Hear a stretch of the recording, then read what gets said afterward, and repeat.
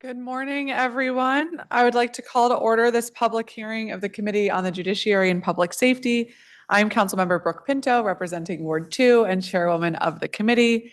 The time is now 9:34 a.m. on Wednesday, April 22nd, 2026, and we are conducting this hearing in person in room 500 of the John A. Wilson Building and streaming virtually on the DC Council's website and YouTube and X at @CM Brooke Pinto. The Committee on Judiciary and Public Safety has performance and budget oversight responsibility for matters of including the district court's criminal law, procedure and justice, public safety, policing, violence prevention and intervention, civilian police oversight, access to justice, victim services and justice grants, fire and emergency medical services, the district's 911 and 311 services, forensic science, fatality review and medical examinations, homeland security and emergency response, adult corrections, family law, probate and estates, and child support. Today, the committee begins our budget hearings reviewing the mayor's proposed fiscal year 2027 budget and financial plan. All district residents deserve to be safe in their communities, have access to affordable and stable housing and education, and maintain stable employment. And our budget must reflect these pressing needs. As the district grapples with a shifting federal landscape and rising cost of living, we confront the urgent need to diversify our local economy and provide innovative economic opportunities for our residents, and maintaining fiscal responsibility, ensuring public safety for all of our residents and visitors, increasing affordability for housing and childcare, and supporting our residents most in need. These investments must be at the forefront to ensure that our residents can prosper. The role of this committee is to work towards these goals within our jurisdiction, and it's incumbent on our entire council to work collectively. I look forward to working with all of my colleagues throughout this budget season and to all in the community who are a part of this process, and thank you for all of you for testifying today.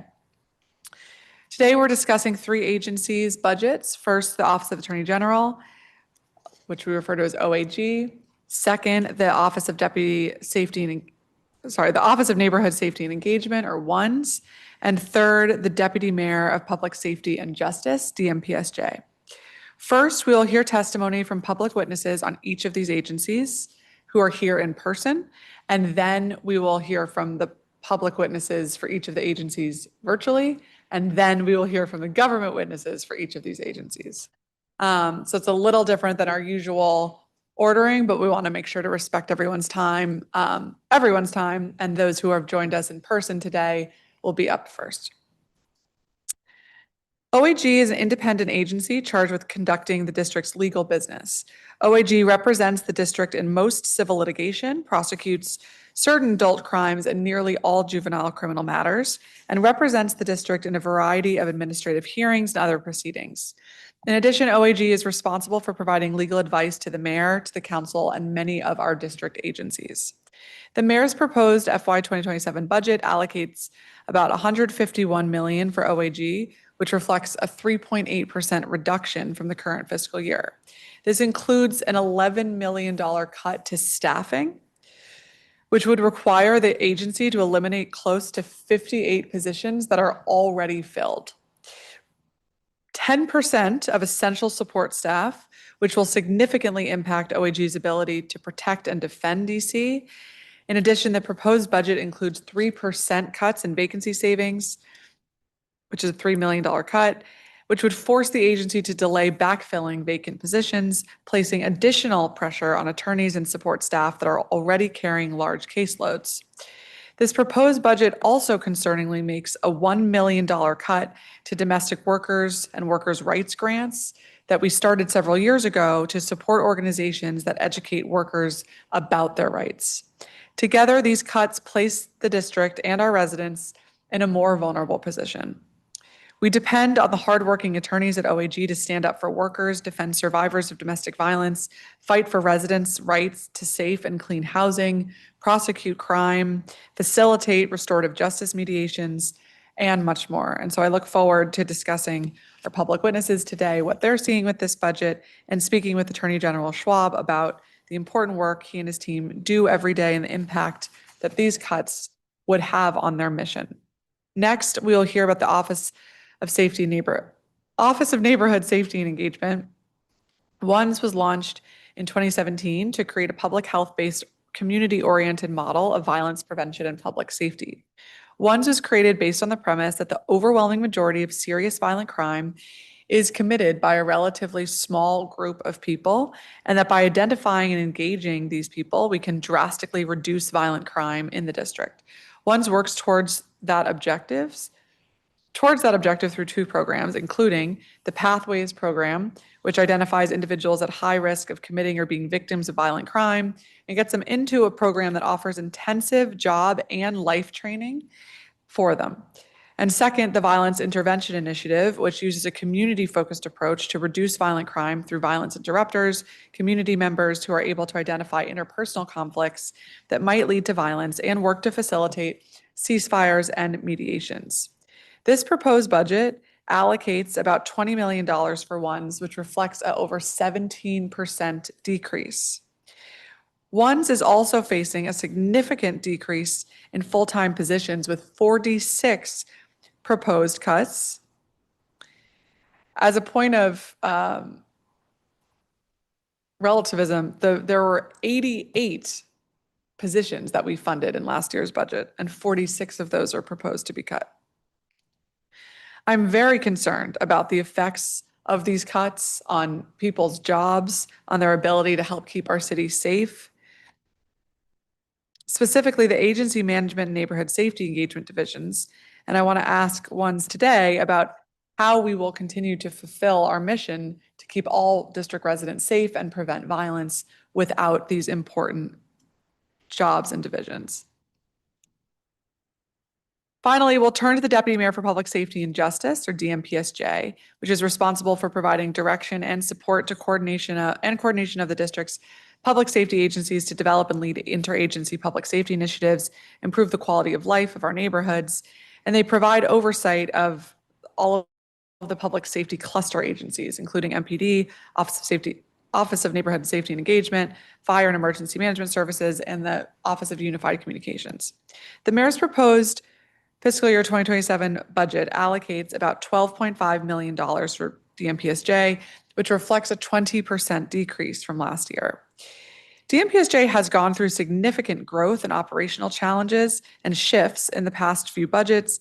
Last year, the office got additional grant-making authority to issue safe and secure nonprofit grants, a program we started to ensure that our nonprofits and religious organizations can get the grants and security that they need. In FY 2024, we shifted safe passage to DMPSJ out of the Deputy Mayor for Education's office, and the council also added the Safe Commercial Corridors grant program, which I created through my Secure DC bill. In FY 2025, the mayor's budget proposed shifting another program, the ONSE Leadership Academy, also into DMPSJ. And so I want to discuss with the deputy mayor today how all of those programs are going and how this budget ensures that they can continue. Seeing if anyone else has joined us online. Okay, so with that, we are going to turn to our first agency on the agenda today, which is the Office of the Attorney General. Again, we're going to hear from our public witnesses who are here in person first on all three agencies, and then we will move to our public virtual witnesses. So I'm going to ask you all to come up in the order that I call you. If the first person can sit on my right and this first left chair, and we'll move on from there. So Alana Eichner, Alex Samuels, Chairwoman Trupti Patel. Okay. Trupti Patel here.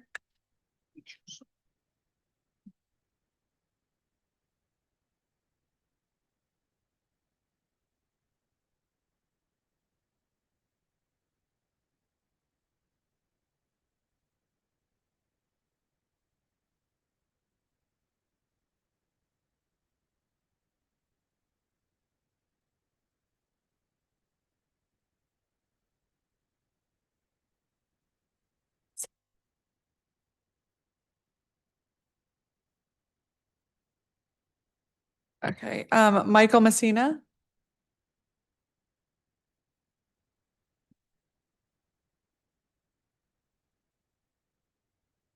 Okay. Great. We will begin with Alana Eichner, DC Chapter Co-Director, National Domestic Workers Alliance. Thank you, Councilmember Pinto.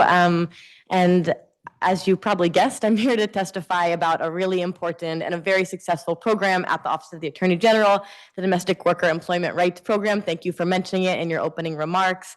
I'm really proud that you've often lauded the efforts and importance of this program. Your staff has reached out to us to put materials that we made through this program in your newsletter to help share information about rights. And so I'm hoping that you will be a champion for the funding for this program, because we were really disturbed to learn just yesterday that the mayor's budget proposes completely eliminating and zeroing out this program in FY27. As you know, the women that my organization represents are subjected to low wages, high levels of harassment, and they really do the work that we count on to keep our city running. The median salary is $25,000. And if you think about trying to live in the district on $25,000, it's nearly impossible. And I think that the challenges of this moment make this program more essential than it's ever been. We see employers of domestic workers actively using immigration to threaten their employees. And so it is harder than ever for domestic workers to speak up when their rights are violated. And that's why a co-enforcement model like this between community groups and the city is so important. This program has a track record of success, and it is really, in many ways, in the private homes of domestic work, the only way that rights actually get enforced. In just this last year of the grant, we have provided 432 domestic workers with written materials about their rights, graduated 12 workers from an in-depth training program, trained dozens of workers through informational sessions and know your rights trainings, and provided in-depth support to take action on workplace violations for over 30 workers. And that's just in this past year. And we're only one of 4 grantees for this program. We've created publications about how to stay healthy and safe on the job. We've partnered with government agencies to spread information about rights. This is a program that is deeply needed. We have heard so many council members say that they are disturbed by what is happening with immigrants in the city. If you are disturbed with what's happening with immigrants, the way immigrant workers are being exploited needs to be addressed right now, and this is a key solution. With this funding, there's also been other pieces of the infrastructure put in place. So, for example, a lawyer to support cases that was new with this funding, as well as someone making sure employers know their responsibilities. That's all part of making sure workers have their access to their rights. And if this grant is eliminated, all of those pieces of the kind of trifecta of worker organizing, employer information, and the lawyer will be eliminated. And I'll just close by saying that the cuts to the FTEs, the full-time employees at the OAG is really disturbing to us, as the OAG is a key voice for workers in DC. And so we hope to see those cuts reversed too. Thank you. Thank you very much. And thank you for all that you have done to stand up this important program. Thank you. Okay, so I have listed next to Alex Samuels. If you can just state your name and position for the records, we have it. I'm Elizabeth Falcon. I'm the Executive Director of DC Jobs with Justice, and I'm coming to you without submitted written testimony because, again, we just learned yesterday that the workplace rights and domestic worker outreach grants were being fully eliminated in this budget, and so it was important for me to come myself, and we will be providing extensive written documentation of the value of the program in the coming days.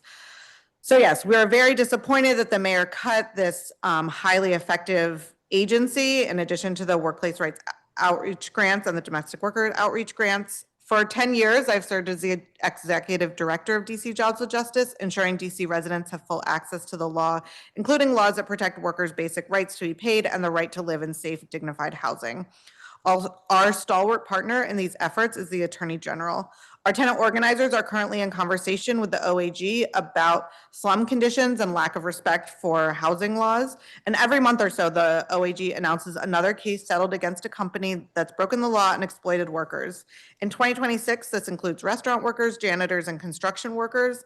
These are all pattern and practice cases, which are demonstrated to improve industry standards beyond a single business, and each of the cases is in a target industry where wage theft is disproportionately high. The OAG is also using the full extent of the law, including RICO charges against notorious slumlord Sam Raz-Julian. This is not the type of agency where we should be cutting their ability to do their job. Within these cuts proposed by the mayor are the 2 cuts to eliminate the outreach grants program, which I also appreciate you raising in your opening remarks, council member. Together, these programs cost only about $1 million, but have a huge impact. The Workplace Rights Outreach Grant is the only publicly funded program of its kind, currently received by 3 organizations, including DC Jobs with Justice. The program is highly effective and unique in its ability to reach a wide range and diverse set of workers through culturally capable organizers. DC Jobs with Justice received $253,000 this year, and to date, we've distributed over 6,000 pieces of physical material, over 10,000 pieces of digital material, held 100 trainings, offered these trainings in English and Spanish. And just this month, my staff has done things as diverse as given out flyers at the Emancipation Day events on Sunday and trained 300 people in one training on DC sick days laws. DC Jobs with Justice and our partners also refer cases to the Attorney General and respond to the evolving landscape and help our partner organizations in the field bring cases to the AG and understand their role. These 2 outreach programs must be restored. They will leave a huge gap in the landscape and vulnerable workers who are left without any way to connect to the resources that they need. DC Jobs with Justice has been a recipient of this grant since its inception. We've also been able to subgrant to other organizations, and the organizations that we're subgranting to are also continuing to bring cases to the Attorney General's office, even without the funding existing to them anymore. So it really has this like circular benefit within our community. Thank you very much. Okay, and if we could add time to Ms. Tirico, who's Ms. Eichner's gonna translate for. Go ahead. Buenos días, mi nombre es Rosemary Torrico. Soy una miembro de la Alianza Nacional de Trabajadoras del Hogar de Washington, D.C. Hi, good morning. My name is Rosemary Tirico. I'm a member of the National Domestic Workers Alliance DC chapter. Me siento muy orgullosa de ser parte de este equipo y ante este consejo participamos desde el 2018 haciendo acciones, vigilias para obtener la Carta de Derechos de las Trabajadoras del Hogar. I'm very proud to be one of the many domestic workers who since 2018 have engaged with this council through numerous visits, actions, visuals, all to ensure that the Domestic Workers Bill of Rights. Formalmente, la Ley de Enmienda de los Derechos Laborales de los Trabajadores del Hogar fueron aprobados en diciembre del 2022. Formerly known as the Domestic Workers Employment Rights Amendment Act, was approved by the DC Council in December of 2022. Desde entonces hemos trabajado para hacer realidad estos derechos. Since then, we've worked to make the rights enshrined in this law a reality in the lives of domestic workers. Para hacer realidad estos derechos en las trabajadoras del hogar. Y quiero hablar un poco sobre el impacto de cómo trabajamos. And I want to speak today about the impact a little bit of how we've worked to do that. El programa de las trabajadoras del hogar incluye dentro de los objetivos de que tenemos que ser educadas para conocer esta ley. In the law, there is a goal, an objective to make sure that domestic workers are educated about their rights. Pero lamentablemente acabamos de enterarnos de que esto quiere ser eliminado por la alcaldía. Este programa quiere ser eliminado por la alcaldía. But we just learned that the mayor intends to eliminate this program. Y uno de los mejores objetivos de esta ley es apoyar en la formación de las trabajadoras del hogar. And one of the law's key objectives is to support the training of domestic workers. Fui una de las 3 líderes que iniciamos el programa de educación para expandir esta ley en Washington, D.C. I was one of the first 3 leaders trained during the program to educate people about this law. Fuimos capacitados por abogados especialistas en derechos de trabajo. We were trained by lawyers who specialize in knowing about labor law, donde conocimos todos los derechos de los trabajadores. Where we learned everything related to protecting domestic workers. Y de esta manera salimos a las calles a hacer conocer estas leyes a muchas trabajadoras del hogar. And in this way, we went out to the streets to help other domestic workers know about the law.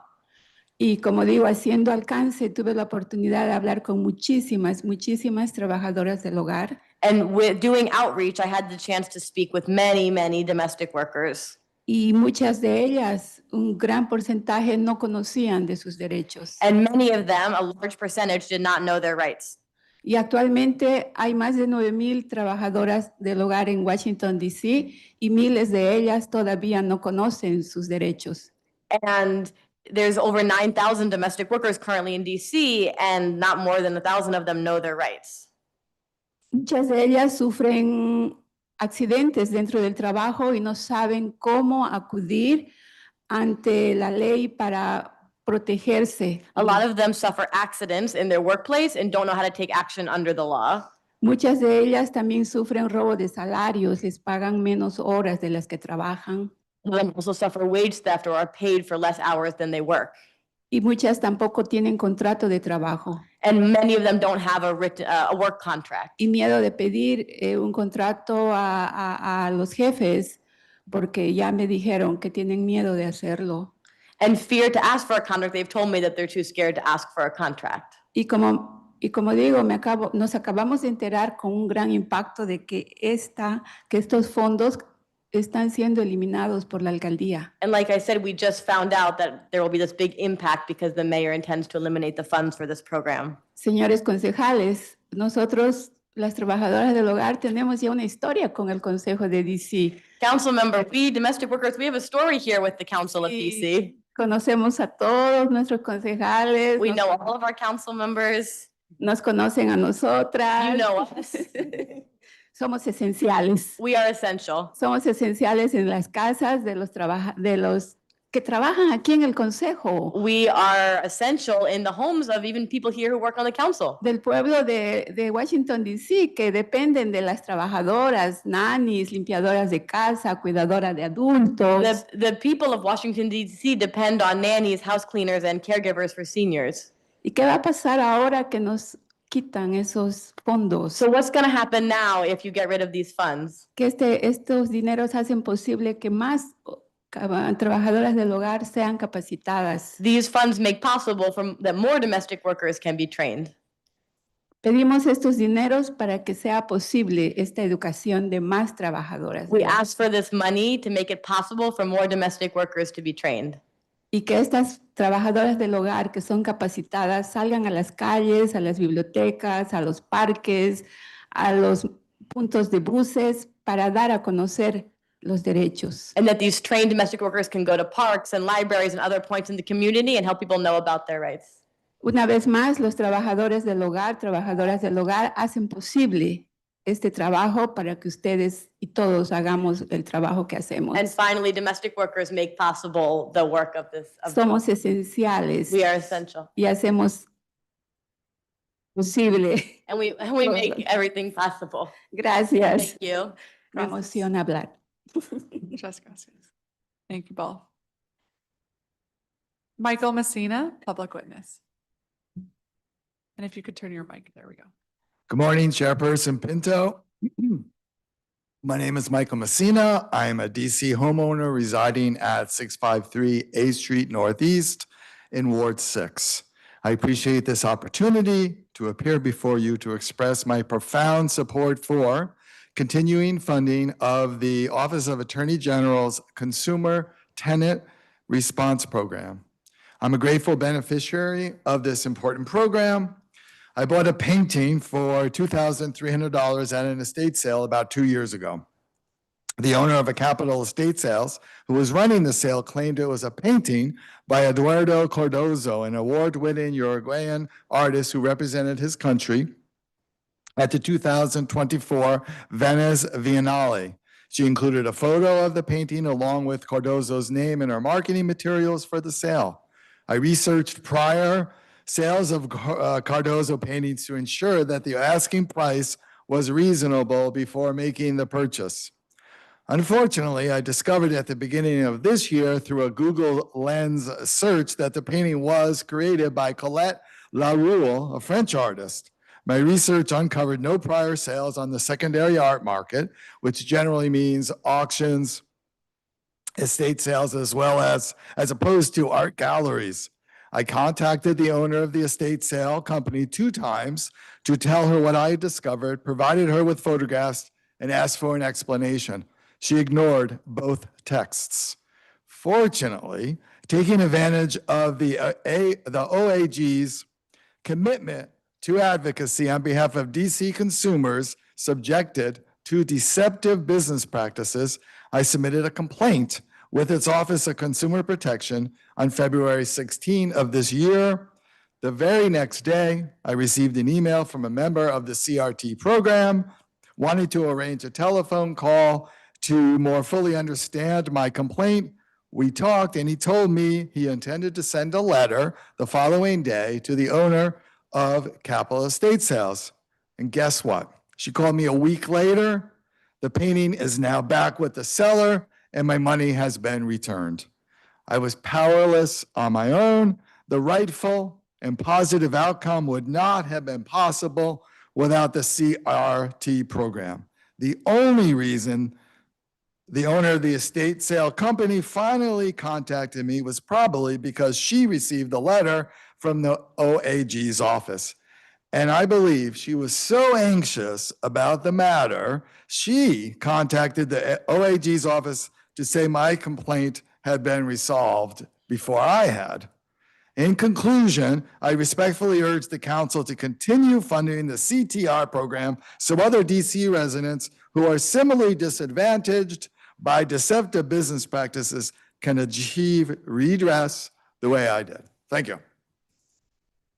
Well, thank you. And I'm glad to hear that that was righted. Thank you for sharing that story.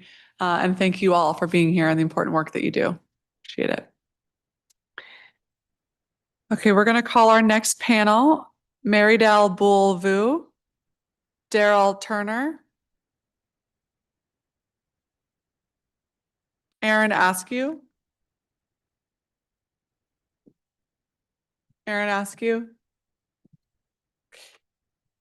Tiersha Smith,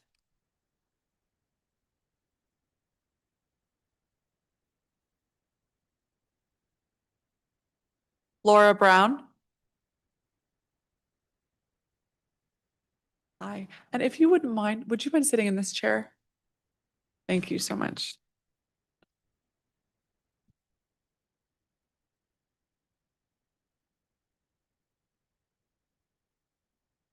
Oops. Sure. Okay. Marydel Boulvu, Legal Aid DC.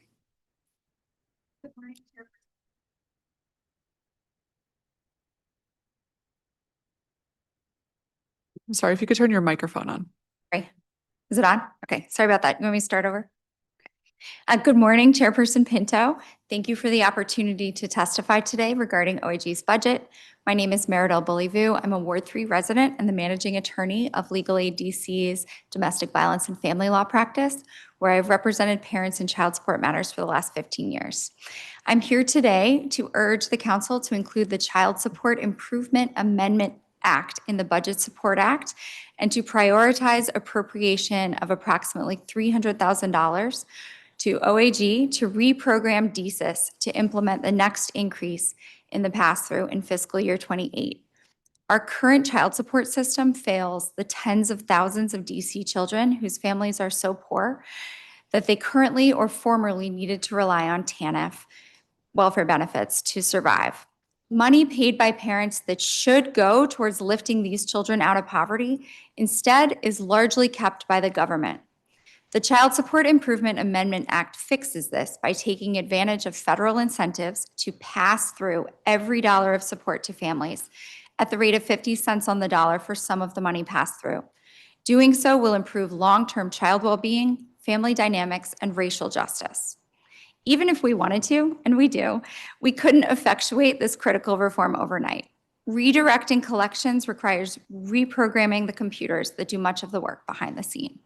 The upside is that the only requested fiscal year 27 cost is the $300,000 to make the short-term changes to the legacy DSIS system that will allow DC to take the next step towards a full pass-through in fiscal year 28, continuing the reform that this council started with last year's pass-through increase from 150 to 200. DC's low-income families will bear the brunt of many of the cuts in the mayor's proposed budget. That is all the more reason to set aside $300,000 now, so that next year, when child support is paid after it's due, at least a portion of that money can be passed through to families too. To get to the real goal of ensuring that every dollar of child support goes to support children, we ask the council to provide OAG with the capital costs needed to continue DSIS modernization as efficiently as possible. That appropriation will be a down payment on the full promise of the Child Support Improvement Amendment Act. Beyond the pass-through, we urge the council to restore funding for OAG's core public lawyering functions. OAG uses its power to go after bad actors who prey on our community, particularly those most vulnerable and least able to fight back. If cuts proceed as proposed, more landlords will escape accountability for substandard housing, more corporations will exploit DC consumers, and more survivors will face repeated harm from their abusive partners. At this moment in DC's history, a properly funded OAG is more important than ever. We thank AG Schwab for his leadership on child support reform, and we thank the council for considering our request to pass and fund the Child Support Improvement Amendment Act within this year's budget and BSA. Thank you. Thank you. Daryl Turner, public witness. Good morning. Yes, ma'am. My name is Daryl Turner. I'm here in support of the OAG office for the program that they're helping with the fathering courts. And I just want to say they did a wonderful job of the high impact of services that they provided for the fathers and the mothers as well, because I never communicated with my children's mother during that time. It was horrible. I couldn't even talk to her. She wouldn't talk to me. She, we just couldn't talk. Once, I got with the OAG and met all of the staff, and it was just great because once they talked to her and communicated what I wanted to say to her, I don't know, in their words, and found out that it made sense. And then when she said, got back to me, and it made sense. I was agreeable, and I guess she was agreeable. We communicate now. We never did that. And it's a very high impact of all that they have provided for us. And I'm sure every father in the group is well and happy. They all seem happy about, the help and the services that they provide. And if anything I could say or anything we could do to keep this going like this, that would be well appreciated. I would hate to see these guys go. Thank you, Your Honor. Thank you very much. Thanks for sharing your story. Tiersha Smith, public witness. Good morning, Chairperson Pinto. My name is Tiersha Middleton Smith, and I'm a lifelong district resident. I was raised in the heart of Southeast and attended DC public schools. With that being said, I have seen my share of young people make life-altering decisions and how that can change the trajectory of their lives. But I never thought that I would have to go through something like that. I have 6 children, all born and raised in DC as well. One of my children made a really bad decision, which ultimately led to our involvement with the judicial system. As I stand here today, I can say that the Office of Attorney General's, their program, the Restorative Justice Program, helped my child grow from a child that didn't make good decisions and was headed down the wrong path in life to a young adult who makes conscious choices and cares about his future. I watched my child go from isolated and withdrawn to someone who learned to communicate effectively. Restorative justice helped to advocate for my child's education, get him placed in another school when he faced danger and didn't want to go back to his original school because he was scared. Without restorative justice, that situation could have turned out totally different. but he was able to make a good decision and remove himself from danger without taking things into his own hands. It truly takes a village to help raise our youth, and I can say that the restorative justice program was that village to my family in one of the scariest times of our lives. I'm grateful and thankful that restorative justice was able to help my family and change the trajectory of my child's life in a positive way. Thank you, Chairperson. Well, thank you so much. and Thank you for sharing that story with us, this very important program. Thank you. Laura Brown, Executive Director, First Shift Justice Project. Good morning, Chair Pinto. My name is Laura Brown, and I'm the Executive Director of First Shift Justice Project. Kendrick Musa was working as a registered nurse at a DC hospital for 2 years when his older sister, who had been a mother to him, took ill. He requested 8 weeks of family medical leave to go back to Cameroon and take care of her. He was approved, but unfortunately, no one at the hospital informed Mr. Musa of his right to apply for DC paid leave benefits to recover his wages for the time cover his wages for the time he was not working. He went without pay for the entire period of his leave. While in Cameroon, he was unexpectedly hospitalized for several days with malaria and salmonella. Mr. Musa emailed the hospital where he worked and told them he was not well enough to fly back to the States to resume work as scheduled and that he'd need a few more weeks of leave. He received no response, and a few days later, the hospital fired him in violation of the DC Family Medical Leave Act. A first shift lawyer has been representing Mr. Musa for the last year and is currently finalizing a settlement with the hospital for $50,000. This work is funded by the Office of the Attorney General Workplace Rights Grant Program, which, as you are aware, was zeroed out in the mayor's FY27 budget. I request that you restore this funding. The OAG's Workplace Rights Grant Program funds legal education, advice, and representation to DC workers and medical providers regarding pregnancy accommodations, family medical leave, and DC's paid family medical leave program. The grant is a small amount of money relative to most line items in DC's budget, but the money we receive is over 1/3 of our budget. In FY25, First Shift advised or represented over 193 clients, DC clients, most with an annual income of less than $44,000 a year, and every single one of them was a breadwinner for their family. 48 clients received over $276,000 worth of paid leave benefits, and 11 received almost $240,000 in back pay and other damages. Our 3-person outreach team gave 43 Know Your Rights presentations in Spanish, English, and even sign language, trained 170 DC medical providers, and participated in 51 community outreach events in DC last year. We have sustained partnerships with organizations across the city, such as Mary Center, Community of Hope, Mama Toto Village, Unity Healthcare, and the Community Services Agency of the Metro Washington Labor Council.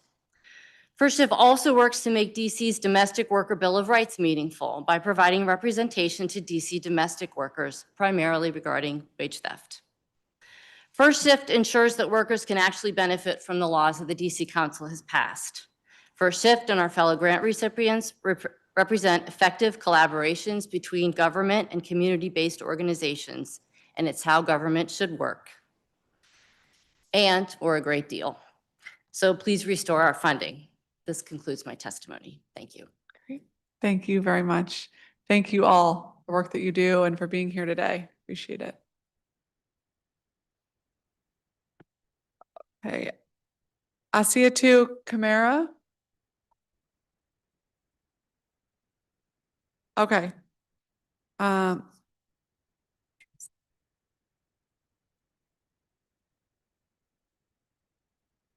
Angela Lewis.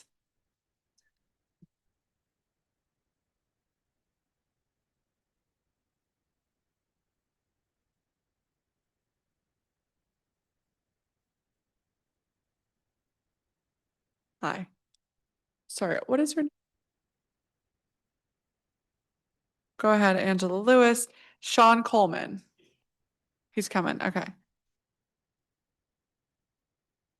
Sean Coleman, Leroy Quarles. Not here. Antonio Forston. Sorry, if you wouldn't mind sitting in this second chair, is that all right?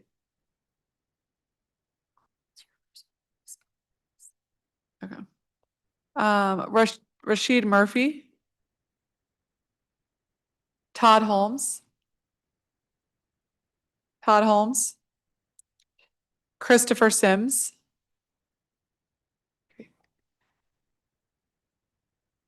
Great. Okay, we will begin with Angela Lewis, public witness. Soulful Sunrise. My name is Angela Lewis, and I want to thank you for this opportunity. And I stand here before you today not only as a co-parent who pays child support, but also someone whose life has been positively shaped by the services provided through the ASC program. The ASC is more than just a government initiative, it is a lifeline. It provides guidance, structure, and support to co-parents navigating the responsibilities of adulthood and parenting, often during some of the most challenging times in their lives.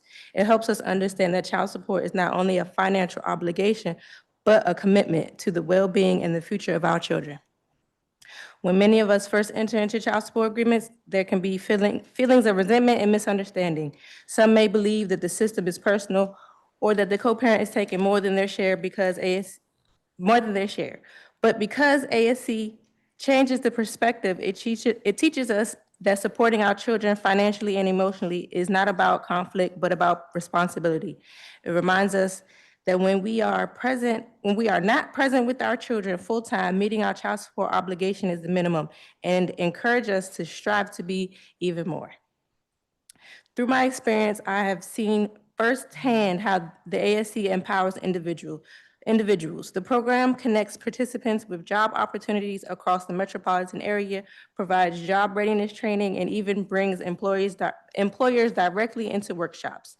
These efforts do not just help people find jobs, they help build careers and restore confidence. The ASC also recognizes that stability goes beyond employment. It offers support for both mental and physical health. Because of the encouragement and the perspective I've gained through this program, I'm proud to say that I'm now on a journey of sobriety of 2 years and 3 months without a drink. That is a milestone that I once thought was out of reach. In the workshops, participants are not only taught how to secure employment, but how to maintain it and even balance multiple jobs when necessary. I've watched many of my peers gain meaningful employment and long-term career paths because of the outreach and dedication of the ASC. There is a quote by Hubert H. Humphrey that speaks directly to the role of the public programs like the ASC. The moral test of government is how that government treats those who are in dawn of life, the children, those who are in the twilight of life, the elderly, and those who are in the shadows of life, the sick, the needy, and the handicapped. Programs like the ASC pass that test. They support parents who are working to do better, to be better, and to provide stability for their children. The ASC strengthens families and stronger families to build stronger, and strengthens families to build stronger communities. I am living proof, and so are many others. I ask you to fund it, expand it, and protect it, because when you invest in parents, you invest in children, and when you invest in children, you invest in the future of this city. Thank you for your time. Great. Thank you so much for being here, and thanks for sharing that powerful story. And we are now turning to our ONSE public witnesses who are joining us in person today. We'll begin with Sean Coleman. Good morning. My name is Sean Coleman, and I'm a support specialist with Office of Neighborhood Safety and Engagement. I work daily in Pathways program. Reentry isn't just a second chance at life itself. It's an opportunity to reclaim pieces of myself that I thought was lost forever, to rewrite a story that once seemed destined for tragedy. I have made mistakes, ones that I can't do, ones that haunt me, but I've also found growth in the darker places and lessons in the hardest moments. Reentry remains the chance to show myself, family, friends, and the community that I'm not the sum of my worst decisions. Pathways has given me the opportunity to come on board and to help me with my transition, and has also helped me build confidence within myself, believed in me when I couldn't believe 100% of myself, family, friends, mentors, therapists, outreach specialists, case managers, deputy director, and the director. They remind me that I still have value, that I'm still capable of contributing to the community and to the world. And this is my way of honoring their belief in me. I can't erase my past, but Pathways is assisting me with living with a purpose to transform my mistakes into something meaningful. It has given me a platform to offer support to others on similar paths to create a ripple effect of hope and redemption. Reentry means dignity. It means proving that every life, including mine, is worthy of a hashtag fresh start. That's what Pathways is offering me. And more than anything, it means finally becoming the person that I'm always destined to be. With an annual budget of $10 million, the program is able to reliably support 4 groups of 25 ambassadors, totaling 100 individuals each year, by offering staffing, training, and crucial support services. Moreover, an additional $2 million is required for emergency housing. A significant number of participants experience housing insecurity, which severely impact their chances of success. By offering safe, temporary housing, we can provide stability necessary for them to remain engaged and progress in their endeavors. This funding serves as an investment in prevention, stability, and creation of safe communities. Thank you. Thank you. Todd Holmes, public witness. Not Tom Holmes.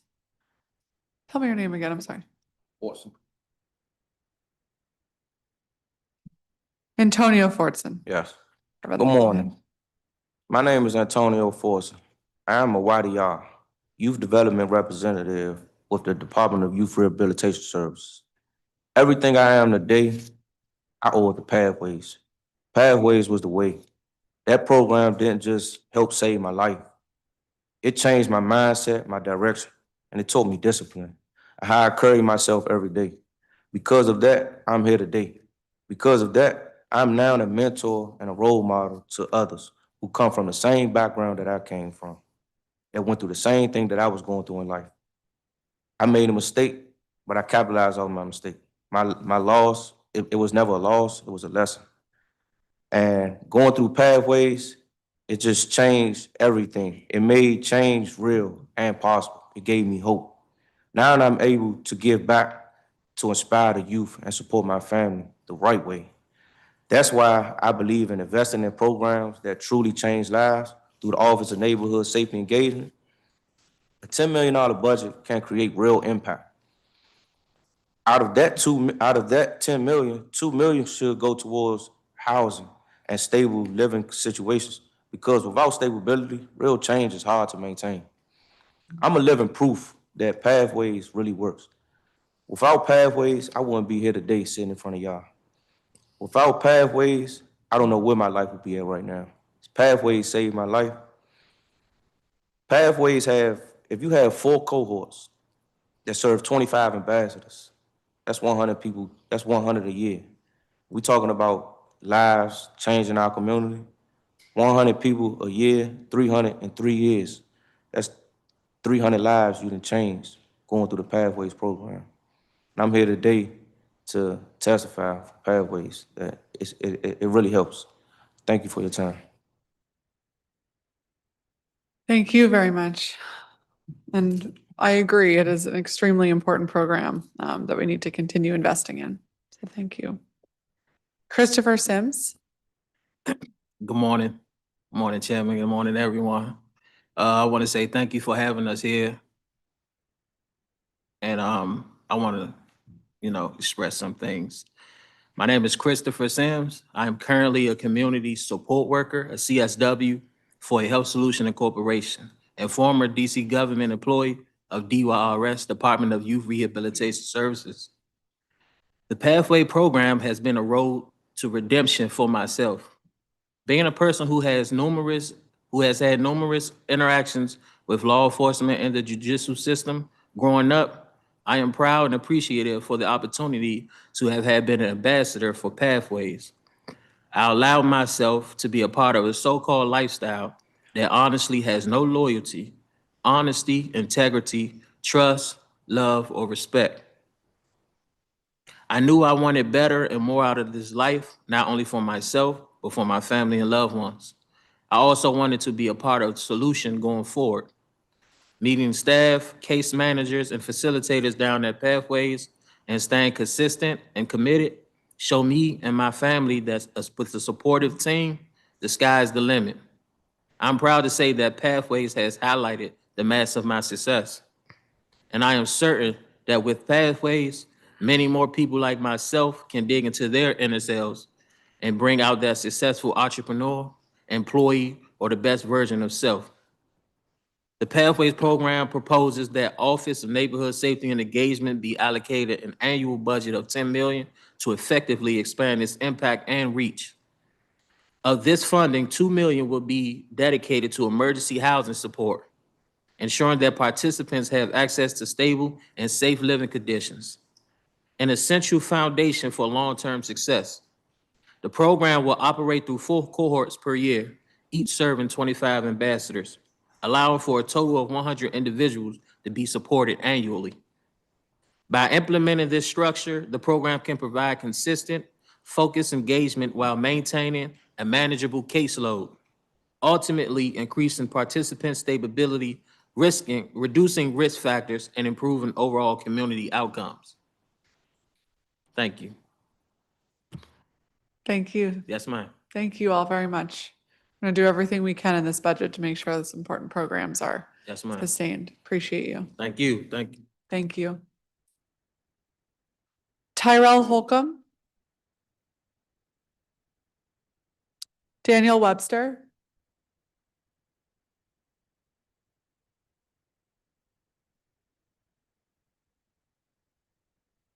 Daniel Webster, are you here? Okay. Scott Borger.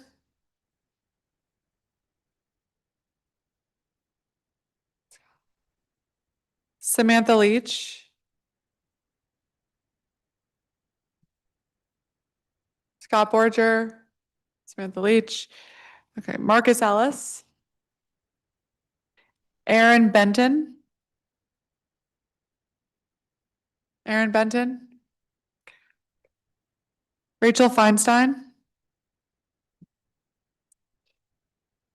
Deborah Billick. Natalia Otero. Jennifer Swilling. Zachary Rigoni. Caroline Pryor. Eli Burney. Devon Montgomery.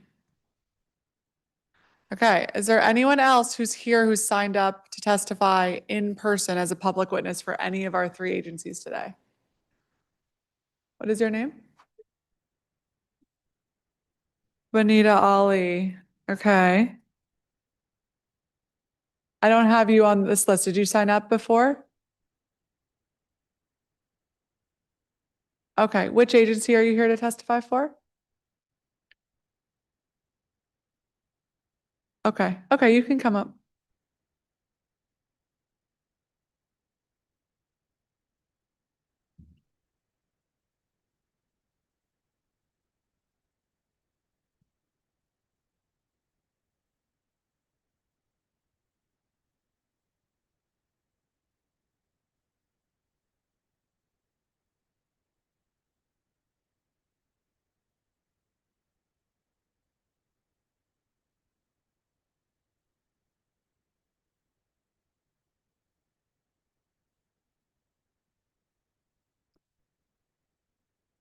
Great. Thank you, everybody. All right, we will begin with Marcus Ellis. Hi, welcome. Mic check. All right. Good afternoon. Time is it? Good afternoon, council member. I'm here today to testify on behalf of the ONSE Pathways program. I'm here to support the Office of Neighborhood Safety and Engagement. As we all know, established in 2018 under the NEAR Act, ONSE was tasked with engaging individuals at high risk of involvement in community gun violence. During my tenure as Chief of Staff under Director Dale McFadden, leadership of John Mean, we developed a Pathways program based on national-based best practices. This evidence-based strategy focuses on intervention and mentorship for those most likely to use or be victims of firearms. To ensure the program's success, we partnered with Tony Lewis Jr. and C. Sosa for recruitment. We obtained Waris Majid for programming and later engaged Dr. Helen Williams in Community Wellness Venture for culturally competent mental health and substance abuse services. Along with Sharice Matheson, Cameron Shields, Marvin Gaye, Carmen Berry, and Mike Dotson, who served as case managers, we started the program. Our first cohort of men entered our building and magic began to happen as the new office with the budget so small that it required us to borrow paper from other agencies started to make miracles. With the support of then City Administrator Rashad Young, we prioritized these participants across district government to ensure that all-in-government approach was achieved. The results of the program, built on a foundation of love and accountability, speak for themselves. Our early cohorts achieved an 84% completion rate, 82% job placement, and a 6% rearrest rate. We saw men transition from being homeless to employment, witness individuals from rival neighborhoods coexist peacefully for 14 weeks. The first Pathways cohort would be the only one we would recruit for. The program's approach began to spread through the hallways of Woodland Terrace, the front steps of Kennedy Street, and the alleys of King Greenleaf. Cohort 2 had a waiting list which clearly spoke to the desire for change.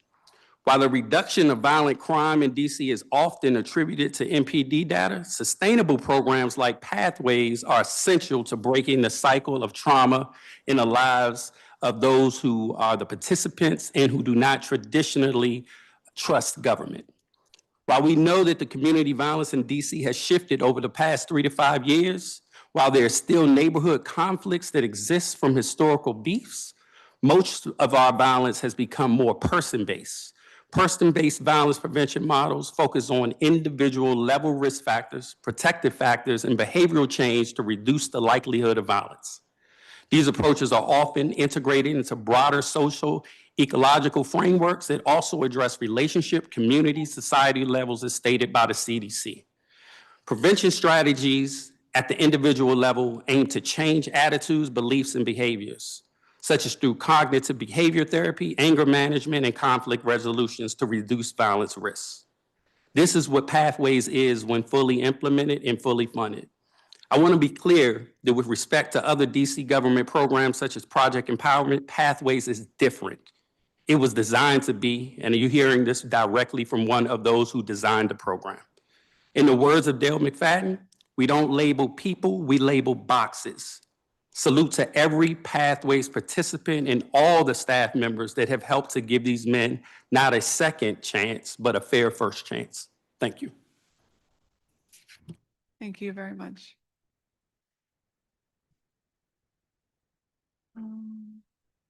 Where are we? Aaron Benton, public witness. Good morning.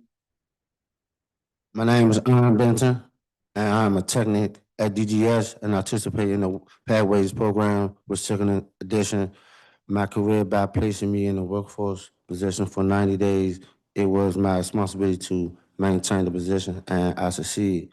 The resource they provided, their commitment to helping us secure employee, and it truly made a difference. It really did, though. It's definitely changed the way I go to work and the way that I put the job first, and my responsibilities come with it too. So, you know, I encourage the counselor to support the ONSE program by equipping with the necessary tools to keep the young men that's coming home and they get in these programs, and the people that work there, they work hard for them to keep them like get on their back like they fire supposed to or they mother supposed to. It really worked though. And so they can support their family. And I suppose the ones to be granted an additional budget of 10 million, which include 2 million for emergency housing, 4 cohorts to serve 25 business, and to assist 100 individual years. These funds will make a significant impact on our community and help us achieve our goal. Thank you.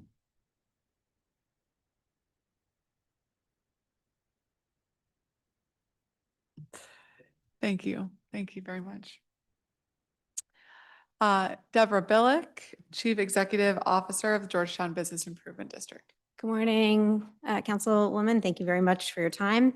My name is Deb Kirsten-Billick, and I'm the CEO of the Georgetown Business Improvement District, one of the largest bids in DC. Our mission is to keep Georgetown clean, safe, accessible, and economically strong. As a result of our work, Georgetown is the most visited neighborhood in DC with more than 13 million visitors last year alone. A key way we keep Georgetown safe is through a direct investment in our safety, which has been afforded to us through the Safe Commercial Corridors program, a program you know well, and also a line item that disappointingly no longer appears in the mayor's budget. I'm here today to advocate for adding that program back into the budget at the fiscal year 26 funding levels. It's both cost effective and delivers measurable safety improvements at a fraction of the cost of traditional investments. As a result of funding we've received for the past 2 years through this program, the Georgetown bid has created a proactive and coordinated public safety strategy for the neighborhood, which has elevated our safety posture and allowed the bid to serve as an important extension of city services. We hired our first full-time public safety coordinator who has succeeded in building trust among our many local businesses, including building owners and MPD. We actively deliver education campaigns and coordinate directly with MPD, resulting in a 69% reduction in burglaries since 2024, all while visitation to Georgetown has increased. We've installed 15 cameras with 54 separate viewpoints throughout our bid boundaries. This enhances our situational awareness, exponentially grows our eyes on the street, and strengthens our connection to MPD through connecting with the Real-Time Crime Center. Furthermore, our camera program and its infrastructure have directly supported police investigations. Some metrics for your consideration. 70% of requested crime footage captured through Georgetown bid cameras has been used in investigations. 50% of footage has produced identifiable evidence, including clear facial and license plate images that have supported investigations involving violent crime and sexual assault, serial theft and organized retail crime, including repeat offenses, traffic collisions involving injuries, and multi-agency cases, including collaboration with the U.S. Secret Service, Office of Police Complaints, and the U.S. Attorney's Office. Finally, this year, with help from this funding, this grant, we launched a Safety Ambassador program. The ambassadors serve as visible deterrents, engage with visitors, and assist with incidents in the bid. In the past 6 weeks alone, in addition to addressing quality of life concerns such as trespassing, vandalism, and pedestrian hazards, our ambassadors have supported 910 visitor interactions, conducted 410 business safety checks, and provided 5 escort services when needed. Ultimately, the Safety Ambassador program has decreased crime in the bid by 62.5% during their shift hours as compared with the same period last year. Further, several of our retail partners report an overall reduction in inventory loss between 10 and 17%. And that's anecdotal, but we're excited about it. I share these metrics with you to show the impact of this funding. The line item is relatively small, but it yields an outsized return on investment. I hope you will preserve the funding in the coming year, and I thank you for your consideration. Thank you very much. Benita Ali, Public Witness. Good morning, everyone. Thank you for the opportunity to speak. My name is Benita Ali, and I'm sitting in front of you to give the testimony of how important the vision has been to me along with my family. I lost my only son and the youngest of 4 to gun violence on November the 19th, 2025. If it wasn't for me being introduced to Tavon Johnson, me and my family would be walking in the darkness because it was a new situation that was one that we did not see coming forth, so we didn't know how to prepare or things to do at that particular time. After I was introduced to Tavon Johnson, he was able to sit with me and my family and give us answer questions and meet our needs with the limited resources that he had. Some of the resources he actually had to go outside of the agency in order to provide the needs that we had for my family because of some cuts in the budget was done that was out of his control, but he was still trying to help me and my family. During the most painful situation, we needed information about everything like counseling for adults and children because of my son left behind a 10-year-old daughter, which he was actually taking care of his own. With patiently waiting to hear of any organizations survival group. Me and my daughters, we actually attend a group that is up under the leadership of the program as well. I'm sorry.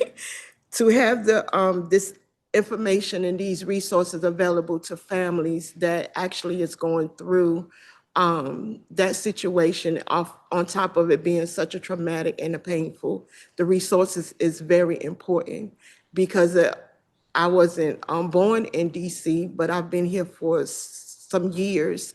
So for me not to know where I can go and get the resources is very important. And at that time when you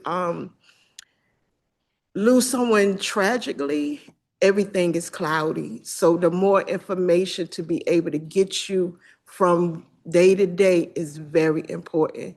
So I sit here and I strongly suggest that if possible, that the resources continue, the funding don't get cut because of the situation have not changed. As long as we have people losing their lives on the streets of DC, we're going to need someone to be able to take the family to the side and just be able to give them that comfortability and that information that they would need at that time. I appreciate the opportunity of speaking. Thank you. Well, thank you so much. And thanks for your courage and being here today. I'm so sorry about the loss of your son. It's just never something anyone can prepare for. And as you mentioned, so important to make sure we have the resources to continue following up and getting the families the support that they need. So thank you for sharing. And thank you for all of you for the important work that you do as well. There are clearly a lot of work we need to do on the budget. So appreciate you all being here. Thank you. Okay, we have been rejoined by some of our in-person witnesses. So we're gonna return to that list. Zachary Rigoni. See him. Rashid Murphy. Rashid Murphy? You Rashid Murphy? Okay, great, you can come. Leroy Croyles. Marcellus Queen.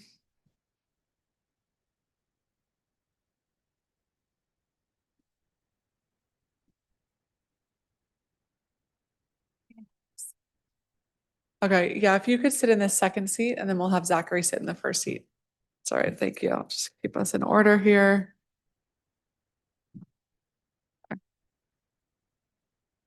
Great, thank you. Okay, Zachary Rigoni. Please go ahead whenever you're ready. Thank you, Chairperson Pinto and members of the committee. My name is Zach Rigoni, and I'm a policy professional with over a decade of experience across federal government and nonprofit work, including recent focus here in the district on reentry, workforce development, and public safety systems. I'm here today to speak on the FY27 budget for the Office of the Deputy Mayor for Public Safety and Justice, with a focus on the role that office plays in aligning systems to produce durable public safety outcomes. The Deputy Mayor's office sits in a uniquely difficult position.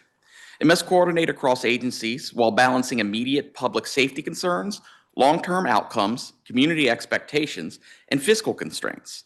There are no easy answers. Success is measured by whether outcomes are credible, sustainable, and actually work over time. That's why it's important to be clear about what this office does. Its value is in alignment. It brings agencies together and functions as a force multiplier within the public safety system. When coordination is strong, programs reinforce each other. You can see what that looks like in practice at the DOC's Ready Center. The Ready Center serves as a transition point for individuals coming home from custody. It connects them to case management through MORCA and to services delivered by community-based organizations, many supported through OVSJG. It also links into workforce pathways, behavioral health, and housing supports. It's not one program, it's a system, and it only works when that system is aligned.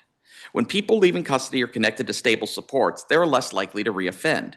That leads to fewer repeat incidents, fewer repeat arrests, and less system churn.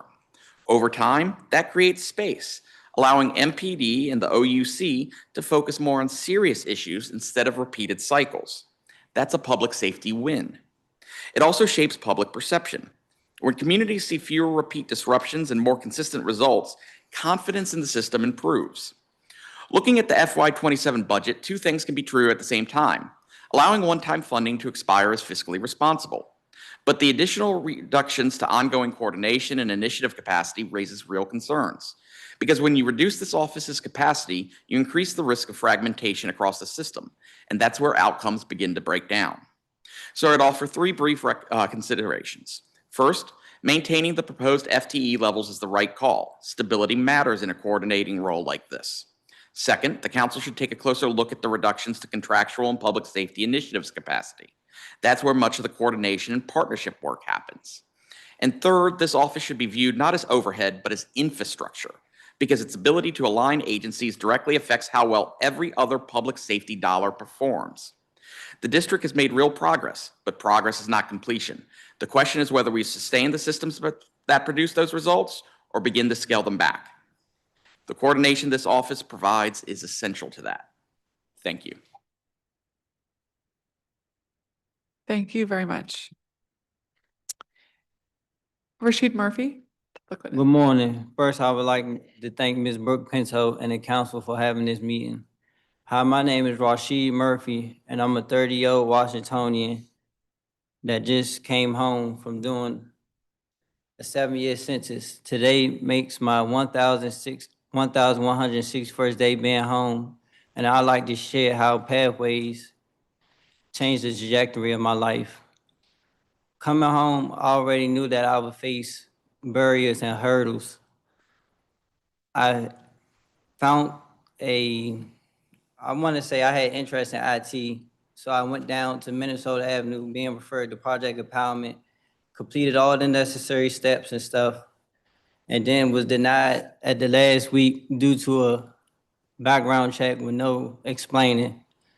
So in the midst of that, I was referred to a good friend of Violence Interrupted to the Pathways.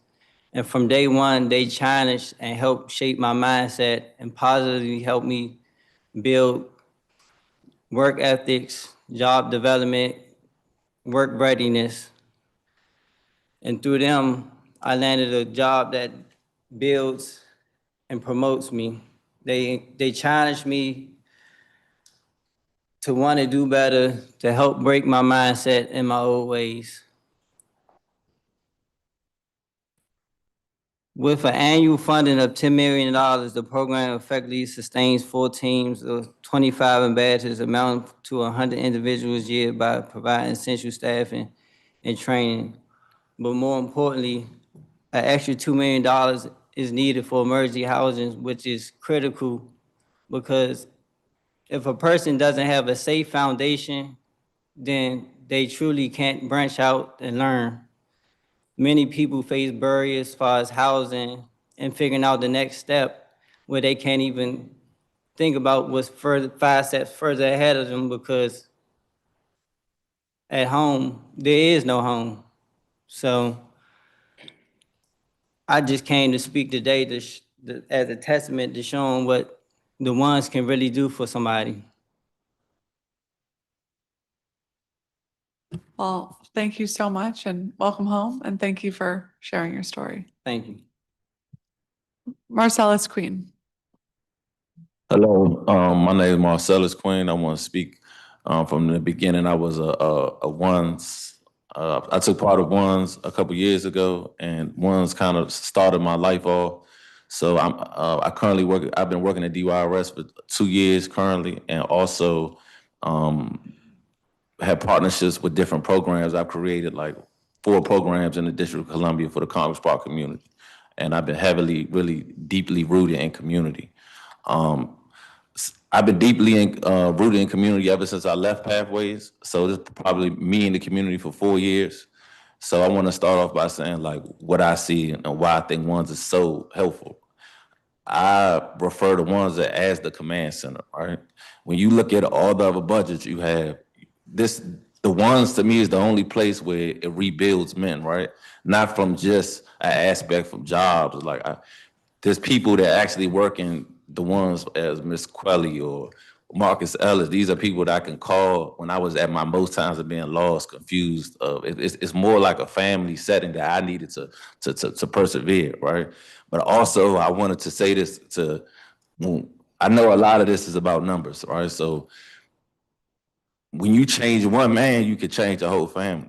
When you look at the African American community, it's millions that has to go to DBH just for the mental health of what happened to African Americans, right? The millions have to go to DYRS because then it's so many single family households that, you know, I feel like kids are just kind of all over the place without men in their household, right?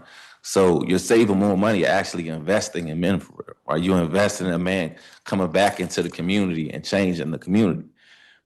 So when I look at all these other agencies, this is the only agency that actually transforms where it can bring people back into the community to change their families. Everything else is kind of like something. It helps, but it doesn't help all the way because it's momentarily. Because you still have to program, you still have to pay for the programs for the kids in DYRS. You still have to pay for, the funerals. You still have to pay for TANF for when they leave their families. Once a man goes into prison, you still have to pay the daycare. You still have to pay the TANF. You still have to pay the food stamps. You still have to pay when you could just pay to rebuild a man and rebuild his family so he can sustain to take care of his own family by himself. So, you know, I feel like if anything, the ones needs more money to help sustain it. So you don't have to sustain the whole District of Columbia by yourself. That's the way I look at it, but that's it. Thank you. Thank you very much. Leroy Quarles. Good afternoon, Chairperson and members of the council. My name is Leroy Quarles, and I'm a graduate of the Pathways program under the Office of Neighborhood Safety and Engagement. Before Pathways, I faced challenges that many in our communities experience: limited opportunities, instability, and exposure to violence. This program gave me structure, mentorship, and a real path forward. It not only changed my life, but also influenced those around me to make better choices and pursue growth. ONSE plays a vital role in public safety by addressing the root causes of violence. Instead of reacting after harm is done, it invests in prevention, supporting individuals most at risk and helping them build stable, productive lives. To sustain this impact, funding is critical.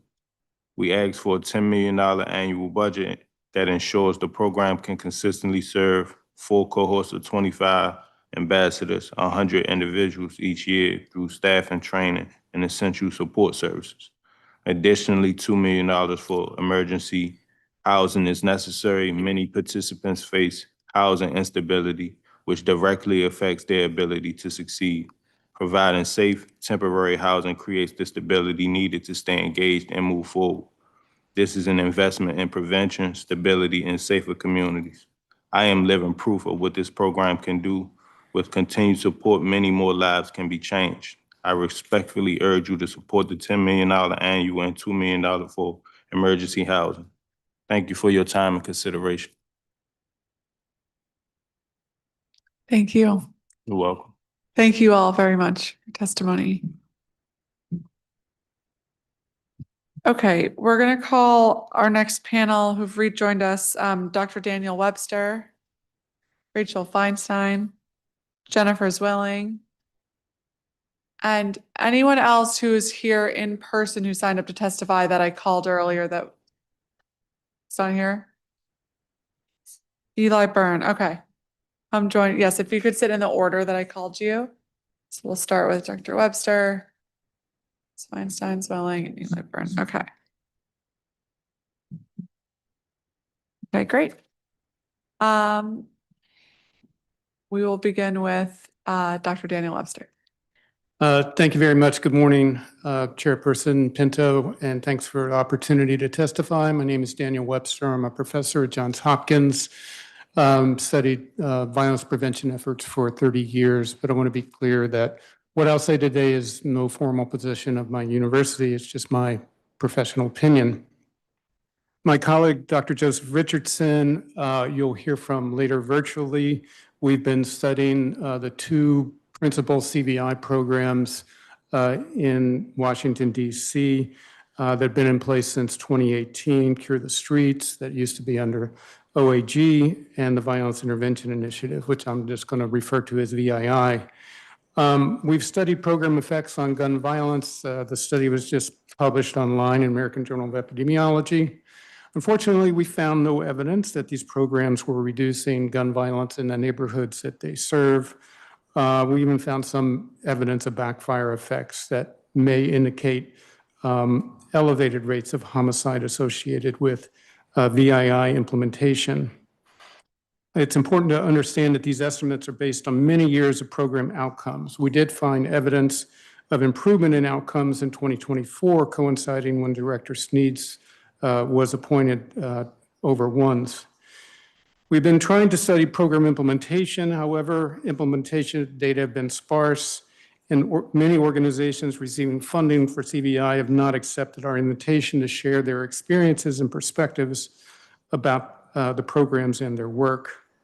What we've learned is that for many years, there was minimal structure, minimal staffing levels, related resources for combating gun violence, minimal salaries and supports for frontline workers.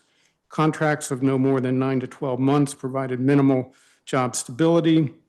To be an effective outreach worker or violence interrupter, you have to be trusted and be able to deliver assistance. This isn't possible with high worker turnover and workers coming from outside the community. Until recently, there seemed to be minimal accountability measures for CVI performance. After council cut CVI budget in half last year, one to spread these resources even more thinly by asking violence interrupters used to cover neighborhoods to respond to events across entire wards. We should be disappointed but not shocked to find that the programs did not reduce gun violence as designed and implemented.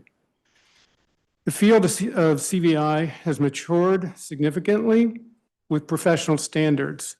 And these start with ability to continuously identify those at highest risk for shooting or being shot. In addition to basic conflict mediations to address immediate risk, high-risk individuals need a set of services and supports that include cognitive, if I may finish, thank you, I appreciate it. That include cognitive behavioral change interventions, help getting housing, food, transportation, employment, and someone to help them navigate these systems. Those in immediate danger of being shot should receive help locating to a safer location. Programs with these elements have been shown to reduce violent offending by program participants. Many of the elements can be found in separate ONSE programs, VII, Family Survivor Supports, and Pathways, but these programs have not always worked in collaboration. Funds for the programs in the mayor's budget are grossly insufficient to effectively address the problem. I urge council to preserve funding for the Family Survivor Supports, Pathways, and the VII, including adequate funds to relocate individuals whose life is in immediate danger. To improve program impacts and provide a way to evaluate outcomes, council should require greater focus on high-risk individuals and only in specific areas of need and with a system of coordinated and accountable performance.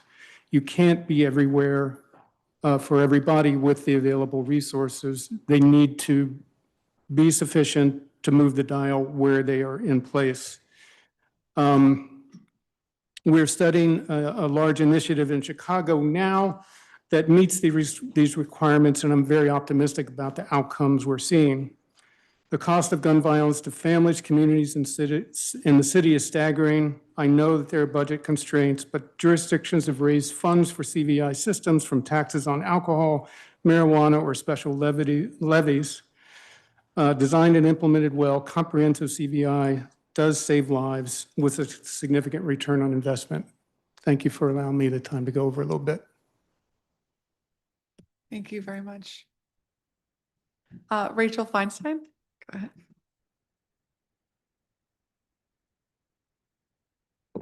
There we go. Good morning, Chair Pinto, staff, fellow panelists. I'm a Ward 6 resident and Director of DC Government and Community Relations with the Jewish Community Relations Council of Greater Washington. We work with over 100 Jewish organizations in our region, including nearly 20 in the district alone, to advocate on many issues, such as increasing funding for the Pay Equity Fund, advocating for funding for increased access to affordable housing, legal representation for those most vulnerable in our communities, immigrants and refugees. But today, I'm here to advocate for $1 million for a program that has had a deep impact on our local Jewish community and other communities at risk of hate crimes, the Safe and Secure DC Grant Program. Created by this committee for FY25, the program provided critical funding to nonprofits at risk of hate crimes to bolster their security and pay for security personnel, especially. Over the last 2 years, the program has dispersed $1.25 million in funds to cover the cost of security cameras, bullet-resistant glass film, security doors, cybersecurity training, and of course, security personnel.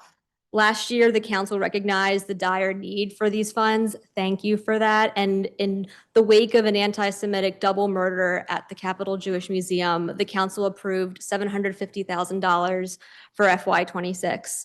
The need for these security funds continues and has increased dramatically for DC nonprofits.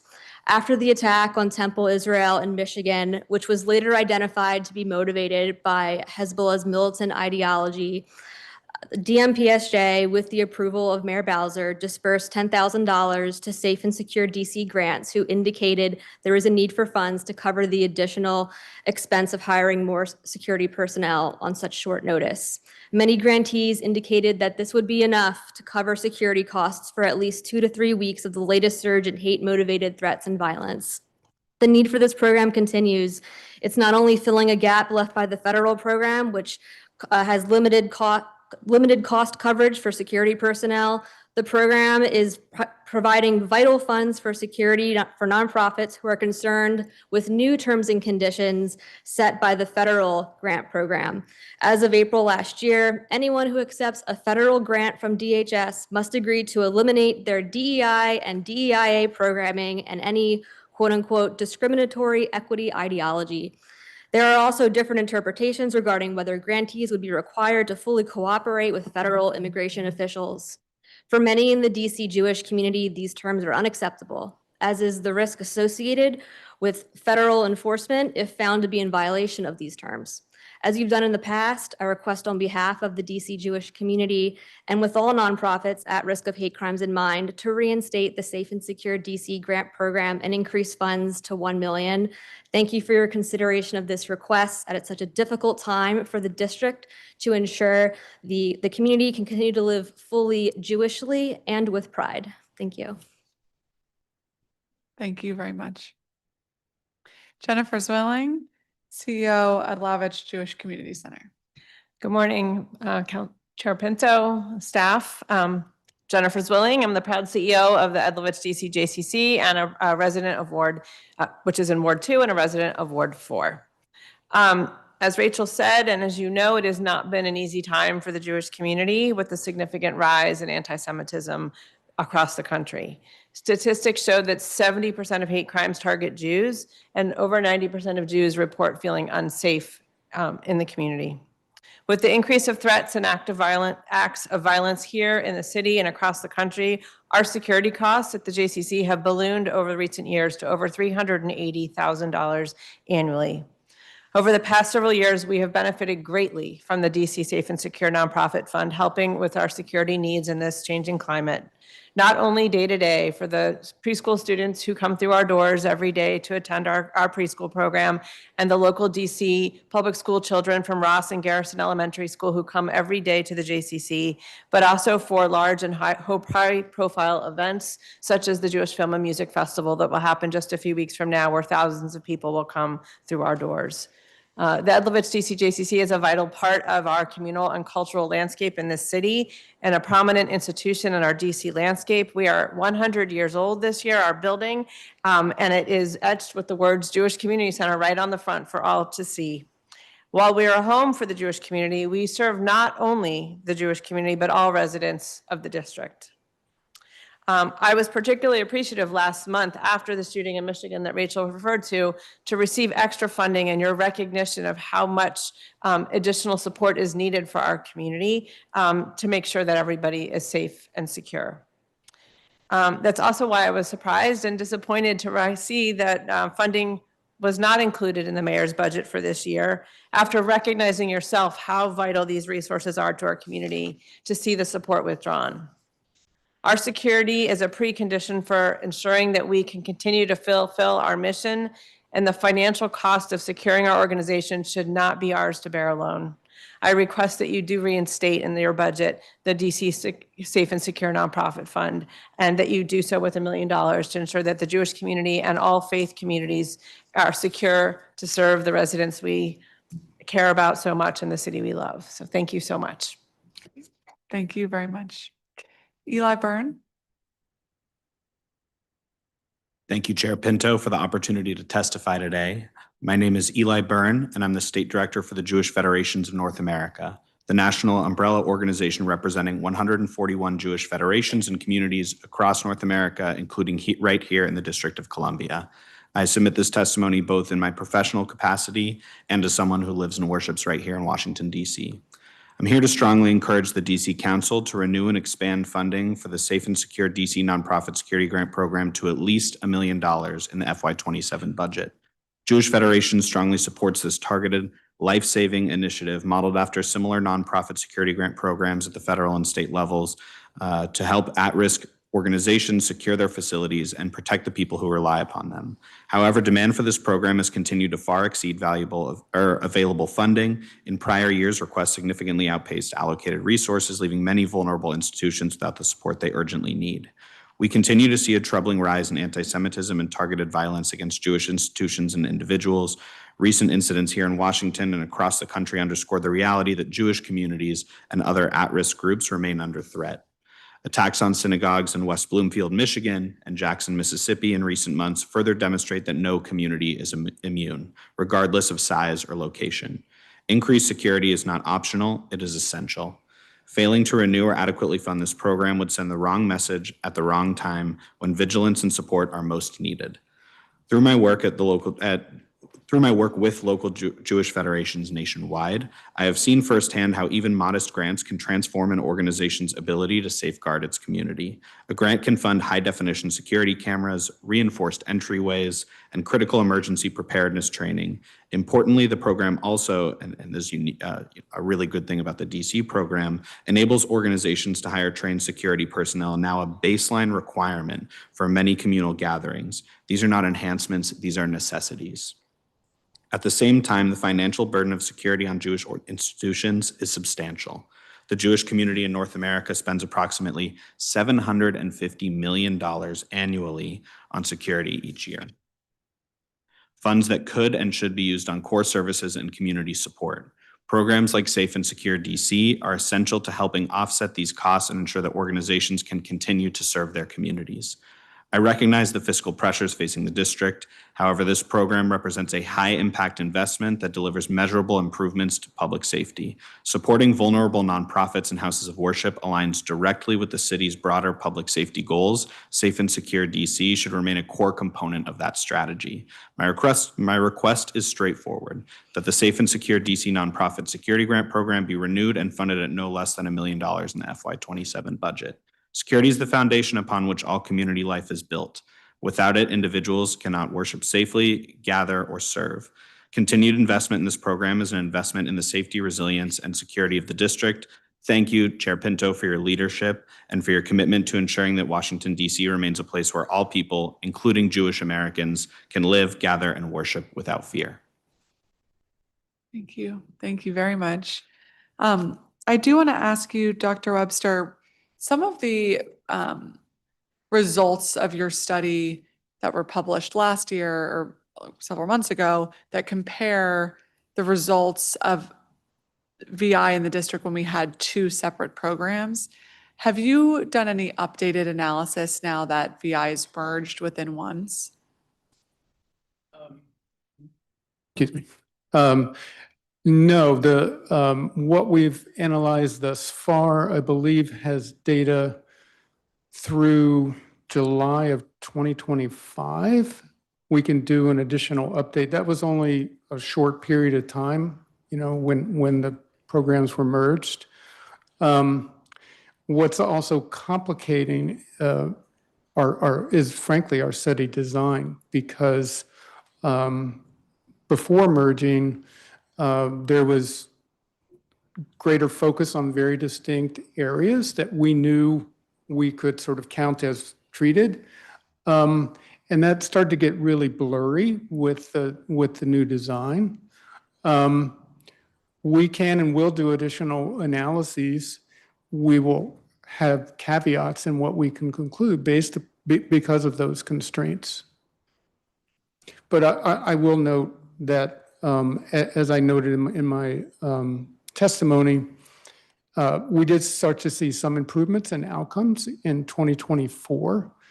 I want to underscore that the findings reflect everything since 2018. My belief is that there were many years when things were not functioning well at all. That's clearly, I think, reflected in our outcomes. I would love to see a strategy employed in DC that is focused enough to both get the outcomes and also allow appropriate evaluation of study impacts. When you sort of spread resources across a lot of different places, it gets a little muddy to sort of ascertain exactly what the full impact is. And that's commonly what is done when there are scarce resources, and we clearly have scarce resources. I think now is the time to learn the best we can from the best approaches. And the way we can learn is, again, I would underscore just a much more concentrated approach, so we can look at the individuals and communities with the full complement of resources and then demonstrate what the return on that investment is. Right now, that's really hard to do. We will do our best under those circumstances. Yeah. Okay, thank you. No, I appreciate that. I just, one of the things that really stood out to me was the ways in which we could actually be undermining our goal from having the two competing programs. And so I think that updated information, now that it's streamlined under one house, will be especially important moving forward. If I may, one additional point on your point, I think, is when we see sort of what I've considered the best design programs in cities, they are integrated. Violence, community violence is such that you can't draw little boxes and just say, okay, we just have people right here. You have to connect those resources and individuals based upon the nature of the problem. That's what Chicago is doing right now. Very ambitious effort, but I think it is definitely preferable, if you're going to have a violence intervention program, that it be one that can communicate readily across people and places. So that's very important. I'm glad to see that. But again, I think both the resources and focus are not quite where they need to be able to demonstrate the return on investment and life-saving abilities. Okay, and as you've evaluated other cities' programs, like with your work in Chicago right now, for instance, what are you finding in the effective follow-ups, not just the identification of individuals who are at risk, but then the grief support, the pathways support to employment? One of the things I'm really worried about in this budget is the cuts to other elements of the ONSE budget, like family supports and pathways. And so as we try to rectify that, what lessons can we learn from these other jurisdictions about why that piece is equally as important to the initial interruption of violence? So that's a great question. And I'll be honest that we're not quite there to answer it in the way that I would as a scientist want to be able to do that. But I will say, with real veterans doing this work for a very long time, and being responsive to understanding how violence is changing and what we're learning from evaluations.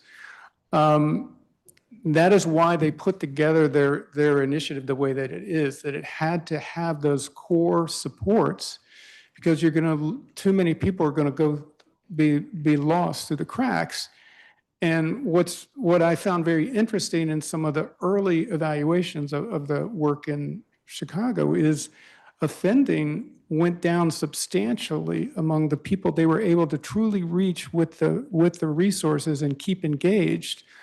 The victimization of those individuals was not impacted in the same way, in part because I think too many other people were being lost. So to me, there is a connection between how intensive the supports are and what the ultimate outcomes are. I mean, a couple of the trials in Chicago showed offending on shootings and homicides down by like 65%, which is just mind-blowing, honestly.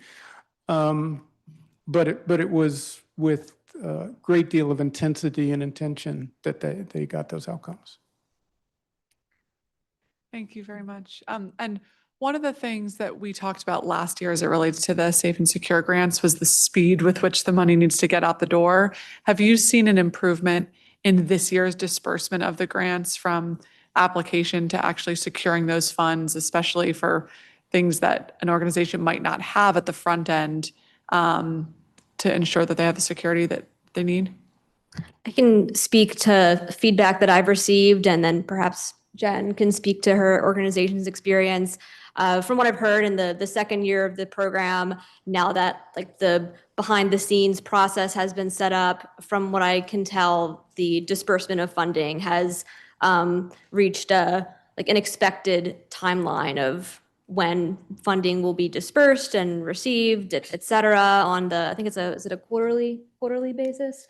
But Jen could speak more to her direct experience. But I haven't heard many complaints, so I think that's indicative of a positive process. I would agree with that. I think that's also true. We were just meeting with other Jewish leaders this morning. I will say there was somebody in the room representing a much smaller Jewish organization that perhaps doesn't have all of the administrative infrastructure. And I think for some of them, it may be that even permits them to apply. I don't have enough detail on that. I don't know if you heard that question. That I think there's still a barrier for some of the smallest Jewish organizations who are also concerned about security to be able to do what is needed through the process to successfully receive grants. But for the JCC, it's been terrific. So. Yep. I believe the question that we received this morning was about the paperwork process for the grant program. And I think it's more the paperwork process that is used for the grant program and the different requirements like business licenses and insurance and things is a requirement for all DC grants. It's not unique to this grant program, and it's just a process. I think the DC grant process requires much more of applicants than even some federal grant programs. Interesting. Okay. Thank you. Thank you all very much. Thank you. Okay, we are going to turn to our virtual witnesses today. Michaela Deming, Andrea DePaz, and please, as a reminder, to accept your invitation to join as a panelist. Selassie Avalaim, Cheryl Clark, Jennifer Caulfield, Kate Walker, Maura McDonough, Maya Hambrick, Max Frankel, Linda Long, Rachel Shelbourne, Aaron Johannes, Catherine Harper. You all a moment to join.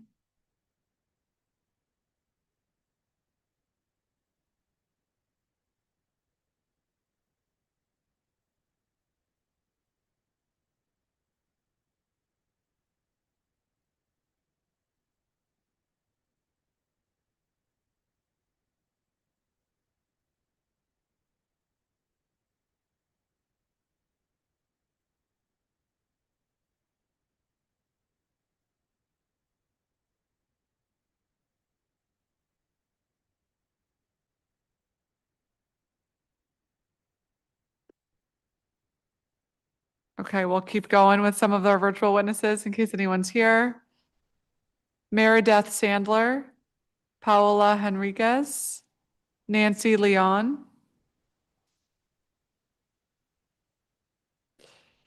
William Shelton, Joseph Richardson, Sharon Williams, Scott Goldstein,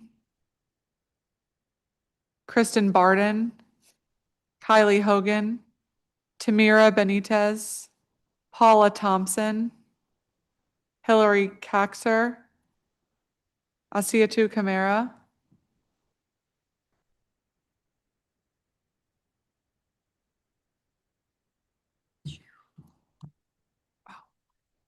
Cheryl Clark.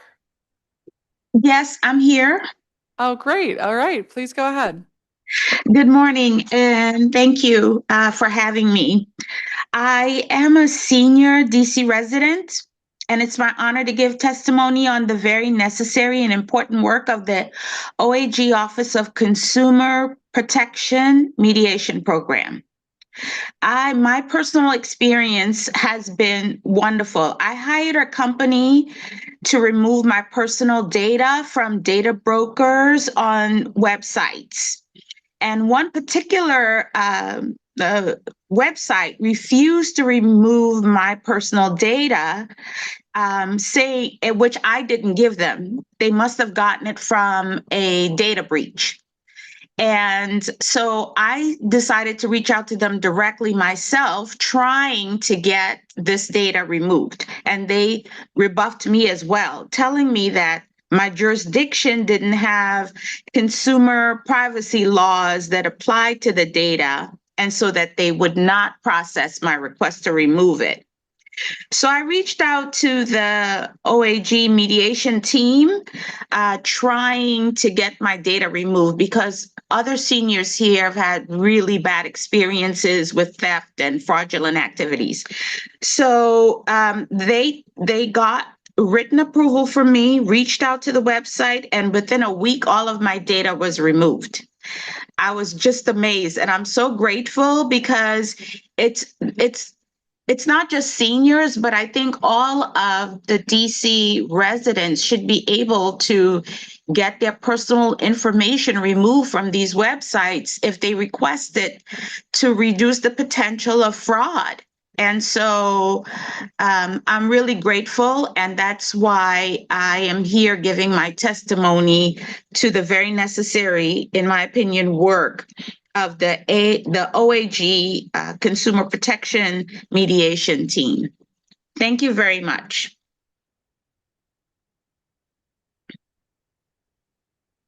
Thank you very much. And I'm sorry to hear that happened to you. I'm glad that was reconciled. Thank you.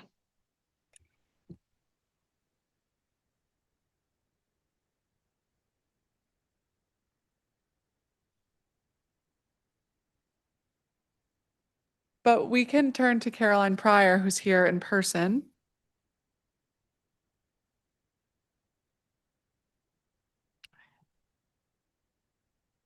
That's okay. Busy season. Welcome, and go ahead whenever you're ready. Good morning, Chairwoman Pinto and staff. My name is Caroline Pryor, and I'm the Director of Policy and Power Building at EmpowerEd. Today, while my colleagues testify at the DCPS and PCSB hearing, I'm here today to discuss educator concerns and ideas regarding community safety. During performance oversight, I focused my comments on the disturbing federal collaboration we continue to see Deputy Mayor Appiah defend. I expect that if I bring those concerns here, I'll be told it's not a budgetary concern because we have neither jurisdiction nor funding input over federal agencies, never mind the black hole of MPD funding, which supplements federal actions thanks to our refusal to hold a firewall. So today I'll speak on the programs over which the Deputy Mayor's Office and Council do have direct oversight. First, safe passage. Our educators have long advocated for a vision of safe passage that unites restorative justice in the school with violence interruption programming in the neighborhood. In their proposal, Safe Passage ambassadors spend arrival and dismissal periods in the neighborhood as known and trusted specialists who are empowered by last year's training enhancements, as well as genuine bona fide violence interruption praxis. Then, during the day, they would transition into schools as restorative, non-punitive support staff, building relationships with students. For this to happen, though, teachers have been clear. It cannot remain under DMPSJ's purview. It doesn't belong with that office. It loses community trust by affiliation with an agency that readily collaborates with federal occupation. And we ask instead for Safe Passage to move to the OAG or OSSE, where it can better implement school-facing and VI programming. If Council relocates Safe Passage to one of these offices, we ask that it be restructured as a CBO grant cohort program. Safe Passage funding remains unclear in the mayor's budget, but if and only if it is relocated, we ask for a $4 million enhancement to support that restructuring work. I also want to speak to the Deputy Mayor's dogged support for over-policing our youth. In her social media comments, she's repeatedly peddled harmful language about our young people and their parents in her support of juvenile curfew. Like this committee, you ignore young people's comments about the pain and degradation they've faced as its result. In her performance oversight comments, she revealed far more about the Juvenile Investigative Response Unit to the public than that unit ever has, including but not limited to its seemingly new mission as, quote, relentless follow-up credible messenger style, end quote, creation of success plans for children in collaboration with schools to an unknown degree. We're asking the public to foot the bill for this unit when their mission, operation, scope, and collaboration remain shadowy beyond vague infographics. It's not acceptable, and we ask both Deputy Mayor Pia provide a full and complete list of their methods and actions to date, and that Council reinvest this funding in proactive, holistic support for students instead. Thank you for your time. And also, I'll note that one of our teachers was supposed to testify in person and is now virtual. Okay, who is that? Thank you. Devon Montgomery. Okay, Thank you. great, thank you. All right, thank you very much. Dr. Joseph Richardson. I'm here. Thank you. Good morning, Chairperson Pinto and council members. I am Dr. Joseph Richardson, professor at the University of Maryland and principal investigator on the evaluation of the DC Violence Intervention Initiative with my colleague, Dr. Daniel Webster. I lead the qualitative research component for the study. The qualitative team has conducted a series of site visits and focus groups with frontline staff, which are violence interrupters, outreach workers, and site directors, program managers, and one-on-one interviews with executive directors of CBI organizations formerly under Cure the Streets. Qualitative research team has also engaged in field observations with canvassing community Cure the Streets workers as well. What we have learned is that this work is not easy, as you know, Councilperson Pinto, and context matters, and it's critical to understand the nuances and layers of doing this challenging work, which often numbers cannot capture or accurately explain, and I want to emphasize that in this work. Our qualitative research team is committed to understanding how context impacts outcomes, and this means centering the voices and narratives of the heroic individuals engaged in the day-to-day work of saving lives in the district to prevent conflict. We know that these individuals do not have badges, guns, or the ability to make arrests. Their success is built on their credibility, mediation skills, and charismatic personalities to persuade primarily young people at the highest risk for gun violence to make better decisions. What we have learned through our data analysis that VI workers are often underpaid, or uninsured, overworked. As first responders, they work 24/7 jobs, and they're really never off the clock and literally risk life and limb to intervene in conflict. We also have heard that some have been killed and or violently injured while on the job. And as we know, there are cases of a few bad apples of CBI leadership and frontline workers who are engaged in egregious acts that violate the code of ethics of this work. And in many instances, these cases have made local and sometimes national headlines. Those few should not tarnish the work of the many individuals we have interviewed who have committed their lives to the safety of communities, families, and individuals in the district. Comparatively, the poor decisions made by corrupt law enforcement officers is not a sound rationale to defund or rid the city of the MPD, nor should it be. We must apply the same measures for CBI in the district. I'm not going to discuss all of the findings that we have, but I would say, just for the record, As Dr. Webster mentioned, we have not been able to frame the context of CVI in DC with the one sites, and it's been pretty challenging to get those sites to engage in the study.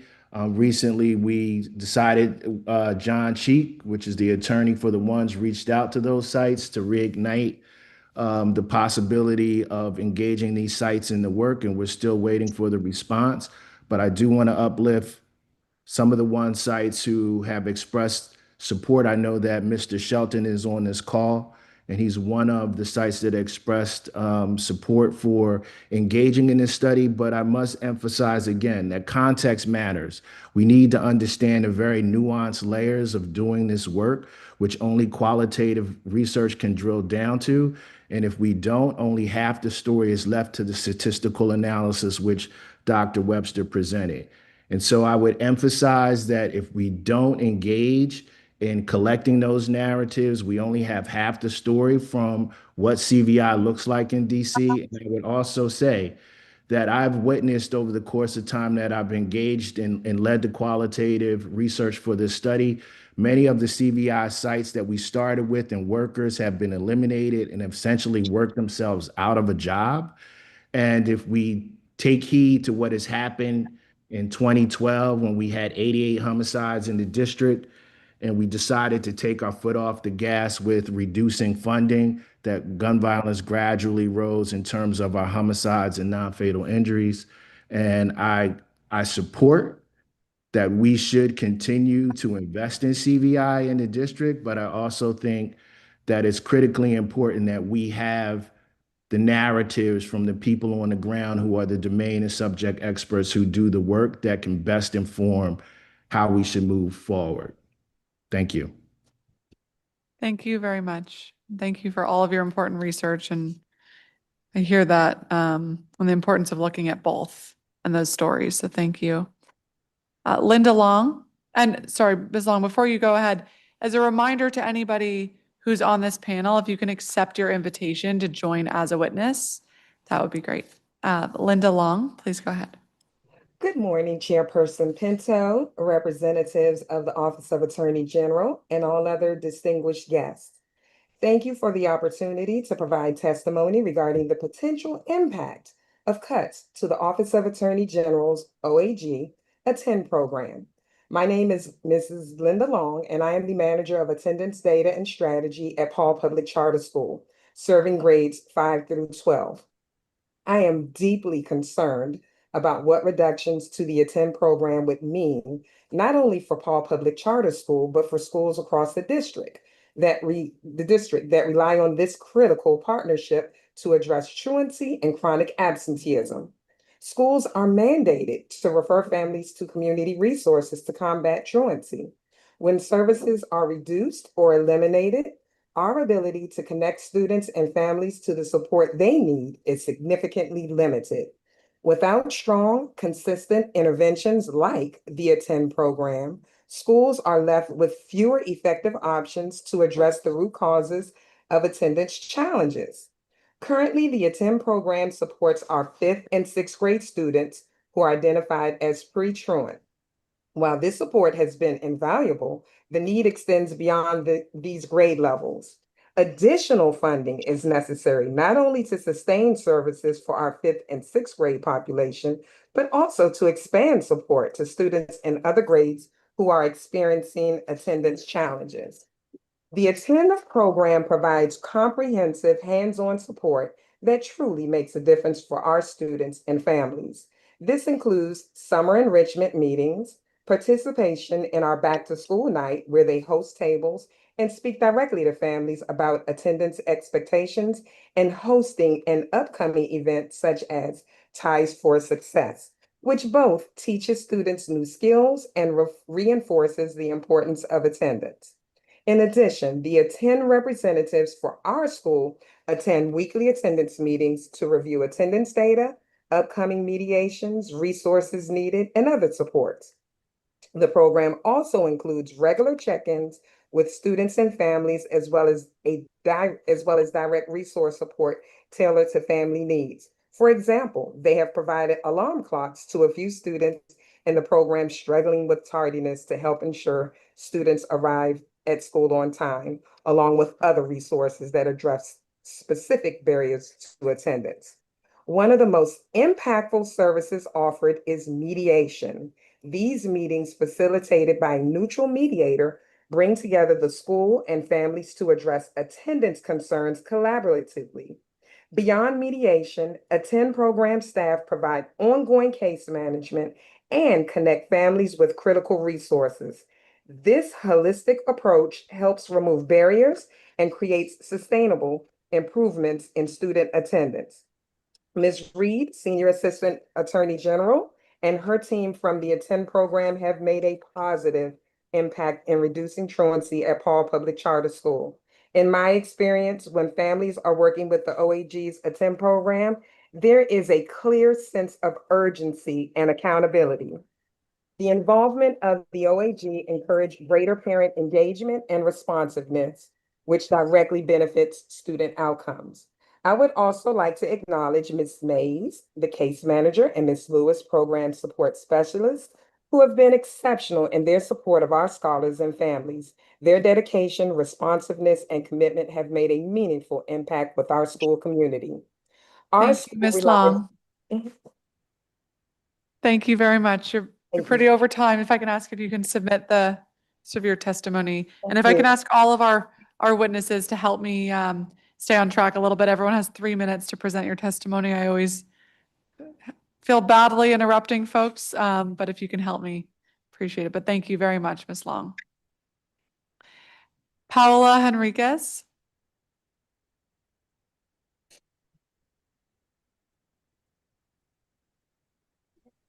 Hello. Good morning, Chair Pinto and members of the committee. Thank you for the opportunity to testify today. My name is Paula Enriquez, and I am the DC organizer for Hand in Hand, the Domestic Employers Network.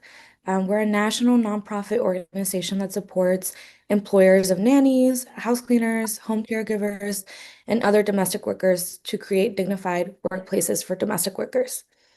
In DC, Hand in Hand has worked for several years to support employers, and our impact is deeply felt here. We frequently have conversations with people who share how supportive Hand in Hand's resources would have been when they were hiring decades ago, and people today who are grateful for the resources we currently provide. In 2022, this council voted unanimously in favor of passing the Domestic Worker Employment Rights Amendment Act of 2022, creating our Domestic Workers Employment Rights Program under the Office of the Attorney General. However, we know that implementation is impossible without adequate funding for employer outreach and education, let alone no funding at all. We request that the budget for the Domestic Workers Employment Rights Program be immediately reinstated at a recurring amount of $260,000 as it has been the previous budget cycles. This grant has already increased Hand in Hand's reach over 30% in the past year. We have trained over 80 employers and reached over 10,000 people through marketing and advertising. Our program is entirely unique given our coalition's collaboration with DC agencies, particularly the OAG, and we're deeply grateful to the OAG for years of dedicated partnership, and we're eager to continue building alongside them. We're also working in step with the National Domestic Workers Alliance and First Shift Justice Project, who provide resources to domestic workers and who work to reach the 9,000 domestic workers in the city. Hand in Hand has worked to reach professionals in different sectors, like lawyers who are often busy parents and have a high need for specialized care that nannies can provide. We also continue to reach queer parents through our partnership with Rainbow Families. We're also reaching recently or soon to be retired DC residents who are worried and preparing for their ability to age in place. These are people who are not only vulnerable, but who need information and resources regarding their options. It's everyday people who are, it's everyday people with the resounding questions of who is going to take care of my kids or who is going to take care of me when I'm older. I don't doubt that these are the very same questions you and I have about our own very lives, our very own lives. Thank you for the time to testify, and we're happy to answer any questions that you may have. Thank you. Jennifer Caulfield. Yes, yeah, I'm here. Hi, to everyone, and thank you for allowing to speak on my experience with the Office of the Attorney General's Consumer Intent Response Program. Words cannot begin to express my thankfulness for this organization, not only for the services that they offer, but because that they were offered for free. Back in 2020, I was fortunate enough to have an opportunity to intern on Capitol Hill. And during my stay, I was instructed to pay for my housing through a third-party site known as Roomsy. And then a few months later, when I went to extend my stay, a glitch in the site caused my card to be triple charged for rent. When I reached out to Roomsy's support, I was gaslit, lied to, and then endlessly redirected without a solid answer. They fabricated accounts and numbers to swindle more money out of me, and then eventually stopped responding to me altogether and blocked me across all platforms. I was totally stonewalled. I had spent years looking for a service like OAG's CTR program. As a recent graduate, I have been struggling financially, and a lawyer was out of the question. I spent years trying to contact or reach Roomsy through other sources such as the Better Business Bureau, the Federal Tax Commission, Small Claims Court, and countless other low-income legal assistance programs, but was turned away for one reason or another.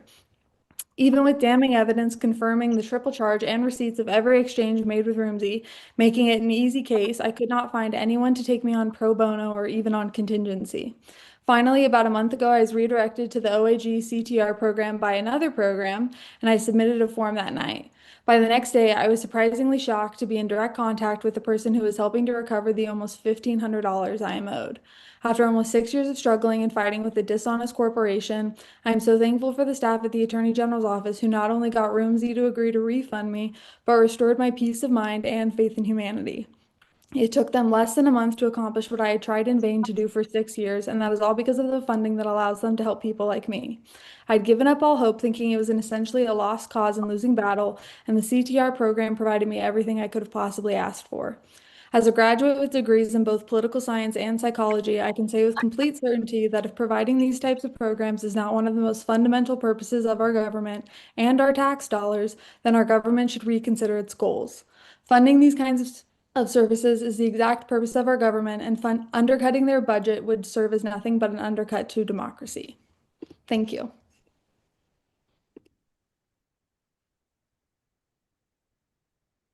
Thank you very much. Kate Walker. Good morning. I'm very pleased to be here, Chairperson Pinto and members of the committee. My story is very similar to Jennifer Caulfield, the previous speaker, but perhaps one big difference is that I am joining you today from Vienna in the Republic of Austria. And since I'm based in Europe, you might reasonably wonder what I am doing here at a DC budget hearing. But I'm also joining this hearing today to share my experience with the Office of the Attorney General's Consumer Intent Response Programme and to add my voice in support of their ongoing funding. So let me turn to what happened. Last February, I visited Washington, DC to attend a conference which I had self-funded. And during my trip, I stayed at Global Luxury Suites at Capitol Hill. And whilst I was there, there were very significant disturbances and security issues, which I reported on site as well as electronically. The provider acknowledged the failure of service in writing and promised me a refund. However, for the subsequent 11 months, the refund was withheld. And I tried very hard to solve and resolve this matter from abroad, including whilst I was on a military deployment in Asia. But the company kept defaulting on its promise. They missed multiple scheduled Zoom meetings, which they insisted upon, despite at one point a 12-hour time difference. And eventually they just stopped communicating with me. So as the company is based in DC, but I am based in Europe, I didn't have a viable path to resolution without some local help. And that's where the Consumer and Tenant Response Programme came in. I completed the fairly straightforward online form on the website, and I was contacted very swiftly by an intern, Sherry Wu, who was really terrific from the get-go. She was very efficient and professional. And indeed, the contrast between the provider's delay tactics and the OAG's response and their process was really very stark. Ms. Wu and I had a streamlined exchange of emails and a brief Teams meeting, and she was able to secure the refund from the third-party booking platform on my behalf. And this was a very positive outcome that was achieved very quickly, and she managed to resolve a deadlock that, in my case, had lasted nearly a year. So my experience has left me with a very high regard for the programme. And I think for international visitors, be they tourists or coming for business purposes, the OAG provides a really critical layer of consumer protection. So I'd like to end by just strongly supporting the continued funding of this programme to ensure that all consumers, regardless of where they are based, have access to justice when dealing with district-based companies. So thank you for the opportunity to give the feedback. Thank you very much. Maura McDonough. Hello. Good morning. My name is Mara McDonough. I am a DC resident, have been a resident for 8 cumulative years, and I've been in the DMV area for 12 years. In February 2026, I submitted a complaint to OAG Consumer and Tenant Response. In November 2025, I ordered items from Adidas's online store. When they arrived and didn't fit, I returned them following Adidas's instructions.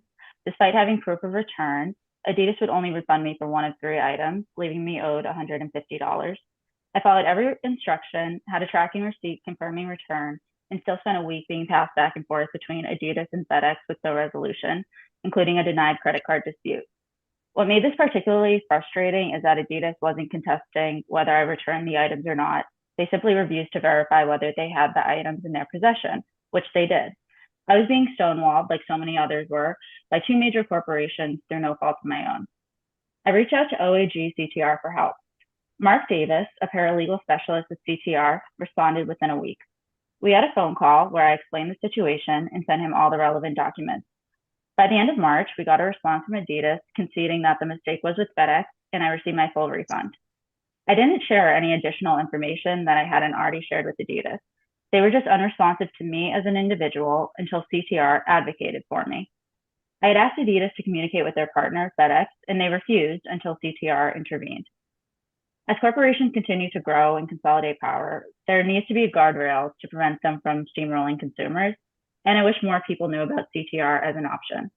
While my situation is relatively small stakes, I am someone who has resources and previously worked in corporate communications. If I can't navigate the system without support, I can't imagine how other folks would be disadvantaged without CTR. I truly appreciate what CTR has done for me, and this is why I strongly support continued funding for them. Thank you. Thank you. Maya Hambrick. Thank you, Chairperson Pinto and other committee members for allowing me to testify today. My name is Maya Hambrick, and I am the Program Manager for the Morka Georgetown Paralegal Program at the Georgetown University Prisons and Justice Initiative, or PJI. I'm appearing today on behalf of PJI and in support of the OAG Consumer and Tenant Response Program, and in support of continued and increased funding for the OAG and PJI Employment Partnership. Our relationship with OAG dates back to the launch of this program when Morka partnered with us to create a reentry program for DC residents interested in the legal field. The program aims to address barriers to employment as fellows pursue full-time legal careers upon graduation. Since launching the Morka Georgetown Paralegal Program in 2018, OAG has hired paralegals from each cohort, making them our most consistent employer partner. Over the past 6 cohorts, we've graduated a total of 70 returning citizens. 16 graduates have been hired full-time at OAG, and 5 graduates are currently employed there now. The OAG provides supportive and meaningful employment for our graduates.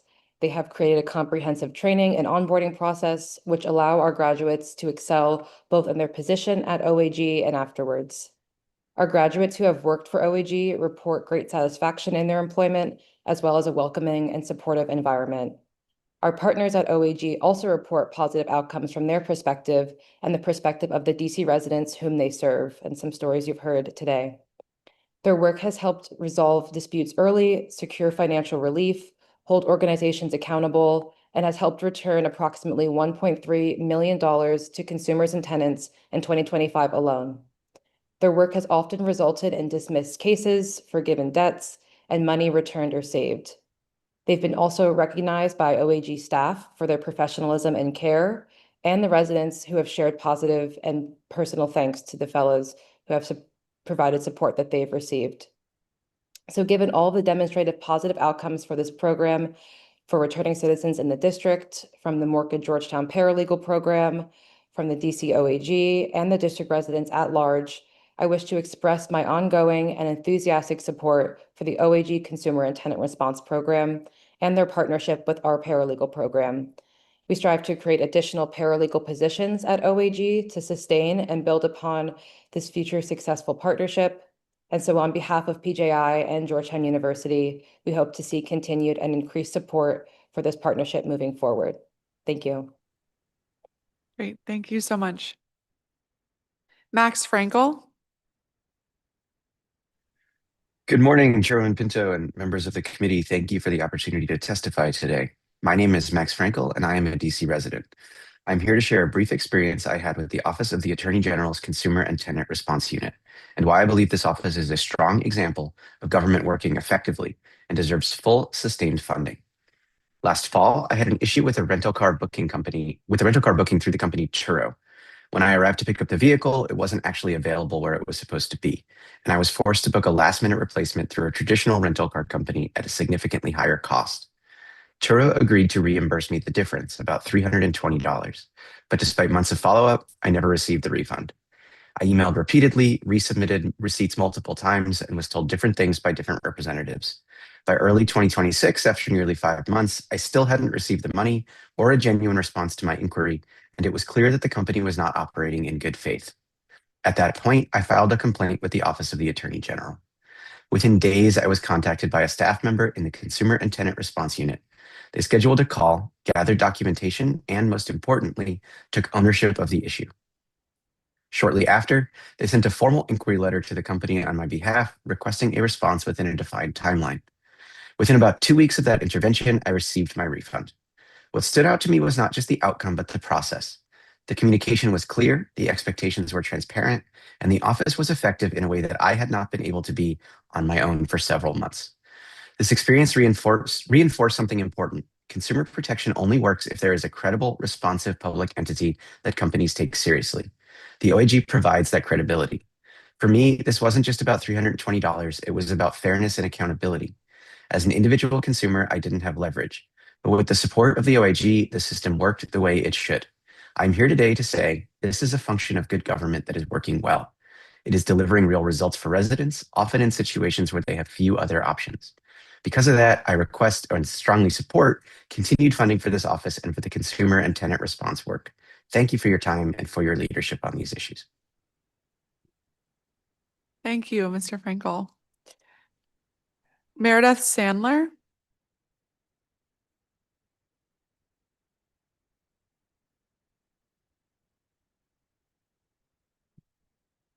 Meredith Sandler, are you here still?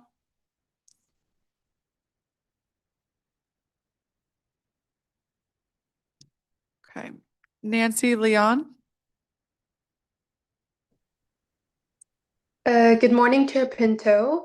My name is Nancy Leon. I'm the Director of Advocacy at Many Languages, One Voice. I'm here today to testify in support of reinstating the $260,000 in funding for the Domestic Workers' Rights Program within the Office of the Attorney General during the next budget fiscal year.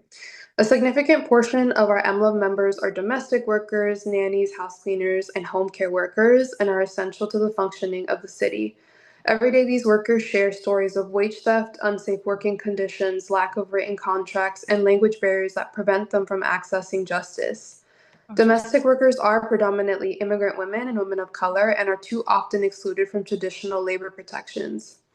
Through our partnership with the Office of the Attorney General, community-based organizations like EMLA provide culturally competent outreach and language accessible education, and at a time when many workers feel hesitant to engage or report violations within the government due to fear, distrust, or immigration-related concerns, these relationships are currently essential. Through our program with the OAG, AMLEV has been able to run 3 cohorts of our Domestic Workers Ambassadors program to train more than 40 women on their domestic workers' rights. And through our program's exit survey, we've learned that more than 90% of our participants were not aware of the protections under the Domestic Workers Bill of Rights before joining our program. So this shows that clearly the work is not done and more outreach and education is urgently needed. To highlight the impact of our program, I'll share the story of one of our workers who has lived in DC for over 20 years and is originally from Mexico. She shared that this program helped her realize her worth. She'd been earning $10 an hour in 2025 as a nanny, was barely able to afford her home, and was facing possible eviction. Through our support, she recognized that she did not have to accept exploitation. She found a better employer and secured stable housing. She also completed a digital literacy course through our program, strengthening her work skills and broadening her work opportunities. Cutting the Office of the Attorney General Domestic Workers Program would eliminate essential education, support, and the trust that is built with this workforce. More than that, it would eliminate a community of support, which for domestic workers is essential given that their work is often isolating work. The need for workers' rights education and domestic worker support will not disappear. It will simply be pushed further into the shadows. So reinstating this $260,000 investment will ensure the continued outreach to hard-to-reach communities and stronger enforcement support. Thank you so much for this opportunity to testify, and I'm happy to answer any questions.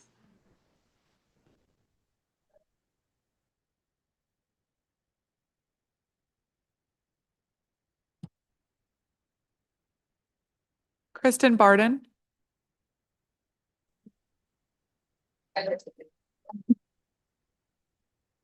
Hi, good morning. Thank you for the opportunity to testify today regarding the fiscal year 2027 budget for the Deputy Mayor for Public Safety and Justice, DMPSJ. I'm writing to urge the restoration of funding for the Safe Commercial Corridors Grant Program, a proven investment in community safety, economic vitality, and community trust. The Safe Commercial Corridors Program plays a critical role in supporting our Adams Morgan safety ambassadors who serve as visible, approachable, and effective stewards of neighborhood well-being. These ambassadors are not law enforcement, but they fill a vital gap, providing de-escalation, assisting residents and visitors, supporting local businesses, and serving as extra eyes and ears on the street. The impact of safety ambassadors in Adams Morgan offers clear real-world examples of the program's value. Late night de-escalation. During peak weekend hours along 18th Street, safety ambassadors have successfully intervened in disputes between patrons outside bars and restaurants, calming situations before they escalated into fights. Business owners report that these interventions have reduced the need for police calls and prevented potential injuries. Supporting vulnerable individuals, intoxicated, and also those experiencing homelessness. Ambassadors routinely assist intoxicated patrons by helping them locate rideshare services, reconnect with friends, or safely exited crowded areas. In multiple instances, ambassadors have stayed with individuals until safe transportation arrived, preventing risky situations and reducing emergency service calls. They also support people experiencing homelessness by connecting them to public health services and shelter, or just coordinating with outreach staff from Miriam's Kitchen. Coordinating with businesses. Safety ambassadors maintain active communication with bar and restaurant staff, sharing information in real time about emerging issues such as overcrowding, line disputes, or individuals exhibiting concerning behavior. This coordination has helped businesses proactively manage crowds and avoid escalation. Responding to quality of life concerns. Ambassadors regularly address non-emergency issues such as noise complaints, loitering, and public disturbances. Their presence allows for immediate, low-conflict intervention that improves neighborhood conditions without requiring law enforcement involvement. Enhancing community trust and perception of safety. Residents have noted that the consistent presence of familiar ambassadors, who often know business owners and patrons by name, has improved the overall sense of safety and approachability in the corridor. This is especially important in a nightlife district where tensions can rise quickly. In addition to improving public safety outcomes, the the Safe Commercial Corridors program is also an important workforce development tool. Safety ambassador positions provide accessible entry point employment opportunities for district residents. Through this program, ambassadors gain valuable transferable skills such as conflict resolution, customer service, communication, situational awareness, and crisis intervention. Safety ambassadors receive structured training and advancement pathways, helping participants build careers in public safety, hospitality, and community services. I'm out of time, but I'll also note that the safety ambassadors in Adams Morgan have also been recognized by several awards. And the MPD in 2023 gave them an award when they helped identify a suspect and alerted MPD to their location, which resulted in his arrest. So thank you very much for the opportunity to testify.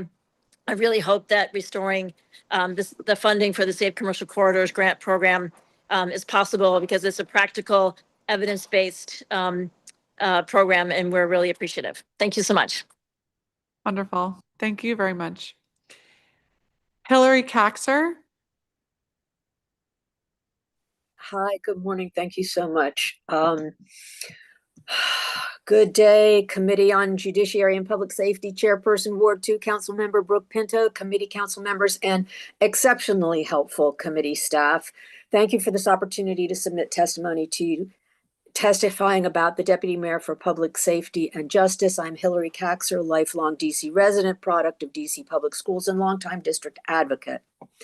Hoarding disorder, a behavioral health diagnosis, although easily dismissed as not serious, HD is in fact a matter of life and death. A person with hoarding disorder in an apartment with so many possessions that are blocking the ventilation system can cause carbon monoxide to build up in other units, making tenants get sick or even die. DC Fire and Emergency Medical Services know only too well both the human cost and the dollar cost of untreated hoarding disorder. The serious community-wide public health problem of hoarding disorder affects all of us, and it is a public safety concern. Unfortunately, we don't talk about it, but we need to shine light into the clutter closet in order to stop the shame, stigma, and judgment which prevent help. Many people live in the district with untreated hoarding disorder, including children being cared for by people with this unaddressed behavioral health diagnosis. DC need to focus on early intervention and harm reduction. The Deputy Mayor for Public Safety and Justice must take a role as the executive branch of DC government to coordinate an interagency approach to this problem, which costs such inordinate resources in the District of Columbia due to the egregious service gap and severe unmet need in the Department of Behavioral Health. FEMS know the cost, but FEMS know that they are not behavioral health care providers.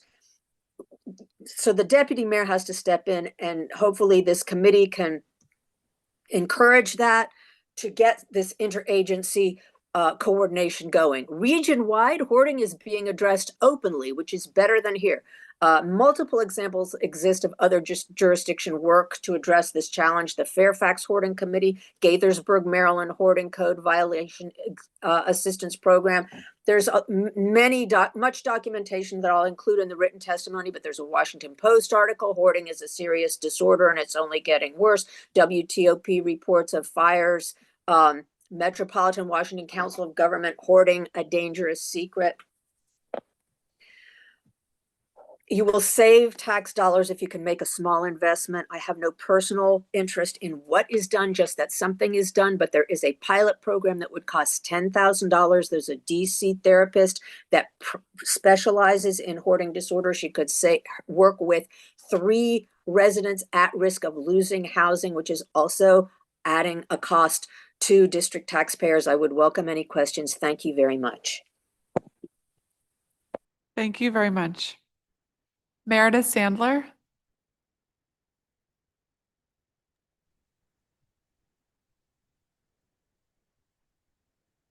Thank you, Chairperson Pinto and staff. My name is Meredith Joy Sandler. I'm a retired 30-year DC resident. I strongly support continued funding at current levels for OAG's Consumer and Tenant Response Program. On January 25th of this year, I purchased 2 very expensive single tickets from Vivid Seats, an online ticket reseller, to the mid-March World Baseball Classic semifinal one game and to its championship game, both in Miami. To summarize my complaint, I did not receive the tickets that I'd purchased from Vivid Seats. I'll call them Vivid. As it got closer to the game's dates, I made many calls, sent many emails to Vivid CEO and customer support. They at first blamed me for not being able to access the tickets. Then Vivid was unable to get the tickets from the seller, who my research revealed had transferred them to someone else 9 days after I had purchased them. After my making more calls and sending more emails, Vivid took no action to implement its buyer guarantee to offer comparable seats. As of the evening of March 9th, just days before the games, Vivid and the seller had my $11,212, a sizable amount that I'd worked very hard to save up to purchase the tickets, but I had no tickets, nor any hope I would get them. Vivid showed a complete lack of urgency and concern for my situation, nor did they acknowledge their responsibility for it. And bottom line, they were unconcerned about getting me comparable seats when they were still available before the games and hadn't sold out. The issue would not have been resolved if OAG's Consumer and Tenant Response Program had not gotten involved with uncommon responsiveness and canny effectiveness. Overnight, Mr. David Robinson and his colleagues responded to my contacting them by sending a mediation letter to Vivid. Less than 3 hours after receiving it, a Vivid senior staffer called me to resolve the problem and work out an agreement. Why, I asked, had he contacted me after all this time? He responded, the letter from the Attorney General of the District of Columbia convinced Vivid they better resolve my problem. A few days later, while trying to use the replacement ticket I'd been provided to get into the semifinal game, I was told that someone else had already used it. So to get into the game, I had to buy another ticket just minutes before game start. After the games, Vivid then worked intently with me, giving me no runaround to compensate me for that last-minute ticket I had to buy. Why no runaround, I asked? It was only because of the Attorney General's letter and his interest in my case. These outcomes make clear how essential this program is to consumers like me who have been defrauded, have no power, nor do not know where to turn. OAG's Consumer and Tenant Response Program is truly an action team and is invaluable. I strongly support its continued funding at current levels. Thank you very much. Asiatu Camara? Are you on?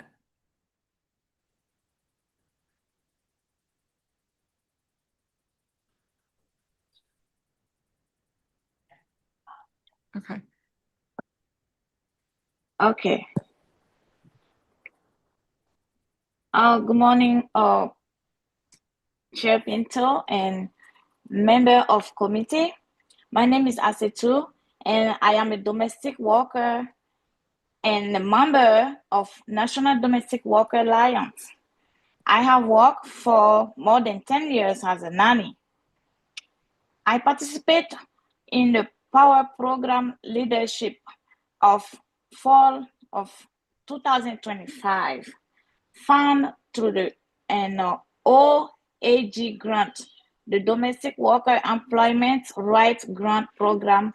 This program empowered me to advocate for language access, which is essential for immigrant domestic workers. Through my leadership powers, I advocate for a French language flyer to help French-speaking domestic workers understand their rights as a result of my participation in the program. I help bring the 5 workers to the program to know your right training and help connect many other information about DC law. This program works because it's recognized that impact workers know what their community needs. By founding community organization and worker leader, the city ensure that information reach people in the right language and in trust spaces.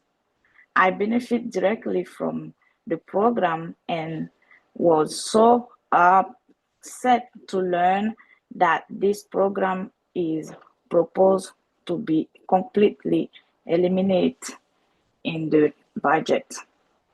The training we get in this program is transformational, and it's being impact on not just me, but the entire community. I benefit all the worker. I share information with who now can receive their right, but also their families and also the families they work for. For this reason, I strongly support returning funding for this program in this year's budget. Thank you for the opportunity to testify today. Thank you very much, Sia, And I want to ask you, as we think about the importance of these grants for education, where was it that you found out about the work going on to ensure that domestic workers had their rights and were educated around this? Where was this information presented to you initially? It was by the organization from National Domestic Worker Alliance. And did that come through some event in person or online? Where did you find that? In person. I'm sorry, just like in person at a community event you're already going to? Yeah, the community, yes, from the community that I go. Got it. Okay. Yeah. Great. Well, thank you very much. Thanks for being here today. Thank you so much. Kylie Hogan. Yes, Franny. Okay. Thank you. Thank you, Chairperson Pinto and members of the committee. I'm Kylie Hogan, I'm Director trying to ready. And I was ready. sorry, Ms. Hogan. Ms. Camara, if you can put yourself on mute. That's what I do that, and like so cute when I come out of town with Hawaii, like the assistant nursing director. Perfect. Thank you. Okay, go ahead, Kylie. Thank you. I'm here testifying on behalf of DC Safe, the district's only 24/7 crisis intervention agency for domestic violence related to the Deputy Mayor of Public Safety and Justice. DC Safe sits at the intersection of victim services, law enforcement, and the broader community safety system. Every day, we work alongside with OVSJG, MPD, DHS, and our criminal justice partners to respond to some of the highest risk situations in the district. We are not adjacent to public safety. We are part of its core infrastructure. And right now, we feel that that infrastructure is under strain. As we once again approach the budget process from a place of scarcity, it is essential that the focus move beyond whether we are spending enough on public safety to instead think about whether or not we are spending it in the right places. We must ask if increased spending on the police has made us safe, or if it's investments in alternatives and community-based response, or maybe a combination of approaches that has driven the city's reduction of crime. Because while the district has touted declining crime rates overall, and rightfully so, those outcomes did not happen by accident. They were the result of meaningful and sustained investment, including investment outside of the traditional criminal justice system. At the same time, we are seeing domestic violence become more severe, more high-risk cases, serious injuries, and more homicides. And we need to be clear about what's driving this increase. What we see every day is that as social safety nets erode, violence becomes more severe.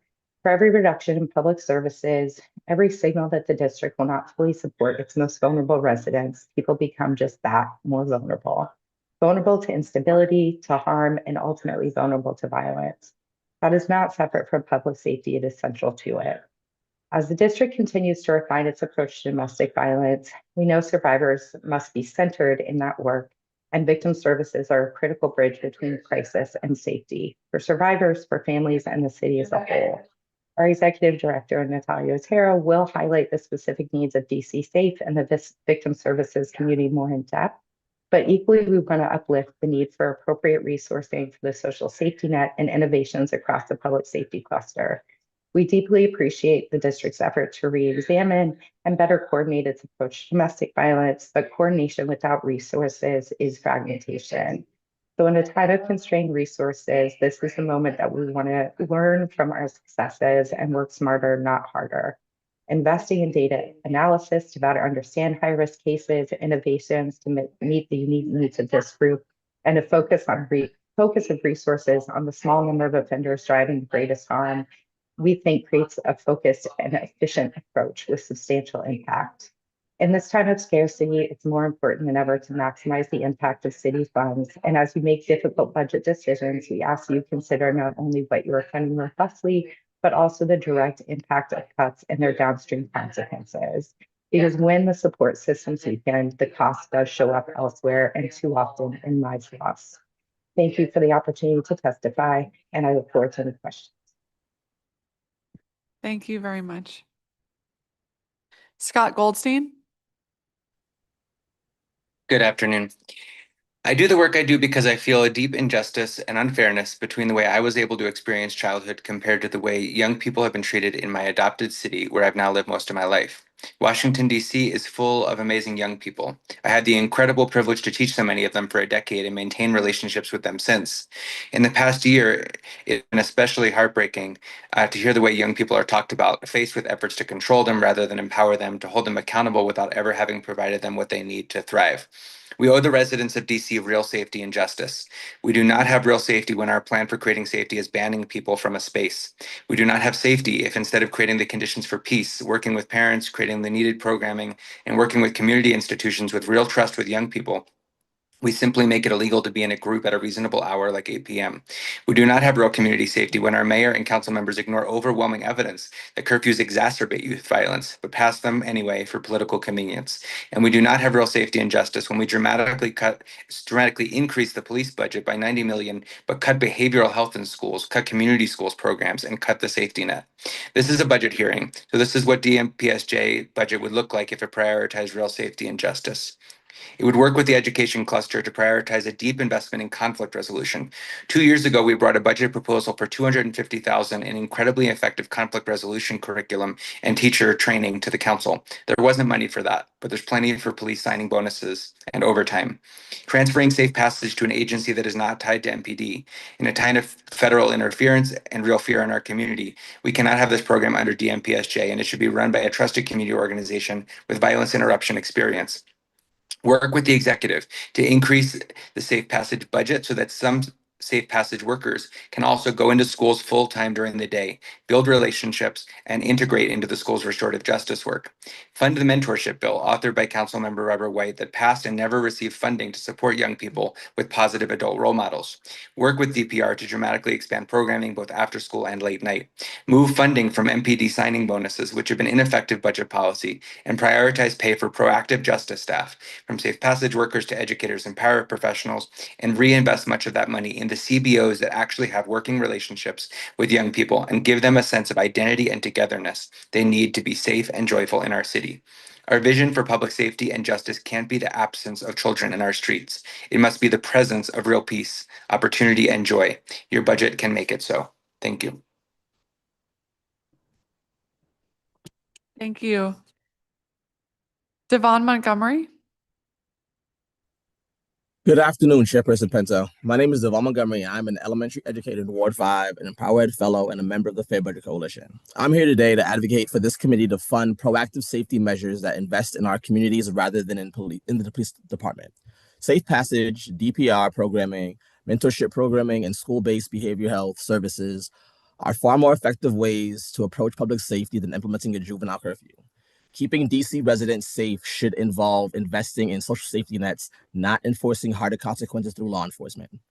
As a dean of students, I understand the importance of scholars having a safe, stress-free trip to and from school. I've heard young people in countless forums across the district advocate for more safe passage, specifically in its violence interruption capacity. This work has to be done in partnership with community organizations, not law enforcement. Currently, this program is housed under the DMPSJ, and we are advocating for it to move to ONSE or the OEG, where it could be further away from law enforcement. We ask that $4 million be invested in a drastic restructuring of the program to connect it with the restorative practices happening in schools already, and to support professional development for violence interruption practices and adequate CBO grants. The possible extension of the juvenile curfew continues to speak to the need to invest in safe and engaging activities for our youth. I applaud DPR's efforts to listen to youth's ask for engaging spaces where they could be free to be in fellowship with their peers. DPR's recent programming during current during curfew zone implementation has shown that more funding is needed to be able to serve more youth effectively. DPR cannot afford to have any funding cut at this time. I urge this committee to provide DPR with funding to provide more programming in all wards. The council passed the Youth Mentorship through Community Engagement Act this past year without funding. I urge this committee to fully fund this program at $2.1 million. Mentorship of our youth needs to be a central component of our approach to youth safety. This year, members of our school community support staff team have called CHAMPS on several occasions and been advised to call 911, involving law enforcement to support scholars in mental health crises because they could not dispatch anyone to our school until late in the evening. As a result, officers had been dispatched to our school to support elementary scholars. This is unacceptable. I've had to field questions and wipe tears from elementary scholars surrounding the fear that their classmate was being arrested because they needed support. CHAMP's contract is being completely eliminated from DBH for next year with plans of bringing the work in-house. This program is crucial to safety, providing services for our scholars and families, and should not be eliminated. I urge the council to support not moving the program in-house, restore the contract to $1.2 million, and support better implementation of crisis response to ensure that children are reached quickly during a time of crisis. Thank you for your time and consideration of my testimony. Please review my written testimony for further elaborations. Thank you, Mr. Montgomery. Samantha Leach.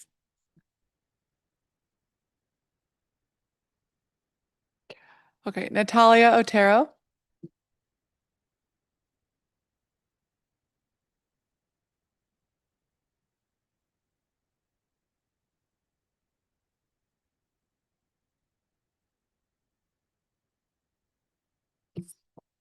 Good afternoon, Chairman Pinto and members of the committee. My name is Natalia Otero, and I'm here on behalf of DC Safe. My colleague Kylie just spoke about our services, so I would skip that part of my testimony. I'm here today because survivors depend on DC Safe being open, responsive, and fully staffed every hour of every day, just like our partners under the public safety cluster. We are facing considerable budget cuts to crucial infrastructure. These cuts do not operate in isolation. They compound, creating gaps, delays, and real risk for survivors. This year, DC Safe lost over $1 million of city funding. As a result, we are down 6 direct service positions, more than 15% of our frontline workforce. We reduced our emergency financial assistance by 76%.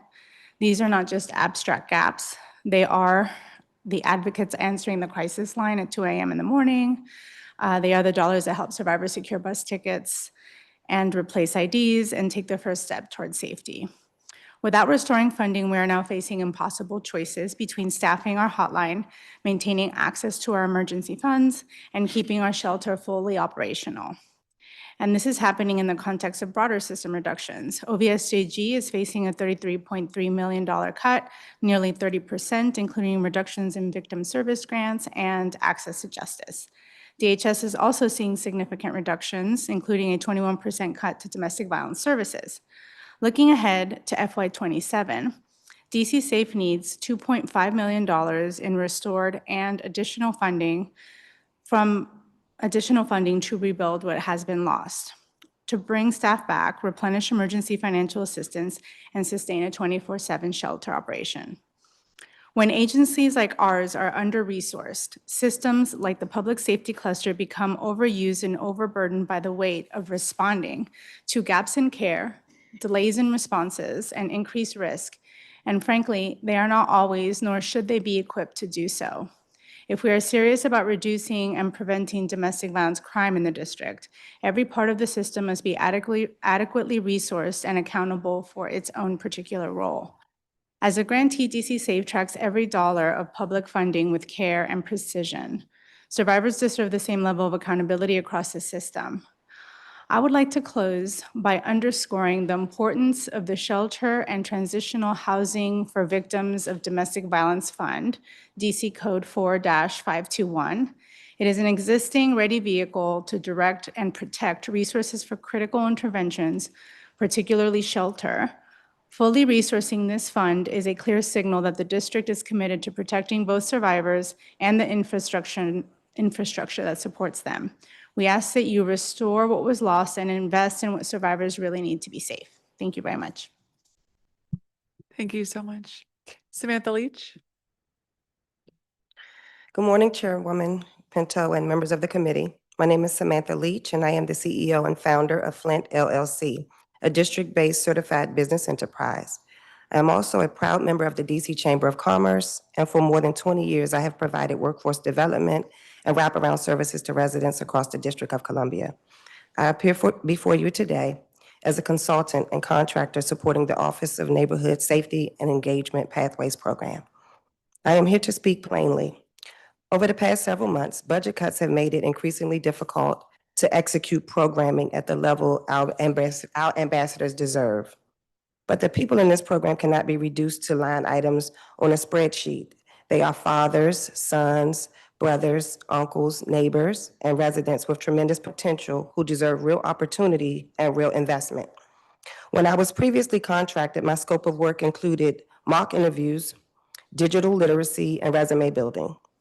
Those services were important, but once I began working directly with the ambassadors, I saw a greater need. I recognized that preparation alone was not enough if there were no real opportunities waiting on the other side. So I immediately got to work building employer relationships and securing pathways to employment. As a result, I was able to connect several ambassadors from prior cohorts to opportunities with WMATA, Blue Eagle Security, the Downtown DC Bid, and other employers. Seeing what was possible led me to make a promise that I would do everything in my power to create those same opportunities for the current cohort, despite the funding cuts we are facing today. When resources became uncertain, I made a decision. I had given my word to the team and the previous cohort that I would continue delivering job placement, training, recruitment, and ongoing support. I chose to keep that promise. As a result, I have continued providing services several times a week without compensation because broken promises are something too many of our ambassadors have already experienced. That work has included daily communication with ambassadors, regular in-person meetings, job readiness support, employer engagement, strategic partnership development, direct placement efforts designed to create pathways to lasting employment and continue professional development opportunities. Later this month, I also plan to provide social capital training to those ambassadors to strengthen their networks, build meaningful relationships, and better understand how connections and community support can open doors to long-term success. And the results matter. For the current cohort, to date, every ambassador who has received a job offer through Flint LLC has been successfully placed into employment. For the current cohort, a partnership between Flint and Downtown DC Bid has resulted in a commitment to hire 4 ambassadors full-time upon successful completion of the program. Those 4 ambassadors will also participate in training 2 evenings each week to strengthen workplace readiness, accountability, and long-term retention. Additionally, may I continue? Additionally, through our partnership with Events DC, 7 ambassadors have been accepted into the Events DC Hospitality Academy's second cohort, where they will receive training and a direct path to employment upon completion. These opportunities did not happen by accident. They required months of planning, relationship building, advocacy, coordination meetings, curriculum alignment, employer trust building, participant participation, and ongoing case management. They required someone to sit at the table and ensure that our ambassadors were not seen for their past circumstances, but for their future potential. And all of this has been done without dedicated funding. Despite continuing this work, the lack of funding has a real impact on Flint. As a small district-based business, like many community-based providers, we still carry operational responsibilities, staff time, transportation, planning, communications, recruitment, employer engagement, administrative support, and the countless hours required to properly serve participants. When that work goes unfunded, those costs do not disappear. They are absorbed by the business.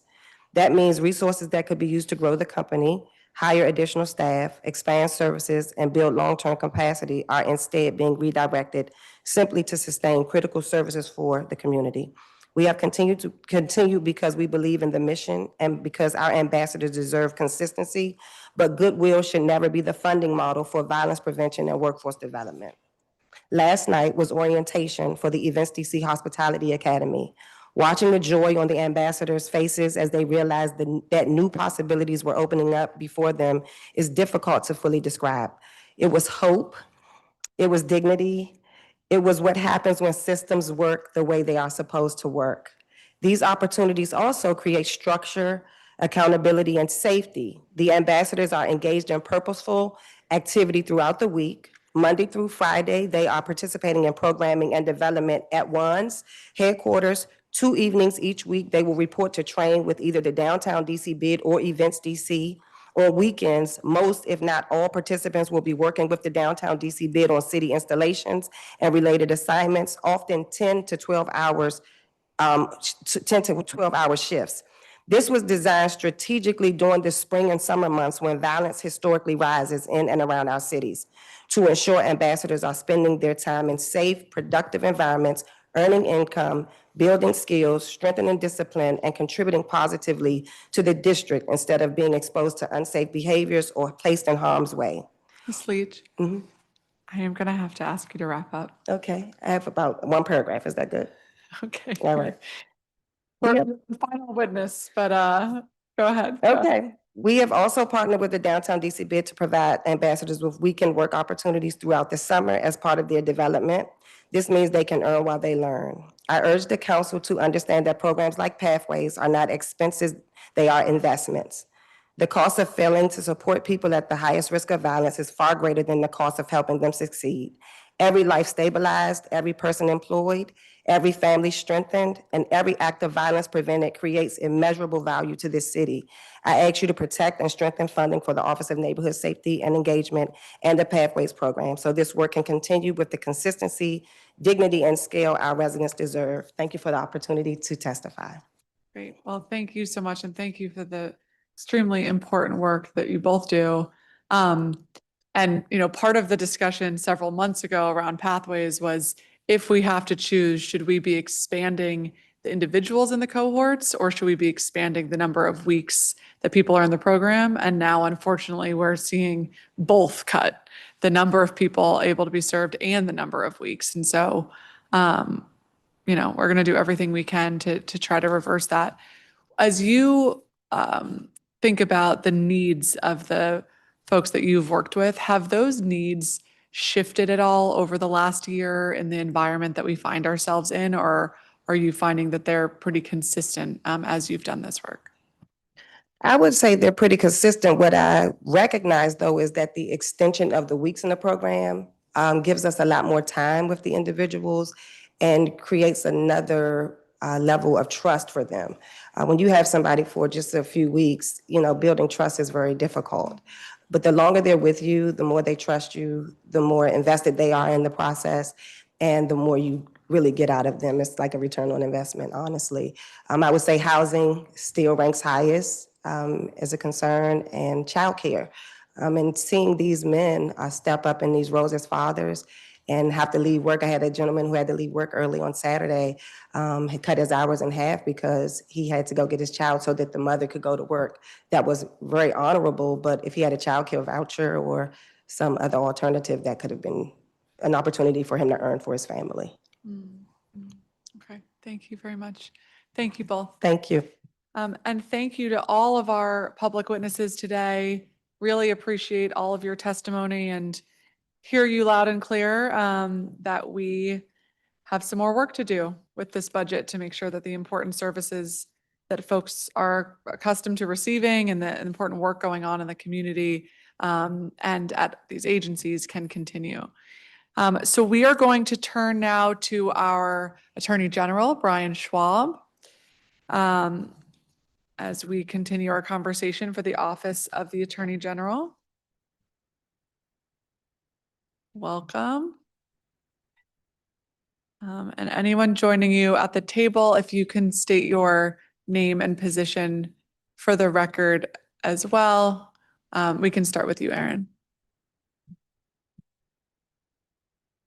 Good afternoon, Erin Cullen, First Deputy Attorney General.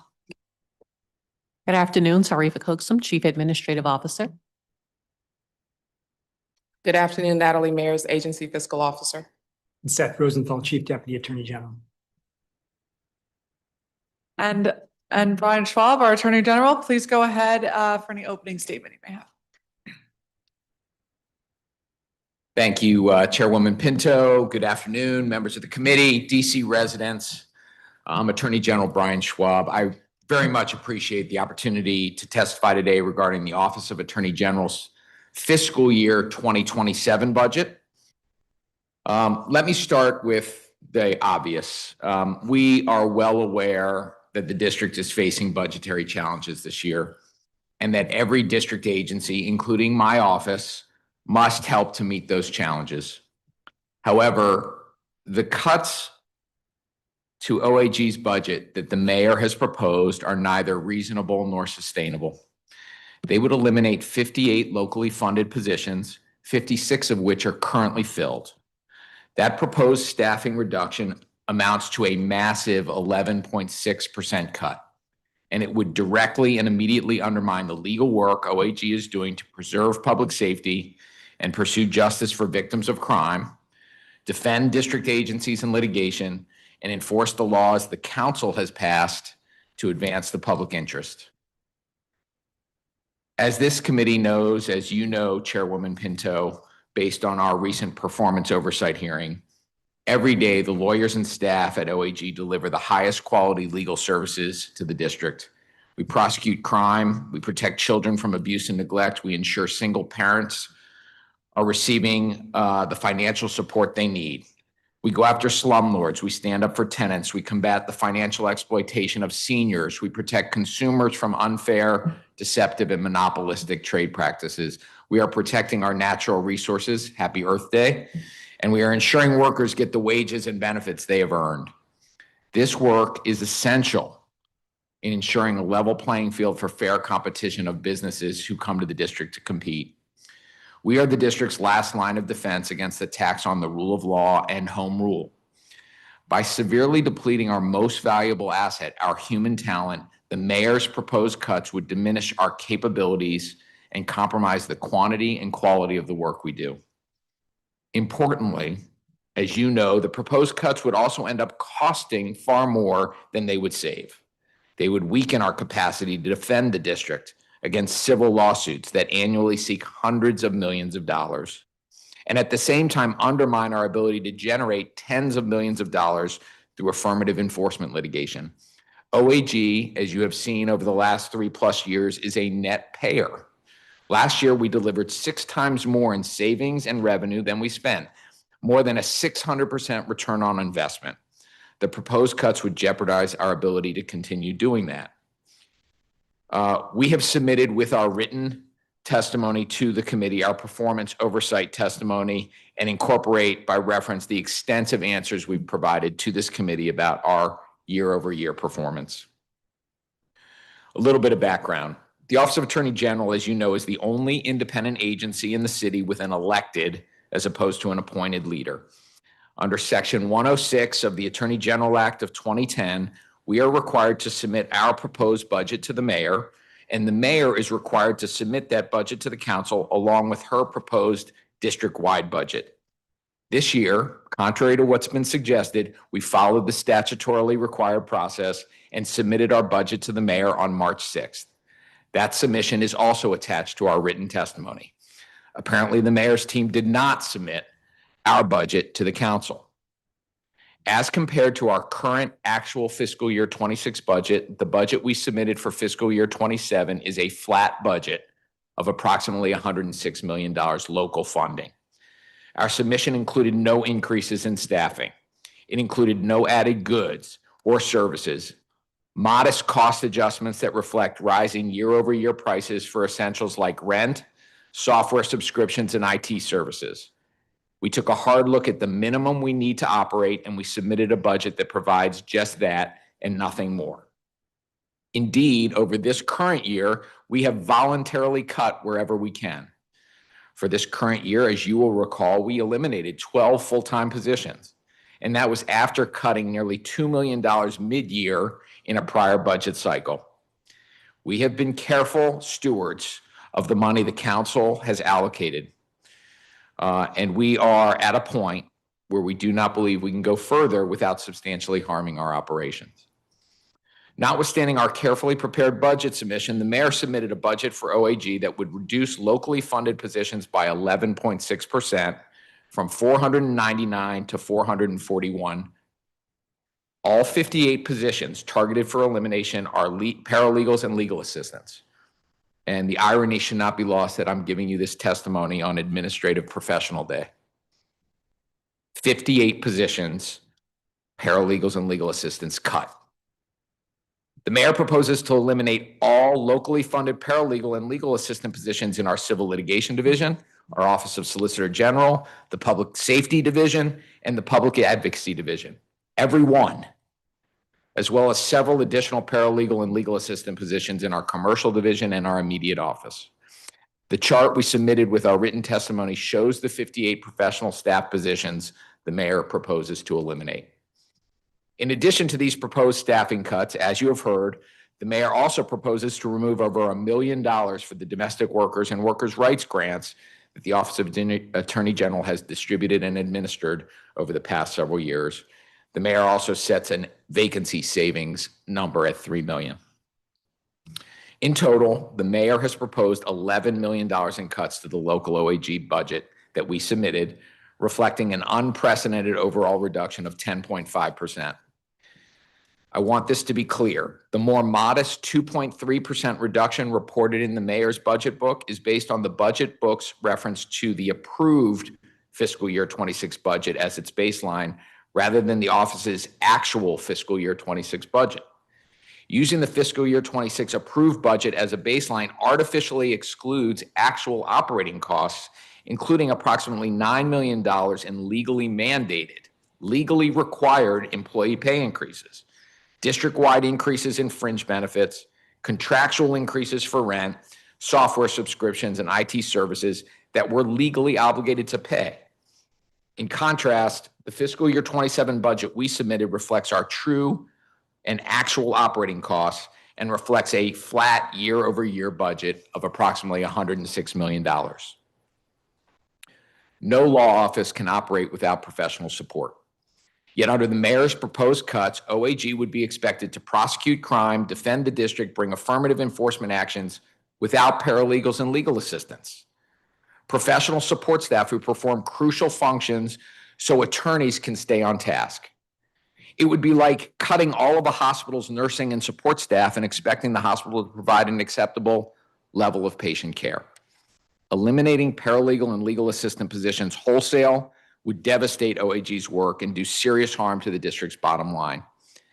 Paralegals and legal assistants, as you know, Chairwoman Pinto, do not play peripheral roles. They are integral to every criminal and juvenile case we prosecute, every lawsuit we defend, every enforcement action we bring, every investigation we conduct. If these crucial positions are eliminated, the work these professionals perform does not magically disappear. To the contrary, our attorneys will have to absorb it, leaving them less time to devote to the lawyering work OAG and the district depend on them to do. The unavoidable result will be serious harm to OAG's prosecution, enforcement, and defensive functions, with corresponding serious risk to public safety, the public interest, and the district's financial condition. I want to explain a couple of examples as to why this is the case. Let's start with public safety. The mayor's proposed budget eliminates every single locally funded administrative staff member, 18 positions in total, from our public safety division. That's the division responsible for prosecuting juvenile crimes and some adult misdemeanors. This is critical work that makes district residents safer. Last year alone, our public safety division prosecuted 1,140 juvenile cases and nearly 4,000 adult misdemeanors. We charge every serious offense when we have the evidence to prove it in court. We don't shy away from hard cases. We make sure people face consequences for their actions and that victims of crime get justice. In doing this work, our public safety division paralegals and legal assistants take on critical mission tasks. They screen incoming cases, obtain evidence to support prosecutions, sift through hours of body-worn camera footage, and compile and help produce timely discovery. Without their assistance, the quantity and quality of our prosecutions would suffer. Eliminating the 18 positions the mayor has targeted would mean discovery might not get offered in time. Filing deadlines might get missed, and cases might not even get charged in the first place, because at every stage from investigation to disposition, attorneys might not have the capacity to sift through and identify critical information in a timely manner. given the competing lawyering and legal support obligations they'd be forced to take on. Equally problematic, in charged cases, missed deadlines due to the lack of support would potentially trigger court-imposed sanctions, including extended trial dates, the release of respondents pending from secure detention, adverse evidentiary inferences at trial, and perhaps outright dismissal. In short, the mayor's proposed cuts to essential public safety division personnel would hamper our ability to prosecute criminal and juvenile cases, resulting in serious risks to public safety. The council should not allow that to happen. Let's talk about the Civil Litigation Division. As you know, our Civil Litigation Division is responsible for defending the district when it is sued. By reducing the district's exposure to liability, Civil Litigation Division saves the district hundreds of millions of dollars every year, $348 million last year alone. And the workload of CLD is only increasing. CLD attorneys handled 432 new defensive cases in fiscal year 2025, which was a 17% increase from the previous year. We now have over 1,000 open civil cases. Cases continue to pour in. Currently, our CLD lawyers are each carrying between 25 and 30 complex cases. These are very heavy, challenging dockets. The mayor's proposed budget would eliminate every single paralegal and legal assistant position from CLD, 24 in total. This is untenable. CLD's professional staff prepare requests for expert witnesses, court reporters, transcripts, and trial resources. They prepare discovery requests and responses. They help review and prepare outgoing discovery. They help review incoming discovery, and they play essential supporting roles in preparing and presenting cases at trial. If CLD's professional staff positions are eliminated, CLD attorneys would have to assume all these responsibilities themselves, in addition to doing all the lawyering on their already heavy, expanding caseloads. The administrative work added to their load would shrink their capacity to handle the volume of cases they currently are handling, inevitably diminishing the quality and quantity of their work.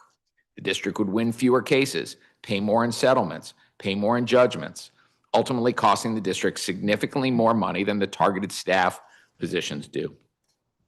Worse yet, the outsized burdens the proposed staffing cuts would impose on CLD attorneys could result in non-compliance with court rules and deadlines, which could trigger onerous sanctions, from monetary penalties up to adverse judgments and legal fee awards. That is precisely what happened when CLD was short-staffed and under-resourced in the past. We cannot go back to that time. How about the Public Advocacy Division? As you know, the Public Advocacy Division upholds the public interest by fighting for district residents against bad actors in all 8 wards. PAD enforces district laws passed by the council that protect tenants, workers, consumers, seniors, victims of discrimination, nonprofits, and the environment. The elimination of all locally funded paralegal and legal assistant positions in PAD, 11 in total, would severely impair this work. These employees are PAD's operational backbone. You have heard from the public testimony today about our consumer and tenant response hotline. These paralegals and legal assistants in PAD are the operational backbone of our CTR program. They serve as the first point of contact for public tips and complaints involving consumer fraud, housing violations, civil rights abuses, elder exploitation, and workers' rights violations. They coordinate community outreach and public education. They also provide indispensable litigation support, including case file management, witness prep, and exhibit prep. Legal assistants are similarly essential. They manage PAD's day-to-day administrative needs, including expense requests for experts, court reporters, transcripts, and trial resources, timekeeping, coordinating restitution payments to victims, and complaint intake. Without paralegals and legal assistants, our PAD attorneys would be forced to assume all of these responsibilities themselves. That would reduce their capacity to focus on the enforcement of the laws the council has enacted to protect the rights of district residents. At a time when DC residents are struggling to afford their lives and depending more on OAG to hold predatory actors accountable, the council cannot and should not allow the functioning of our Public Advocacy Division to be compromised in this way. In sum, the mayor's proposed cuts to OAG's fiscal year 27 budget would interfere with OAG's ability to perform its work and deliver results for the district and its residents at a time when DC and DC residents need OAG more than ever. In addition to creating serious long-term financial risk for the district, the mayor's proposed budget puts the health and safety of district residents at risk. Notwithstanding these difficult financial challenges, my team and I are committed to working with you and your colleagues to develop a sound, rational fiscal year 27 budget for OAG, one that enables us to continue to use the law to make the district safer, stronger, and more affordable for every DC resident. And we are ready to engage in a conversation with you and answer any questions you may have. Thank you. Great. Well, thank you very much, Attorney General Schwab and team. And I'd like to swear you all in. If you can all turn your microphones on.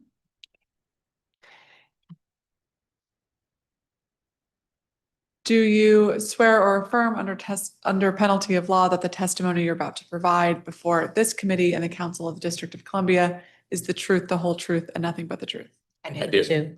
Thank you.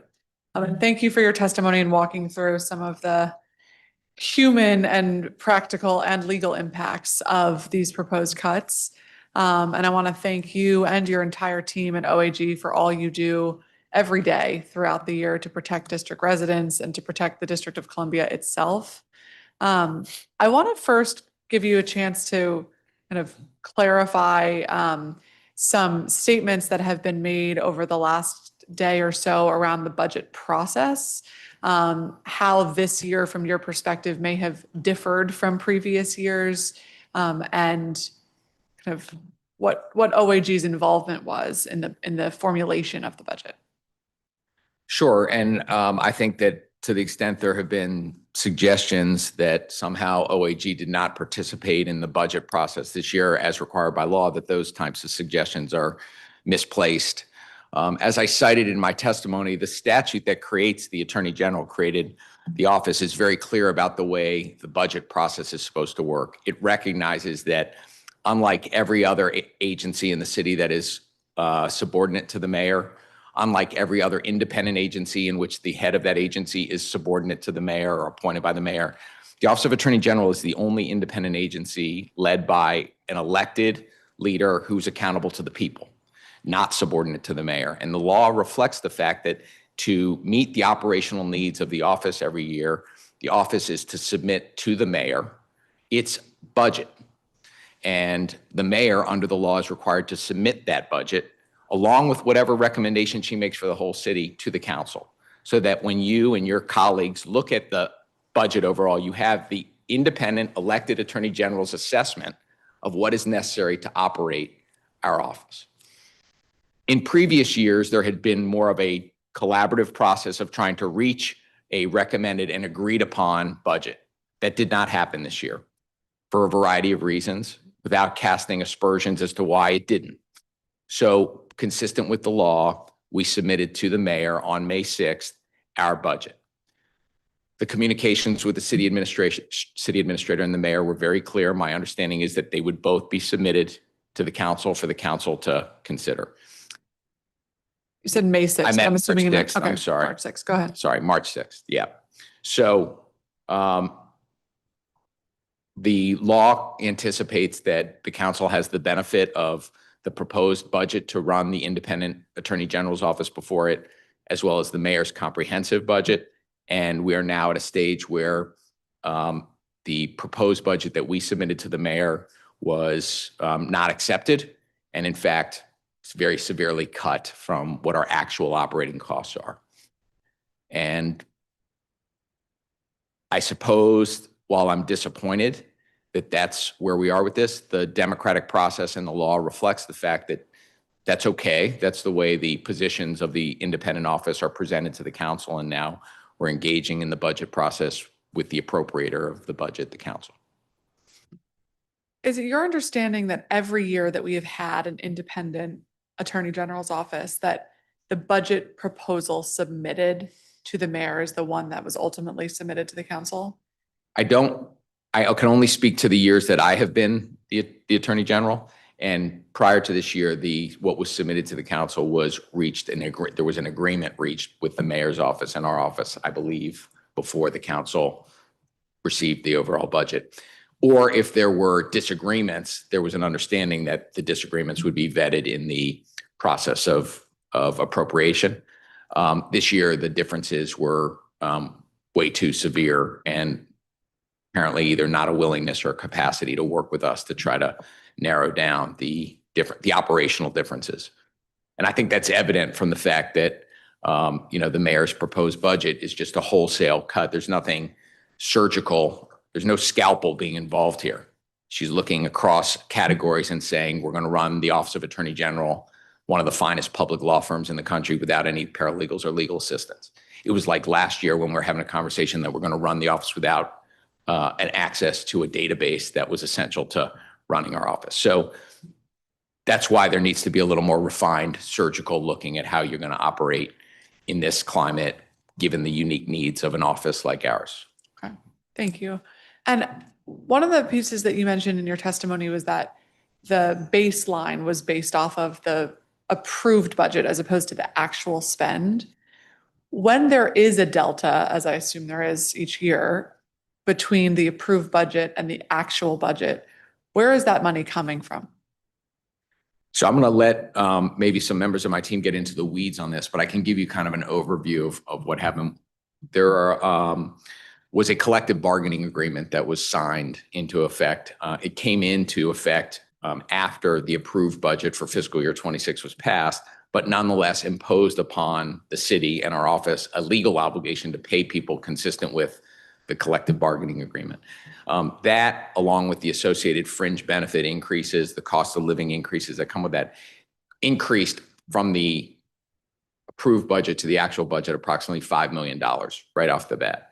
There was also a discussion last year about making sure that our fiscal year 27 budget had the relativity database in it as a local expense going forward. That was not included in the approved budget, but nonetheless was an obligation for 97. So there were dollar deltas between the approved 96 number and what our actual operating costs are that just were not reflected in that approved number, but in the consultation with the mayor and the process. And I think even this year, there may have been in the system an increase to our actual budget for fiscal year 26 to reflect that the collective bargaining agreement, those COLA adjustments are now being paid and are part of our approved budget moving forward. So I think if you looked at our budget today for fiscal year 26, you would see it's already higher than the approved fiscal year 26 budget. We already know the actual fiscal year 26 budget is going to be higher than what was approved. Do you have any detail you want to add to that? I would just, everything that the Attorney General said, and this is a very uncharacteristic year, and a large driver of it, as the Attorney General said, were the COLAs. We've not ever had a situation where we've been starting a budget cycle with 3 years of no COLAs, so that number was significant. In the instances where there's been maybe a little bit of a gap, you asked, where does the money come from? Historically, we have made that request and it's been added to the next year's budget. So it may not have been reflected in the budget book because it was not approved at that time, but the city has found a way to move those funds into OAG's budget. It's not been something that the agency has been expected to absorb. Okay, so when you say it found a way, it becomes part of the next year's fiscal year budget that is approved. But then how are you spending it in the current The money year? is, no, we get the money transferred to us. So it may not be in the budget book, but during the course of the year, there may be some sort of a reprogramming or some sort of a supplemental that actually allows us to have the funds in our budget that year for expenditure that year. The next year's budget book would reflect the actual cost, sort of the revised budget. I see. Okay, so have you had the necessary reprogramming allocations for FY26 already made? Yes. Okay, and how much was that for? I'll have to ask Natalie the precise amount for it. So the city administrator authorized $5 million of transfers from the Workforce Investment Agency in March to OAG's budget. So OAG's budget as it stands today for 2026 is $102 million.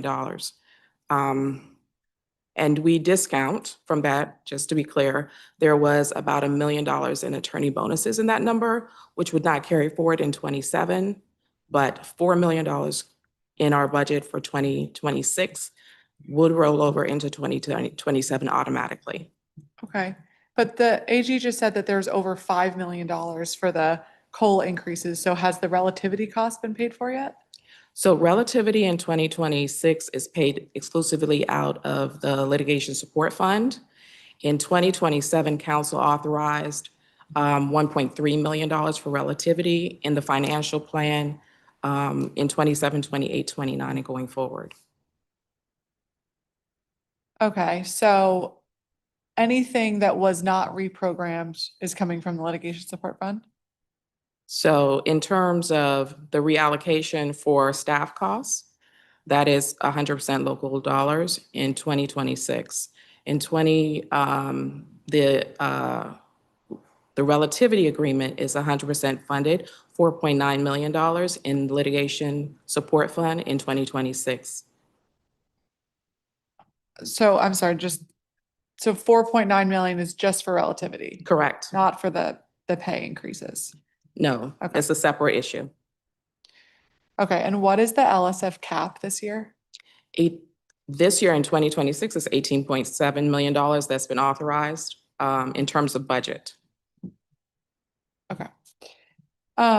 Okay, so you've gone over in your testimony some of the deep and unacceptable impacts that these cuts would have kind of on each division. As we think about both the need to restore these jobs that are so vital and also the reality that we find ourselves in this budget, are there any other places within OAG's budget that you think we can look to or that you would look to shift some things around to make sure that the vital support services are restored in an environment that it's going to be very hard to find money in? So I think that the reality is that as a team over the course of the year, we have been scrupulously looking at our costs and cutting where we can. I mentioned in my testimony, last year, voluntarily, we cut 12 positions. We didn't fill positions and then we moved them off the books. We have been looking to where we can be more efficient. When we've had vacancies, when people have left at a higher grade level, we have looked to try to fill those vacancies at a less expensive lower level, recognizing that sometimes a younger lawyer is going to grow into a role over time, but we're able to be prudent with the budget we have. It's a little bit frustrating when we hold ourselves accountable to operating with fiscal transparency and are trying to do our best to meet that faith that you, your colleagues, and the taxpayers have in us being good stewards. We didn't give you a budget to negotiate from. We looked at what we were doing to operate, where we had already made cuts, and said, this is what it's going to take to continue operating. One of the frustrating things about the way the budget works is the number is artificially low when you don't include contractually obligated and legally obligated pay increases that our lawyers and our professionals are due.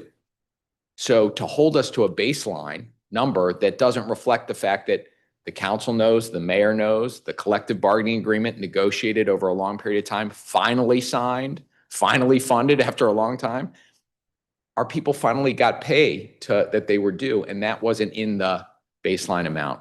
There's also the Legal Services Act, which is an obligation as a matter of law that there be parity between the lawyers working in the Office of Attorney General and their federal counterparts. We need to make sure we're in compliance with the law. So the answer is we've provided you the budget that we in good faith are telling you we need to maintain the performance, the responsiveness, and the quality of the work that we're doing. Any cut that's made is going to have an adverse impact on that. And that's what I really want to be very clear with you about, clear with the public about. That's the consequence. My pitch is that this is not the place where we want to cut, given the moment and given that we demonstrate each year that for every dollar you give, we generate more.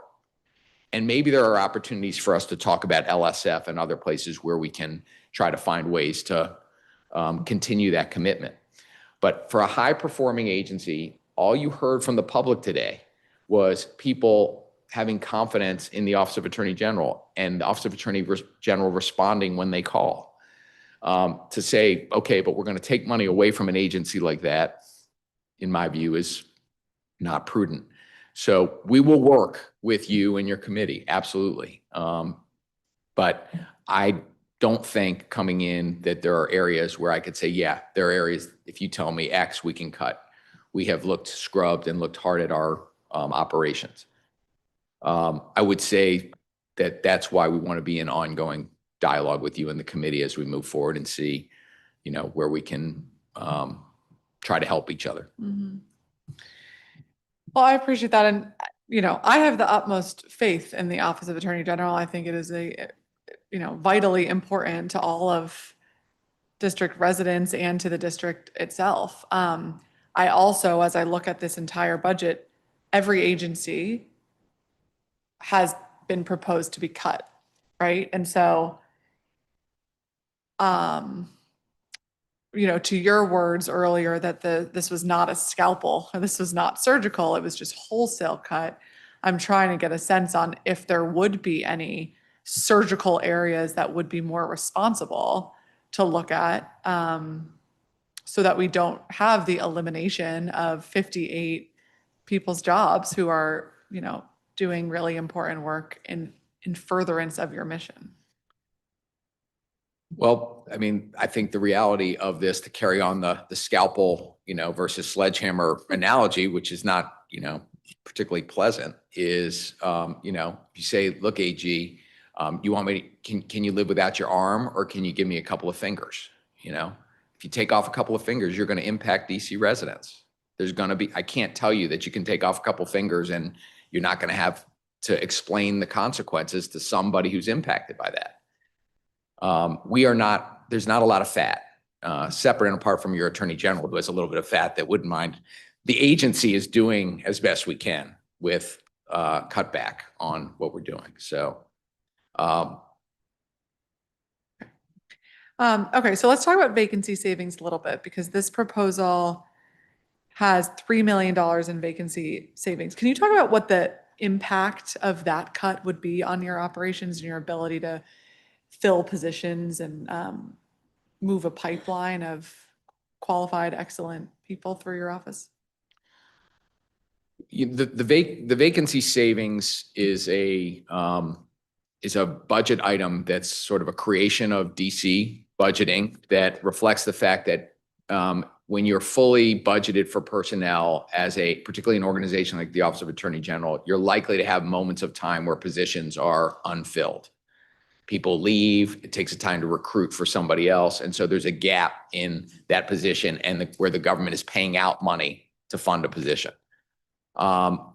We know from experience over the course of operating the Office of Attorney General that we will have gaps in time, and we try to work towards what that number will be over time. It's a management tool we have when we meet monthly with Natalie and Tarifa about kind of how we're doing over the years to guide, are we bumping up against our vacancy savings?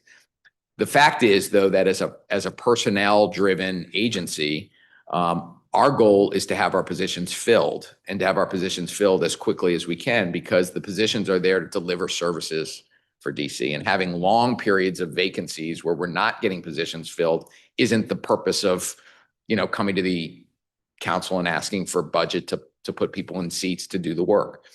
So I'm proud of the work we've done. Our human resources team under Marta Parvano's leadership and as our chief operating officer, and Freddie DeTania, we are doing much better in terms of how we're recruiting to fill positions. One way of managing that over time is slowing the hiring process down, right? Or having hiring freezes over time. Those are measures that don't require us to get rid of existing people, but it doesn't deliver on the promise to the residents in the district when you don't have the budgeted positions filled with people ready to do the work. So that's how we think about the vacancy savings. I think that, both Natalie and Tarifa might be able to talk more about the specific accounting and how it's used and how that number ends up being used. But as I understand it, if you have a budget of, let's say, $100 million to have people fill, but a $3 million vacancy, you've got 100 million of personnel that you can fill, but you're expecting over the course of the year that you're only going to end up paying 97 million to keep that 100 million slots on the books, because there'll be some time to fill them. It's a tool we can use to make sure we get the right people hired and in the seats as quickly as possible. Do you want to add anything to that? That was perfect. Okay. I want to note we've been joined by my Ward 8 colleague, Councilmember Trayon White, and I'll turn to you, Councilmember, for a 10-minute round. Your call may be recorded. Thank you, Councilman Pinto. I don't have any questions for this panel, but I've been sticking my head in this hearing because I feel like this is a very vital part to our city. Thank our Attorney General Brian Schwab for his leadership and his ability to keep this going in-house with what he's doing. And I'm concerned about the cuts made and the unintended consequences of the work across the city that we've been working hard to do probably since 2016, 15, even before I was a council member, because I've seen what happens when funding is not there and the city goes in an uproar and the crime ticks up, and then we try to figure out how to do it all over again. I even seen in the out years in the 2028 budget that some of the items have been completely wiped out, not just defunded, but also completely wiped out. And I think that historically there has been a divestment in youth and young adult services. And I believe it was Frederick Douglass, he said it's easier to raise boys than it is to repair broken men. And so the younger we are to help people create bridges to having a healthy, a viable lifestyle with, all the things that they see. Because what I've seen growing up is already weighs on me. In fact, I got therapy today at 2:00. But what the young people are seeing nowadays through social media and in their personal lives is needs some additional support, business therapy, wraparound services, interventions, as we see playing out in other avenues of their lives. Older, and not just our young men, but also our young ladies as well. So I don't want to leave them out, but just across the board, I want to thank you for hosting this hearing. It's a very important hearing. I was listening in early on, but I didn't have this link, so thank you and your staff for sending me this link. I'm just here in a listening capacity. I did not hear the whole testimony of this panel, but I'm listening in.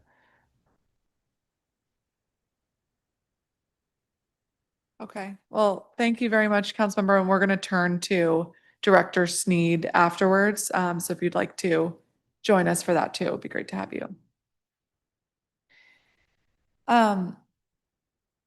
Okay, so General Schwab, in performance oversight, you talked about the dedicated paralegal that you have to support the enforcement of the STEER Act.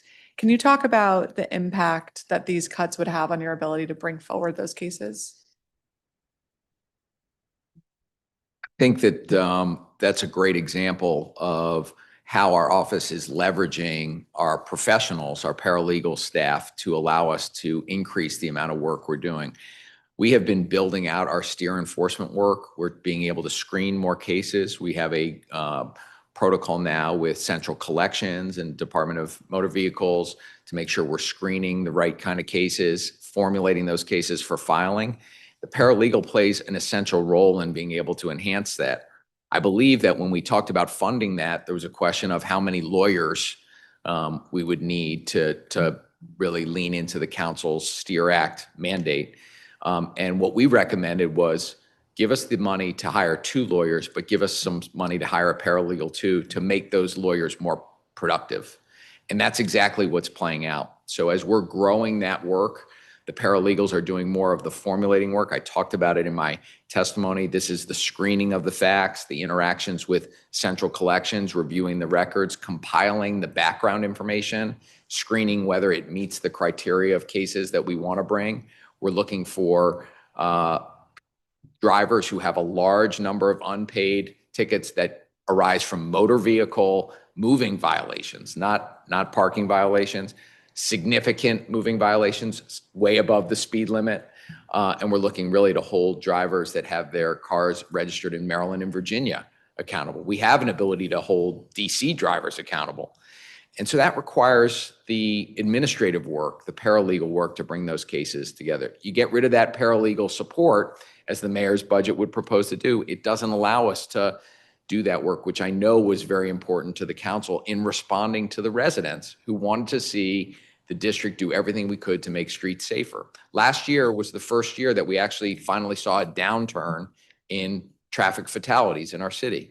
I'm not saying it's only because of the STEER Act enforcement, but the council should feel good about it. And the Office of Attorney General certainly feels like we're leaning into this and we're making a difference.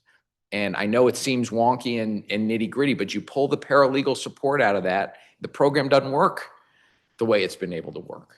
It's counterproductive as opposed to being cost saving. AJ, can I answer? Oh, please. To that? Yeah. So I appreciate the focus on the paralegals in our civil enforcement section in the Civil Litigation Division that help with STEER Act enforcement and other types of civil enforcement as well.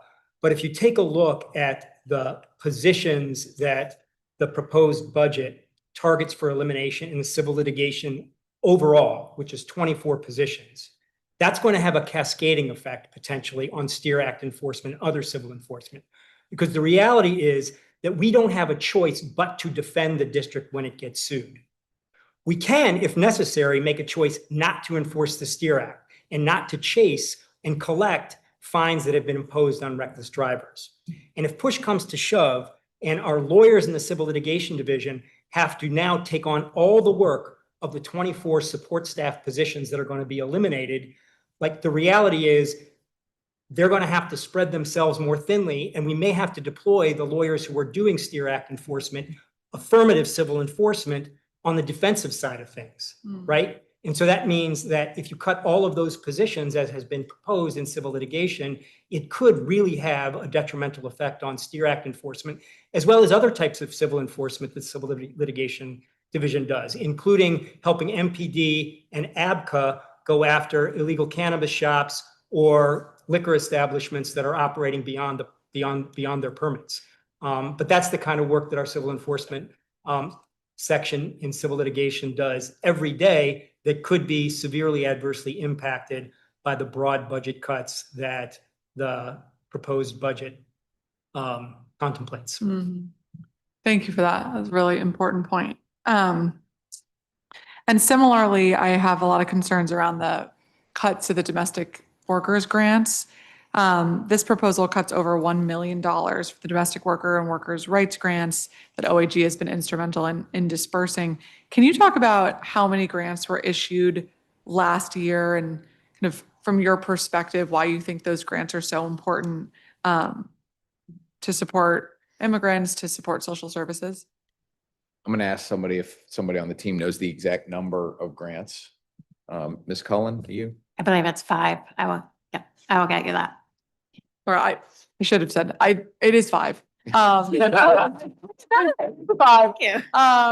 But that wasn't meant to be a gotcha question. I more just meant, if you could speak about the amounts of those grants and kind of the work that is important to be carried forward.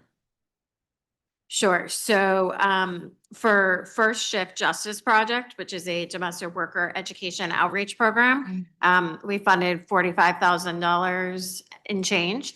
Hand in Hand, which does employer education and outreach, we funded at a little over $49,000.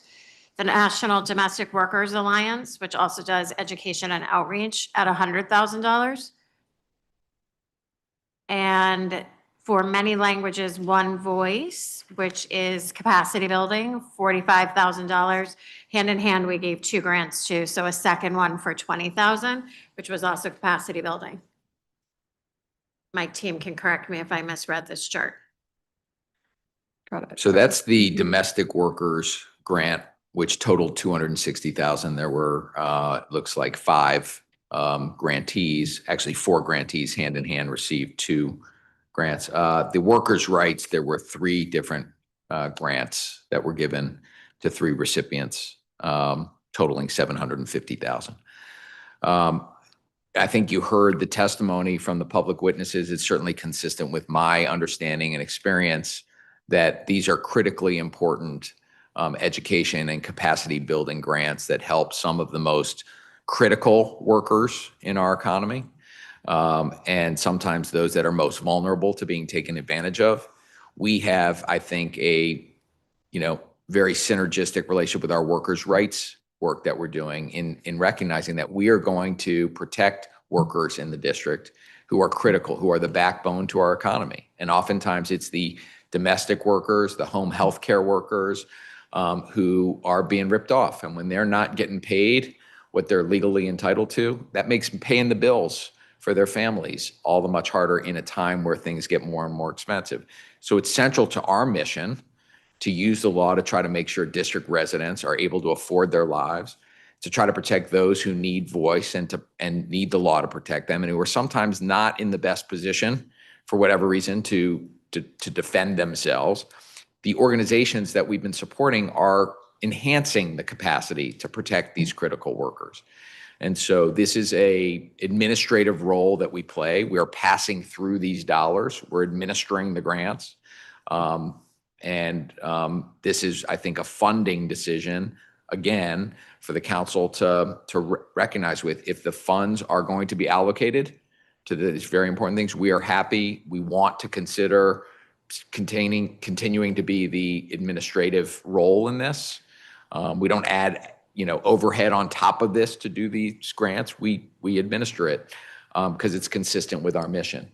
And I think you heard from the public witnesses that it's having an impact. Mm-hmm. Thank you. As we see trends for different types of violence come down across categories in our city, I'm very worried that we're not seeing those same trends for domestic violence, and we're seeing them, in fact, go up. And this proposal cuts the domestic violence and special victims section by 6 FTEs. Can you talk about the impact that would have on the DV work of OAG?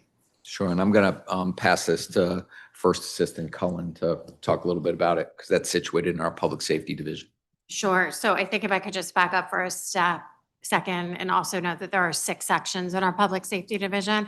So looking at the decisions that we're going to be faced with in the future in terms of whatever the council is or is not able to be restored, I could talk for a considerable amount of time for every single section as to what the deep impact would be. Specifically for domestic violence, at the moment, we currently have a vacancy that we have not filled for a few months. And that person handled partially a lot of our adult protective service cases. And so, for example, we get some 40 cases a month that are referred to us that we have had to have assistance in other sections handle. I think at any moment in time, the DV section is already incredibly small. And so when you have caseloads of 40 each at the moment, is what we're dealing with. Just think about the capacity that you have to handle these very complex situations where you need to be in touch with the victim on a regular basis, and you need to be preparing to support them in court, out of court, work through monitoring the stayaways, the compliance, filing for contempt. I think it's just something we have to be incredibly vigilant about, and to not have full capacity in that section would have a direct impact on some of the most vulnerable residents in the District of Columbia. Mm-hmm. Thank you. And thank you for mentioning the other sections in public safety. The AG talked about some of that in his testimony, but I'm tracking that is all very concerning too, and can't be sustained. What is the breakdown in the domestic violence caseload between OAG versus U.S. Attorney's Office?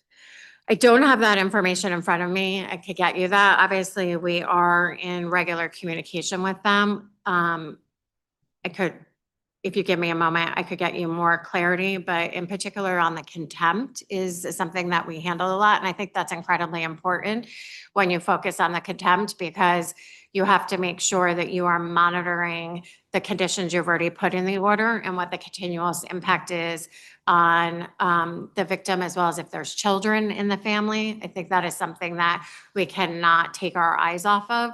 And so working in tandem with them, either in terms of the sentence that they're recommending, the charge that they're able to prove, and then the contempt that we're able to monitor, is incredibly important to ensuring safety. And that's a helpful example, but kind of zooming up even higher, like which cases go through the for DV in particular, go through the U.S. Attorney tract versus which types of cases does OAG handle? I am going to ask you for a moment on that and Okay, I sure. can give you. I was just saying, I don't Yeah. need the numbers of Yeah. cases, but just the kind of framework of So where it you, is. you could think about the fact that under our laws, given current where we are, we don't have the ability to prosecute a adult for a domestic violence felony. That would be the U.S. Attorney's Office prosecuting those cases. But we do the civil side of it, the protective orders. And then when there's a contempt of a protective order, because there's a civil order from a court in place that says, stay away, don't do certain things when those are violated, the lawyers in our office are then effectively prosecuting those contempt cases which are civil in nature. That's how, if you wanted to kind of think through how the legal work gets divided between the U.S. Attorney's Office and our office on DV cases. Thank you very much. Yeah. Just confirm, it is just the contempt side. USAO handles all other offenses, as the AG just mentioned. Got it. Okay, and so in just the contempt side, you're seeing 40 cases come in a month. No, sorry, the 40 cases a month is on the APS, but they also have an average. Adult. They also, yes, sir, and they also have an average caseload on the non-APS cases of 40 each. So they carry a regular caseload of 40, and then every month, 40 cases come in on the APS, which is also handled by that section that we have a vacancy in. Okay, and what are those cases, the APS cases? Those are the adult protective services when you think a senior citizen is a victim of abuse, and we support the social worker in filing a petition and intervening on behalf of that vulnerable adult. But that's all under the same section. Correct. DV and special. Correct. Got it. Okay, I want to give you a chance to share any feedback you have on any of the proposed BSA subtitles from the mayor, or any additional subtitles that you would like the committee to move. I confess that I'm not prepared to answer that question. Happy to chat with you after this hearing. Really been laser focused on the budget question. Are there any particular BSA questions that are on your mind? And I can make sure I'm ready to give you a better informed response.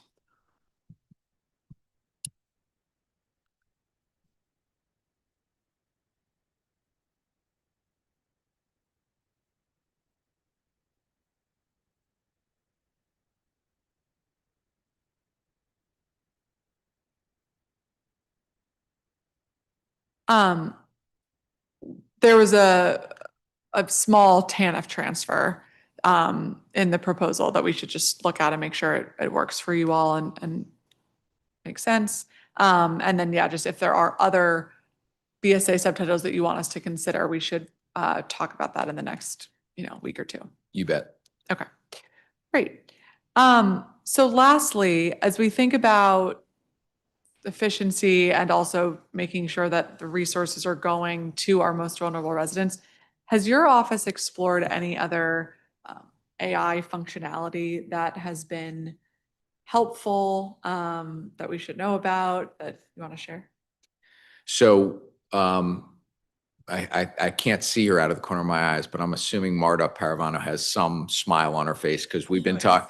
Yeah, because I have been talking regularly with my chief operating officer. We have now an office policy in place for the agency about generative AI.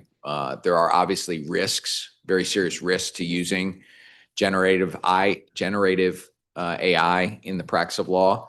But we are also looking for specific use cases to start exploring how we can drive efficiencies using AI within the construct of our office order. And my hope is that we will be able to talk with the council and with you about successes. The short headline on this is, over the long haul, I believe the use of AI in our office will be driving efficiencies. It is expensive at the front end. There's no free lunch. So if we were going to go and move certain functions into AI, there's a very substantial upfront cost associated with doing that. Over time, we may get to the place where the machines can do things that some humans are doing right now, but it's not the kind of thing that we could transfer right now and then, assuming we knew exactly what it would want and it would be free. We have to figure out what the right place to invest in and be able to make the case that the licensing fees, the subscription fees, what we pay for that, those seats that we would effectively have to license to use the AI will pay off. And so I know our head of technology, Thomas Harrelson, is here. He and I have been talking about this. I know Marta has got her team thinking hard about it, and we're moving in that direction. It's a difficult thing. I will also say that, you know, in the National Association of AGs, where we're meeting regularly, bipartisan group of AGs, there is a lot of knowledge and experience being generated in that community that we'll continue to lean on and try to learn from.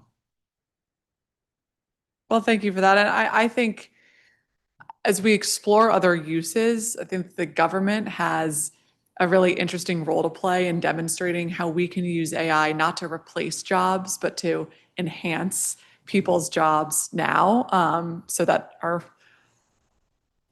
teams can still do what they do in serving the public, but that AI can help them do it better or more efficiently, as opposed to, you know, using AI to replace jobs. And I think if the government gets that right and can demonstrate how that can be so effective, we can set the right example. I agree with you. All right. Well, as always, I want to give you a chance if you have anything else you want to close with today. Well, look, I just want to say that as I started the conversation, I know that this is not an easy time. This is not an easy budget, but we still have a commitment, a shared commitment to the people we serve to deliver for them. And I think that I'm proud of the work that my office is doing to meet that moment. And we've talked about all the different challenges that come at the city. And it's not an either or proposition. It hasn't been an either or proposition for us at the Office of Attorney General. It's been a both and. Everything has come at us. We've gotten ready to meet the moment, and I'm proud of how we've done that. And I'm very appreciative of your leadership and the work that this committee has done. I appreciated your comments when the hearing opened up about recognizing that the council as a whole and your committee as a whole has been a partner in making sure that we have the resources to deliver. You have held us to task in performance oversight and budget to see where the money is going. I hope you found that our team is extremely responsive and transparent to the operational questions you and the committee ask. We are good stewards of the money. We are a good return on investment.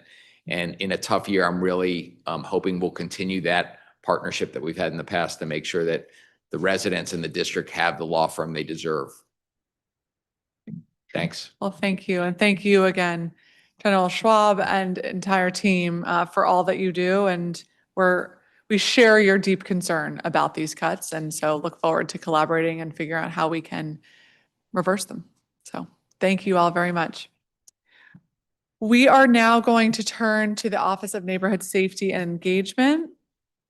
We have Director Quelly Sneed.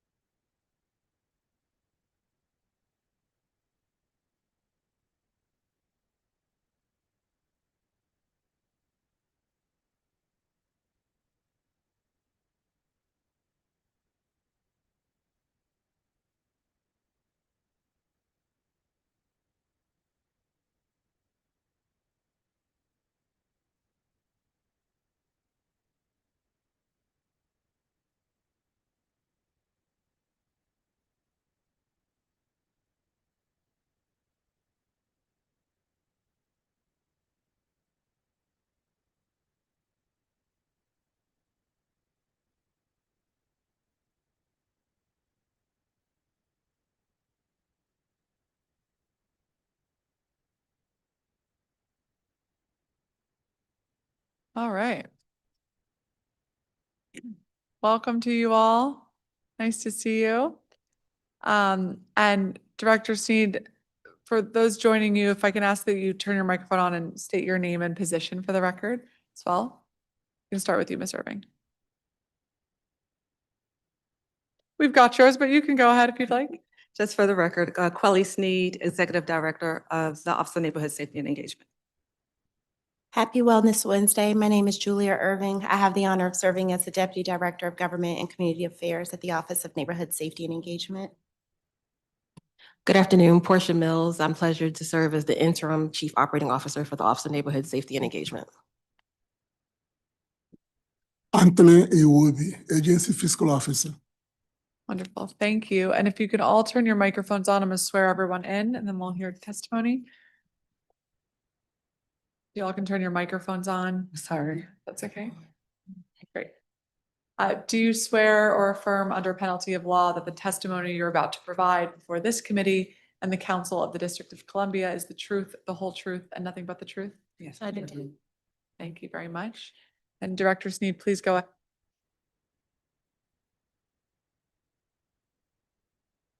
Good afternoon, Chairperson Pinto, members and staff of the Committee on the Judiciary and Public Safety. I am Quelly Sneed, and I have the privilege of serving as the Executive Director of the Office of Neighborhood Safety and Engagement, affectionately called ONSE. I am here today with our Interim Chief Operating Officer, Portia Mills, Agency Fiscal Officer, Anthony Iwobi, to discuss Mayor Muriel Bowser's proposed fiscal year 2027 budget and how our priorities reflect the realities of today's public safety landscape and the needs of district residents. I want to also thank members of my executive leadership team that are joining me today: Deputy Director Julia Irving, Strategic Planning and Performance Officer Heather McGowan, General Counsel John Cheek, and Resource Allocation Specialist Patricia Ross-King. Mayor Bowser's proposed FY27 budget, Grow DC, was formulated with three key considerations in mind: how to drive growth in our economy to fund the services and programs residents count on, how to keep families in DC and attract new residents, and how to create a business environment that draws new investment and creates new jobs. We are navigating a pivotal moment that demands a more deliberate approach to growth. The federal dollars that once expanded our program in unprecedented ways have now been exhausted, and federal workforce reductions have introduced new pressures on our economy and commercial corridors. That being said, it is important to be clear: DC is still growing. Revenues have slowed, but the city maintains a strong financial foundation on which we can build by making the kinds of strategic and targeted decisions that will allow DC to continue growing while delivering the high-quality services our residents depend on. The mission of ONSE is to build partnership and implement strategies that reduce gun-related violence in the district. ONSE fulfills this mission by coordinating the district's gun violence prevention and intervention initiatives using both public health and public safety tools, and by focusing on identifying and engaging with those likely to be involved in gun violence, providing them with an alternative to crime. The mayor proposes a FY27 ONSE budget of $20.1 million, which supports our core violence prevention portfolio and positions the agency to sustain results while responding to changing needs across the district. Specifically, the budget includes funding for 46 FTEs to support the work in our mission-critical programs and $12 million for our violence intervention grant programs, enabling continuity, performance management, and targeted expansion where data indicates the greatest need. The district, like cities nationwide, continues to grapple with gun violence as a public safety and public health challenge with significant economic costs, from emergency medical care, law enforcement response, criminal justice expenses, to lost productivity and long-term trauma. Violence prevention saves lives and dollars. Strategic evidence-based violence intervention yields positive results, particularly when resources are focused, where risk is highest, and services are integrated. We have seen the effects of sustained investment in community-based violence intervention. Violent crime and homicides have shown significant year-over-year declines. This year alone, homicides have decreased by 55% in the district. We are also experiencing nearly 34% reduction in gun violence year to date. These reductions reflect the value of outreach and engagement, trusted relationships, and coordinated community-level strategies. This year, we are focusing on our core services to ensure we are aligned with current realities and positioned for long-term impact. In FY27, we are concentrating on services for individuals at highest risk of violence and victimization. As I detailed during the performance oversight hearing in February, starting at the beginning of the year, ONSE implemented the Agreement for Success of the Office of Neighborhood Safety and Engagement. To align with the goals of the agreement, we adopted a group-based violence reduction strategy, a place-based and people-centered approach designed to reduce serious violence through consistent outreach, coordinated service delivery, and relentless engagement. Let me share a few highlights from the early implementation of the agreement for success of ONSE. Data analysis to support decision-making, resource allocation, and VI deployment.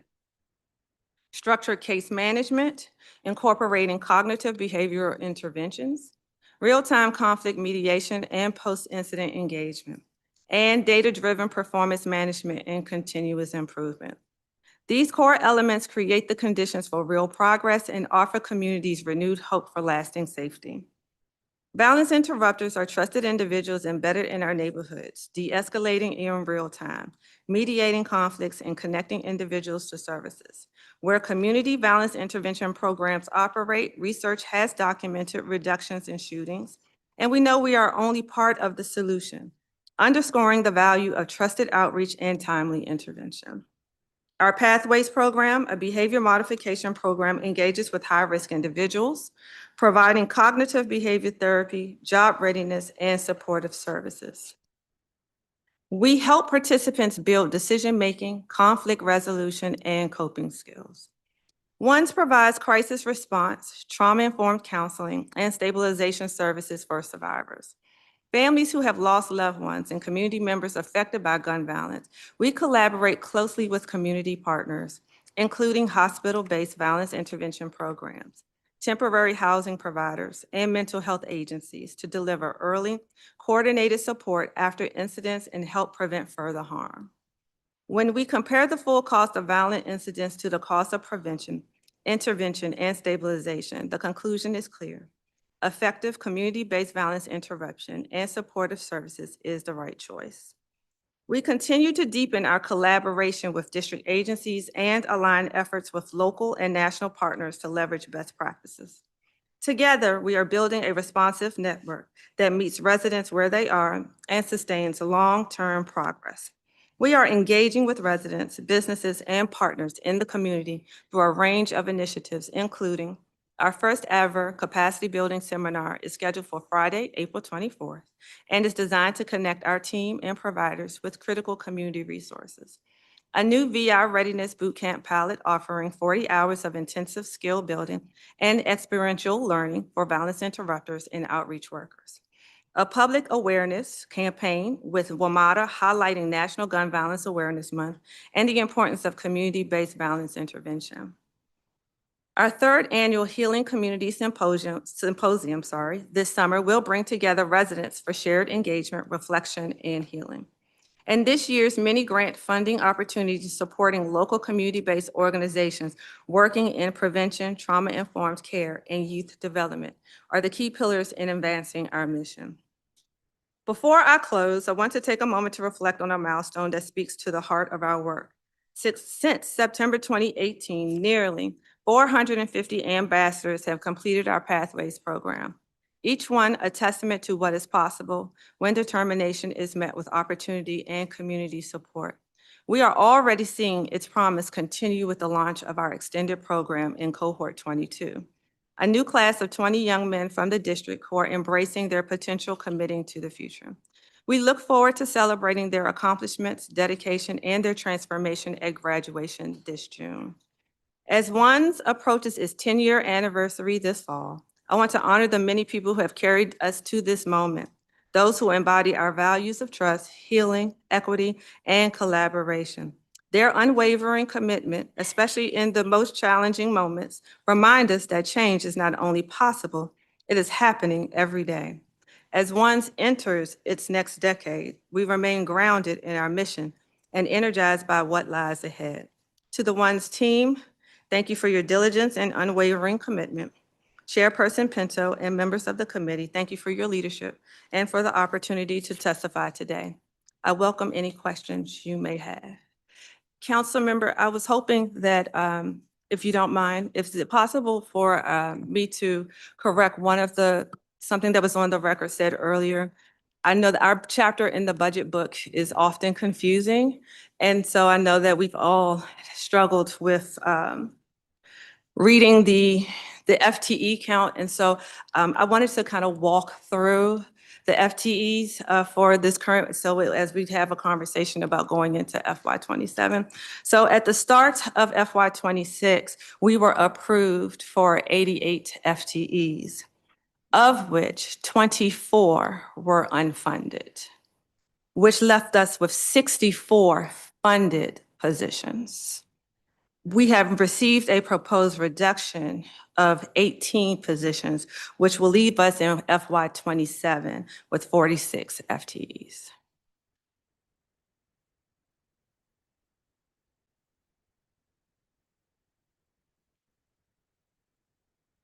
How can there have been 88 positions approved but not funded? What's the distinction between approval and funding? Thank you for the question. I will rely on our AFO, Tonya Will, to address. Good afternoon, Councilman Pinto.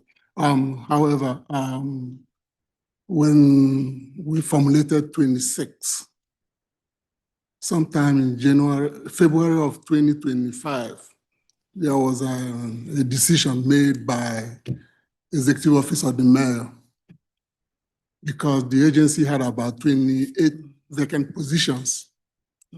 The decision was to take those vacancy savings and apply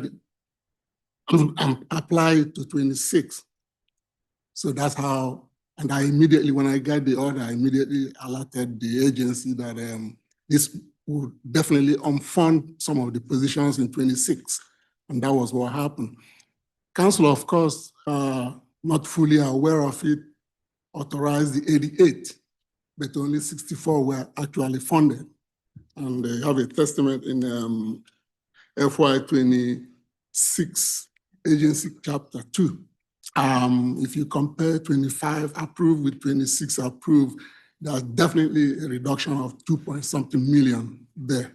That unfunded the 24 positions coming into 26.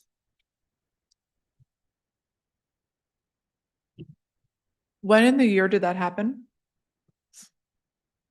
26. It happened last year. No, but when in FY25. the year? Excuse At me? what point in the year? During the markup, no, prior to the markup, it was when we were still with the mayor during formulation. Because my recollection is that when the budget went through the council last year, that we approved 88 positions. Yes, you did. All right, so that was passed in July of 25 to become effective October 1. So when in the year were those other 24 positions removed? It happened on, I believe, in March of 2025, when between performance hearing and the budget oversight hearing for 26, that was when the reduction was taken. I guess I'm still not following how the council could have approved 88 positions in July. But you're saying those positions were taken in March? The positions were not taken. The funding was taken. So you couldn't have seen it. I see. So when the decision came down to OCA4, we immediately, of course, most of those positions were vacant positions. So that could be the reason why the council didn't look at it thoroughly. So we thought we were funding positions that were never there to be funded. The positions were there. However, the executive made the decision to use some of the savings from the vacant positions to balance 26. Is that something that often happens in the budget? I can't speak to that. I can only speak to this particular incident. Had you ever seen that happen before? Not that I'm aware of. It sounds pretty unusual to me. In order to balance the budget, so it has to come from somewhere. So I can't speak to the executive decision. Well, I'm all understanding that it has to come from somewhere, but we wouldn't have approved funding for 88 positions if 24 of them were never intended to go there in the first place. Yes. Okay. Well, thank you for the honesty. Thank you. But that is something we've got to work very closely together on this budget to make sure that that does not happen again. Moving forward in 27, like the director spoke to a few minutes ago, there were some further reductions too. There were some further reductions. Yes, And in what, FTE count, what were how many FTE reductions were there? by approximately 18. Oh, that's for 27. Yes, Yeah, and 18 if you're going off of the 64 number, that's correct. right? But that's why I go back to, from our perspective, we funded 88 positions. And I have that number so stuck in my head because we pulled an all-nighter in order to reconstitute the budget of ONSE to ensure that those 88 positions were funded. So that no one mentioned to us, actually 24 of these positions have already been, whatever language you want to use, taken, removed, feels shocking. Nobody reached out to me from your office as to what really happened, but excuse me, the agency was aware of it. Okay. Well, I can speak to the direct deputy mayor about that, because she and the budget office and the mayor's team were very involved in all of those conversations. Then going into 27, we couldn't have requested for unfunded positions. So that's why you see 64. I see. Okay, so let's turn to 27 then. There's a proposed cut in the executive administration department. Can you talk about what impacts that would have? So the executive administration houses many of the, it's the response to audits, the committee requests in terms of brings functionality back in-house. Historically, a lot of these functions were outsourced in previous fiscal years. So we built the capacity within the house. So areas that fall under this from a personnel or from a programmatic perspective are your risk, your human resources, your administrative services, the budgeting and operations, compliance, your data programming. Those are, and I'm sorry, and your general counsel, your legal functions as well. And so the functions that have been brought in-house, would you be able to carry forward that work with these proposed cuts? So the reductions, they're not abolishing the functions. What it is forcing us to really look at and see where we have duplicative efforts and being able to streamline our processes and reduce them down. So these functions will still be in place. It's just scaling down of the responsibility of just ensuring that, one, it's being covered because, again, for the past 2 years, we have been building capacity, training to kind of streamline our processes. So the functions still remain. It's just now looking to see where we can scale down into some duplications of effort. So was that one of the areas that you would recommend to reduce? In terms of, as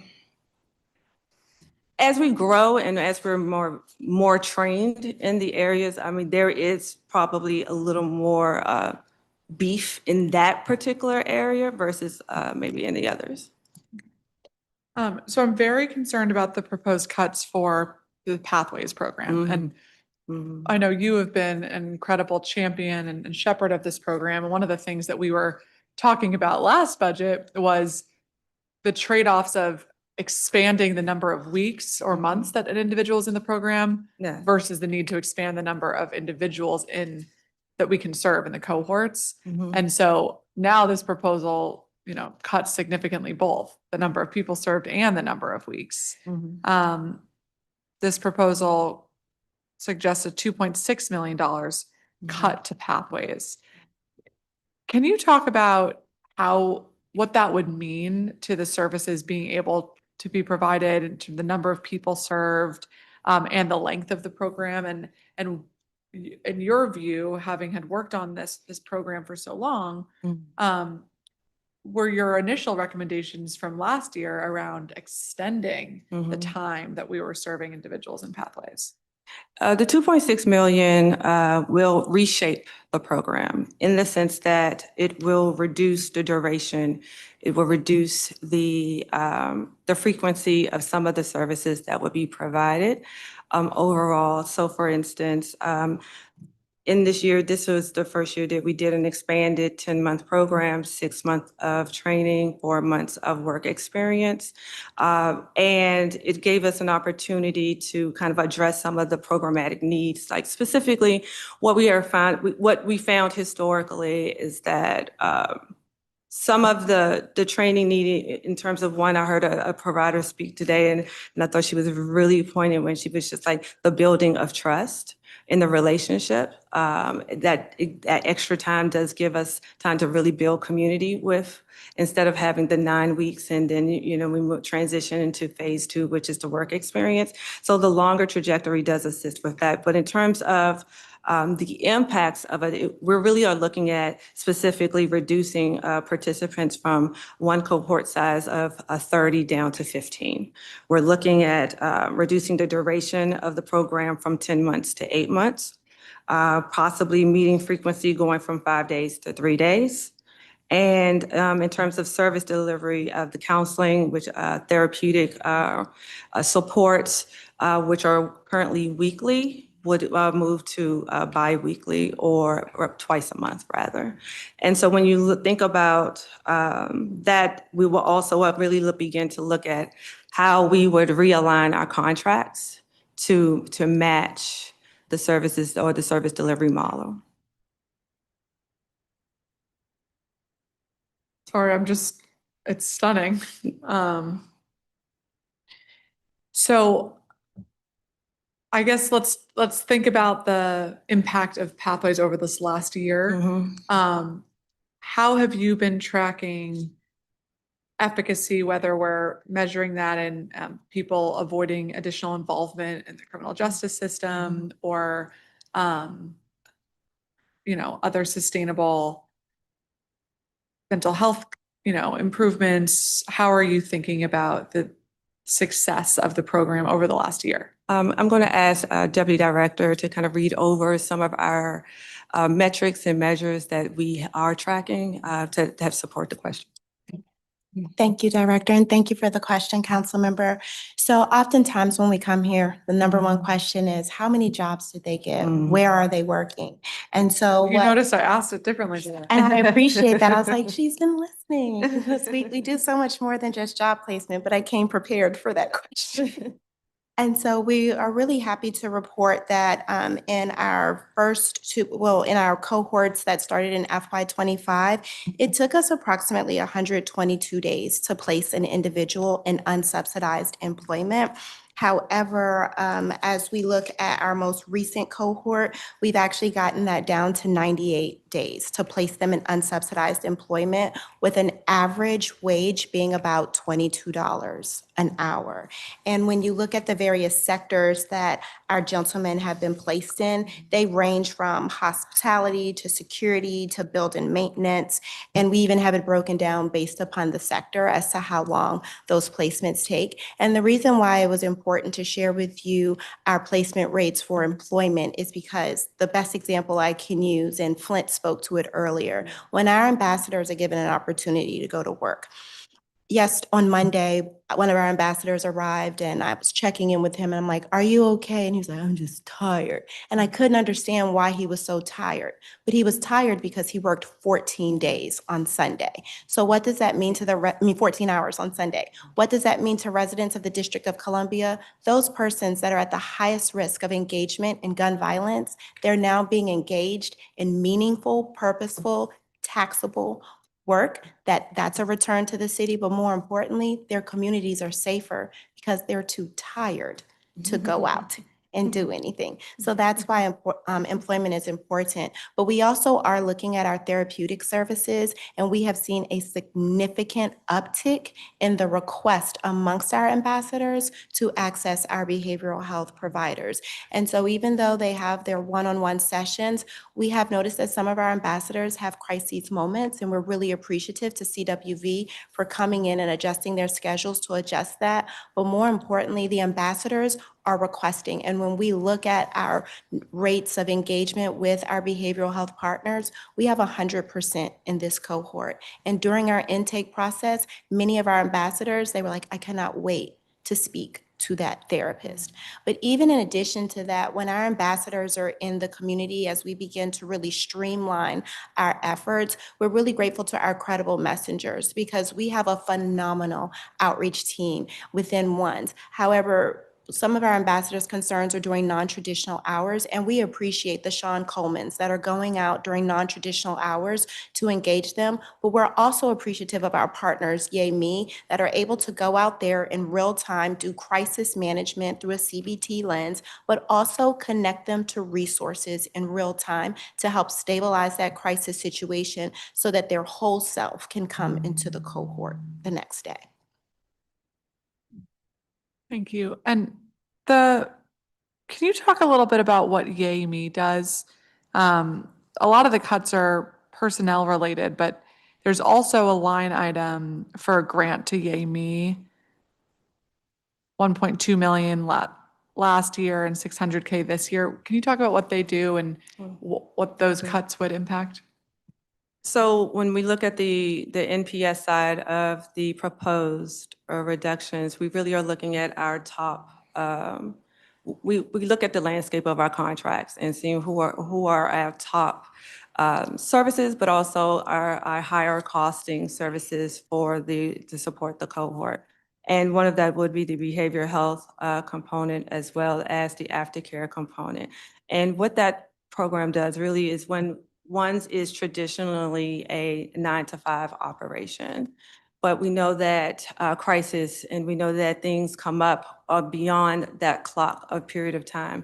And so what the aftercare component is if a crisis or if an ambassador is in need of support, we have a group of credible messengers that are there on call to respond in that respect to be of assistance. So you're not necessarily waiting for the office to open up. But I also want to say, even though we are traditionally 9-to-5, everyone traditionally works beyond those hours anyway.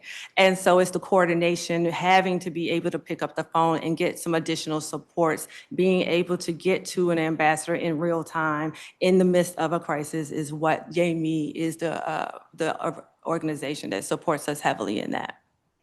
And they are a continuous figure in our day-to-day. They show presence. They're there to build relationship throughout the weeks of the cohort. But this budget does not include any additional funding. No, it's in terms of the funding for Yay Me. So no, what I'm saying is that it's a line item of the reduction. It will require us to look at all the contracts within the organization or within our organization to see what needs to be realigned and reconfigured to address. And if I may, council member, what we've learned as we begin to really evaluate pathways, we have this amazing village around our ambassadors. And when they successfully complete phase 3 and they begin to practice the CBT and they're going to work every day and life begins to happen and that village isn't meeting with them on a daily basis, that's when they need the support. And that's the role that Yay Me provides. They come in as that filler because historically we would run concurrent cohorts. And so the blessing is that Yay Me would be that partner, that ONSE is still there to support them, but Yay Me is doing that weekly check-in with that ambassador, helping them navigate their work environment, while our job coaches also help them navigate those work environments. Once you begin to work, your family structure and demands will change. Yay Me is there in real time to coach them through that because our team, we're beginning to bring in the next cohort and provide that wraparound love that they need. Thank you. So speaking of wraparound love, family and survivor support, I know a section very important to you. that you've done a lot of work on was zeroed out completely. So how would we fulfill the mission of ONSE of not just interrupting violence initially, but making sure that we're getting people on a sustainable path of peace and get them and their families the support they need, operate without the Family and Survivor Support Division? I think it would be helpful for us to kind of give the context of what FSS or Family Survivor Support, the work that they do. They are a very small but mighty team that really responds to real-time incidents as they occur in the community. Responsibility-wise, they are responsible for helping to navigate and being the connector to the family, to resources. They are also the coordinator of emergency housing, temporary housing. They are the coordination of trauma-informed care services, grief support for the continuum of the family, from the mother, the father, the siblings, to even sometimes the extended members that are in the household as well. They also are the coordination with wraparound services when the HVIPs that have a client that are now being returned home, and they are the continuum to keep that continuum of those services going. They also coordinate with MPD. And crime victim services. They help families navigate services, connecting to resources that may not necessarily be they are available, but we know that sometimes it's often hard to navigate the landscape of where services are and how to connect to them. Today, we had a lot of families present that were here to testify about how well the services have been helpful to them, especially in a most difficult time when you have lost someone or you have your loved one is in the hospital fighting for his or her life. And so with that, the responsibilities, if proposed goes through, the responsibilities could be reviewed in terms of, okay, where across the continuum of the government do a lot of these services fit? So for instance, we would definitely look in-house to determine what can be absorbed by the violence intervention grant. We would also have to create a process because again, all of this is centralized in one unit. And so now the disbursement of the unit will require us to build connections, will require us to build a procedure and process to connect to other agencies and services. What I will say will be lost, and I think in the testimony, is that this team has an ability to connect with families in ways in times of grief that is unmatched, unmeasured. Their skill, I definitely want to make sure I represent the workers of this small but mighty team, but their skill to connect in the most hardest time that I have seen in terms of their care. Again, non-traditional hours of work, very responsive to families, any around the clock.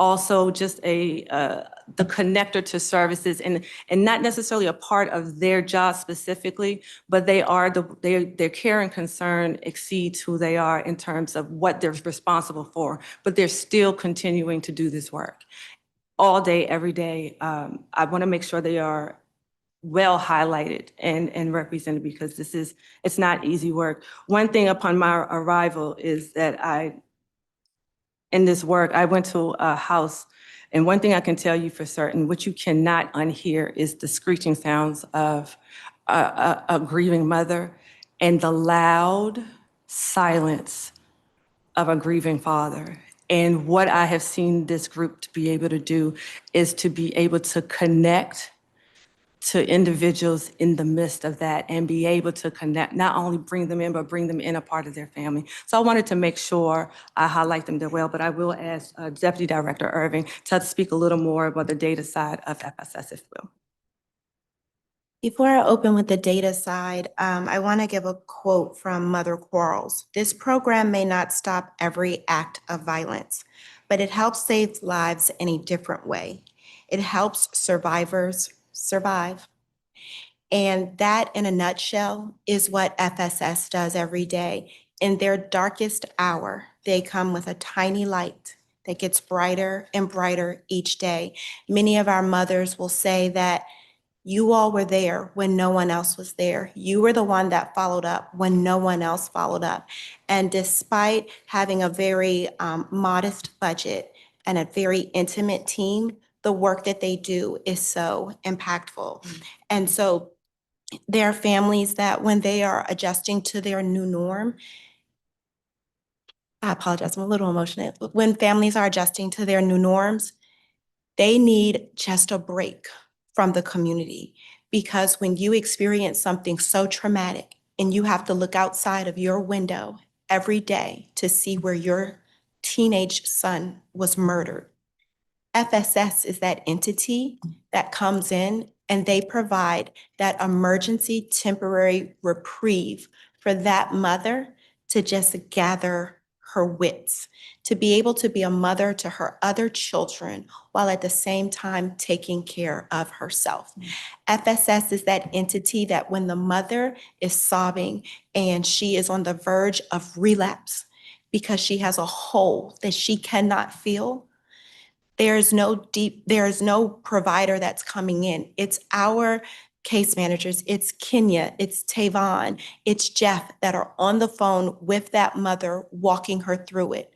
When that mother's family members are in the background and they are frustrated and the streets are telling them that so-and-so has done something, it is the intuition of our FSS case managers to ask the mother, may I speak with that individual to de-escalate an incident of violence?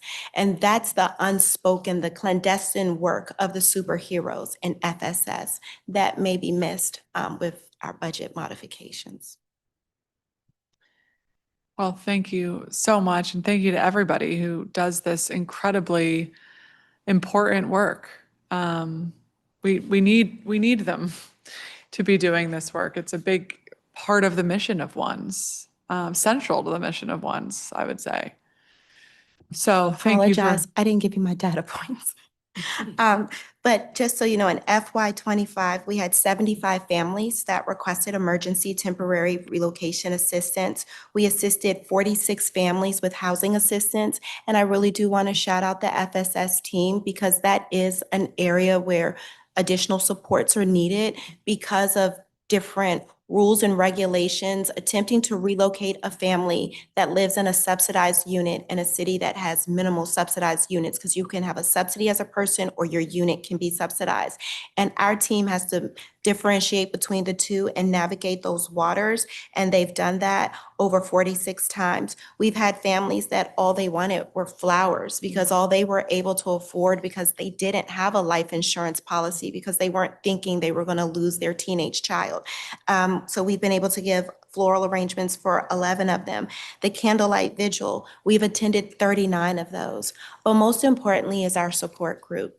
When we first started, we might have had 6 families that attended our support group. We now average 23 individuals that consistently come to our support group. And what you see in that space is not just mothers and fathers and siblings coming together to grieve. You see women, you see men, you see residents of the District of Columbia offering support to one another because they've been there. They are mobilizing themselves to advocate for their essential needs. But more than anything else, you just find a place where the hole that was in their heart for those 2 hours is filled with all of this love from people that are in a unique position to only be able to understand what they're going through. Thank you. And thank you so much again for that work to everyone who's involved in it. In terms of the violence interruption work, I see a drastic cut of 17 FTEs.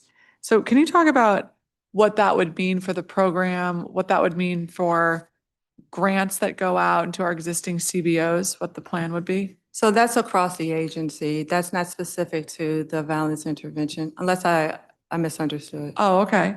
So what's the proposed cuts for violence interruption? So violence intervention really has a very modest and minimal impact in terms of its any proposed reductions. Overall, it has a modest $279,000 proposed reduction. That could be the equivalent of, say, 2 positions. Overall, for the funding of the grants, it appears that we have been maintained at a $12 million mark for grants. So I think in the budget chapters, it talks about a 17 FTE reduction specifically in VI. I'm sorry. Historically, I have found the budget book to be somewhat confusing and troubling. And so I can say that based off of our math and our analysis and working closely with the AFO, those 17 positions are across the agency. Okay. But in terms of your question, in terms of violence intervention, it's a modest reduction. But for the grants and subsidies piece, which is also going into the community-based organ, it has been maintained at 12.8. It has been what? Maintained at $12.8 million. 12.8 million. Okay, so how many CBOs are currently receiving grants for If I'm VI? not mistaken, I believe it's seven at this time. 7? Yes. Okay, and can you just briefly walk through each of those grantees and how much they're getting? So remember, upon the legislation, the mandate, we were officially able to bring Cure the Streets over into the violence intervention portfolio for ONSE. With that, we have a total of 1, 2, 3. We have 7 ONSE grantees and 2 Cure the Streets grantees. Thank you.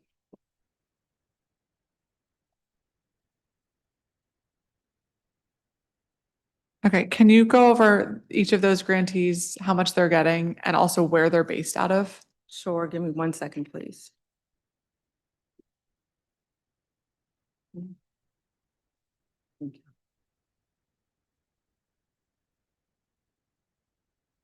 So we have 2 grantees, NARC and Father Factor for Cure the Streets. We have a total of 7 grantees for, And sorry, Director, as you go through them, can you say where they're based out of, like where they're working? okay, let me use the other document. Thank you. So currently in Ward 1, we have NARC, that is on the ONSE violence intervention portfolio. They've received $359,000, a little over $359,000. If you want exact, I can provide that to you at the end of the day, but I'm just giving you the rounded up. Okay. East of the River Clergy, Police, Community, and Partnership.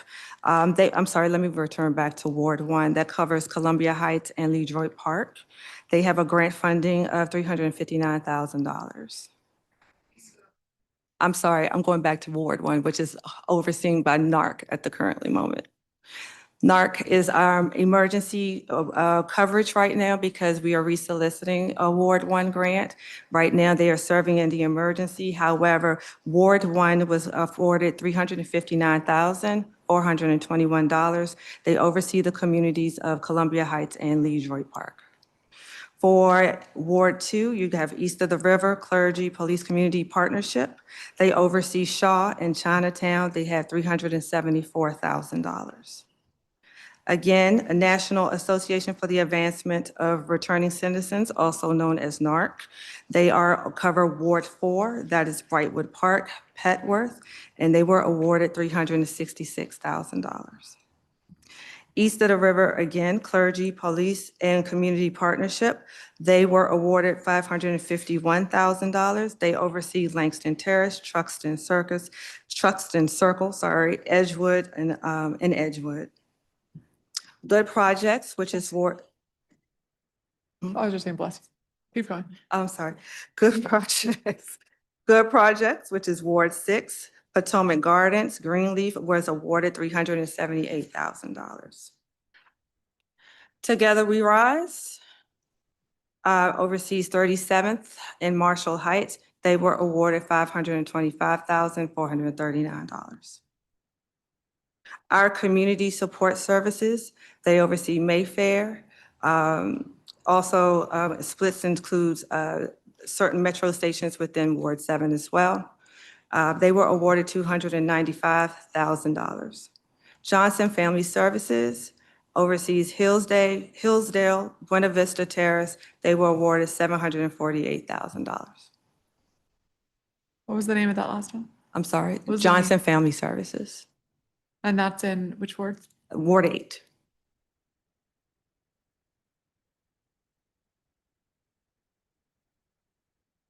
For our Cure the Streets side of the house. Okay. NARC, Trinidad, for the year. I think it's important too that I want to make the distinction for the wards that I just went over, that is a 9-month allocation. Because if you recall, we did not resolicit the grant to start until January. Okay, so now for the NARC, that was upon the 10/1 start date and started at the beginning of the fiscal year. And so NARC oversees Trinidad, $749,000. NARC also oversees Trenton Park, $749,000. NARC oversees Congress Heights at $749,000.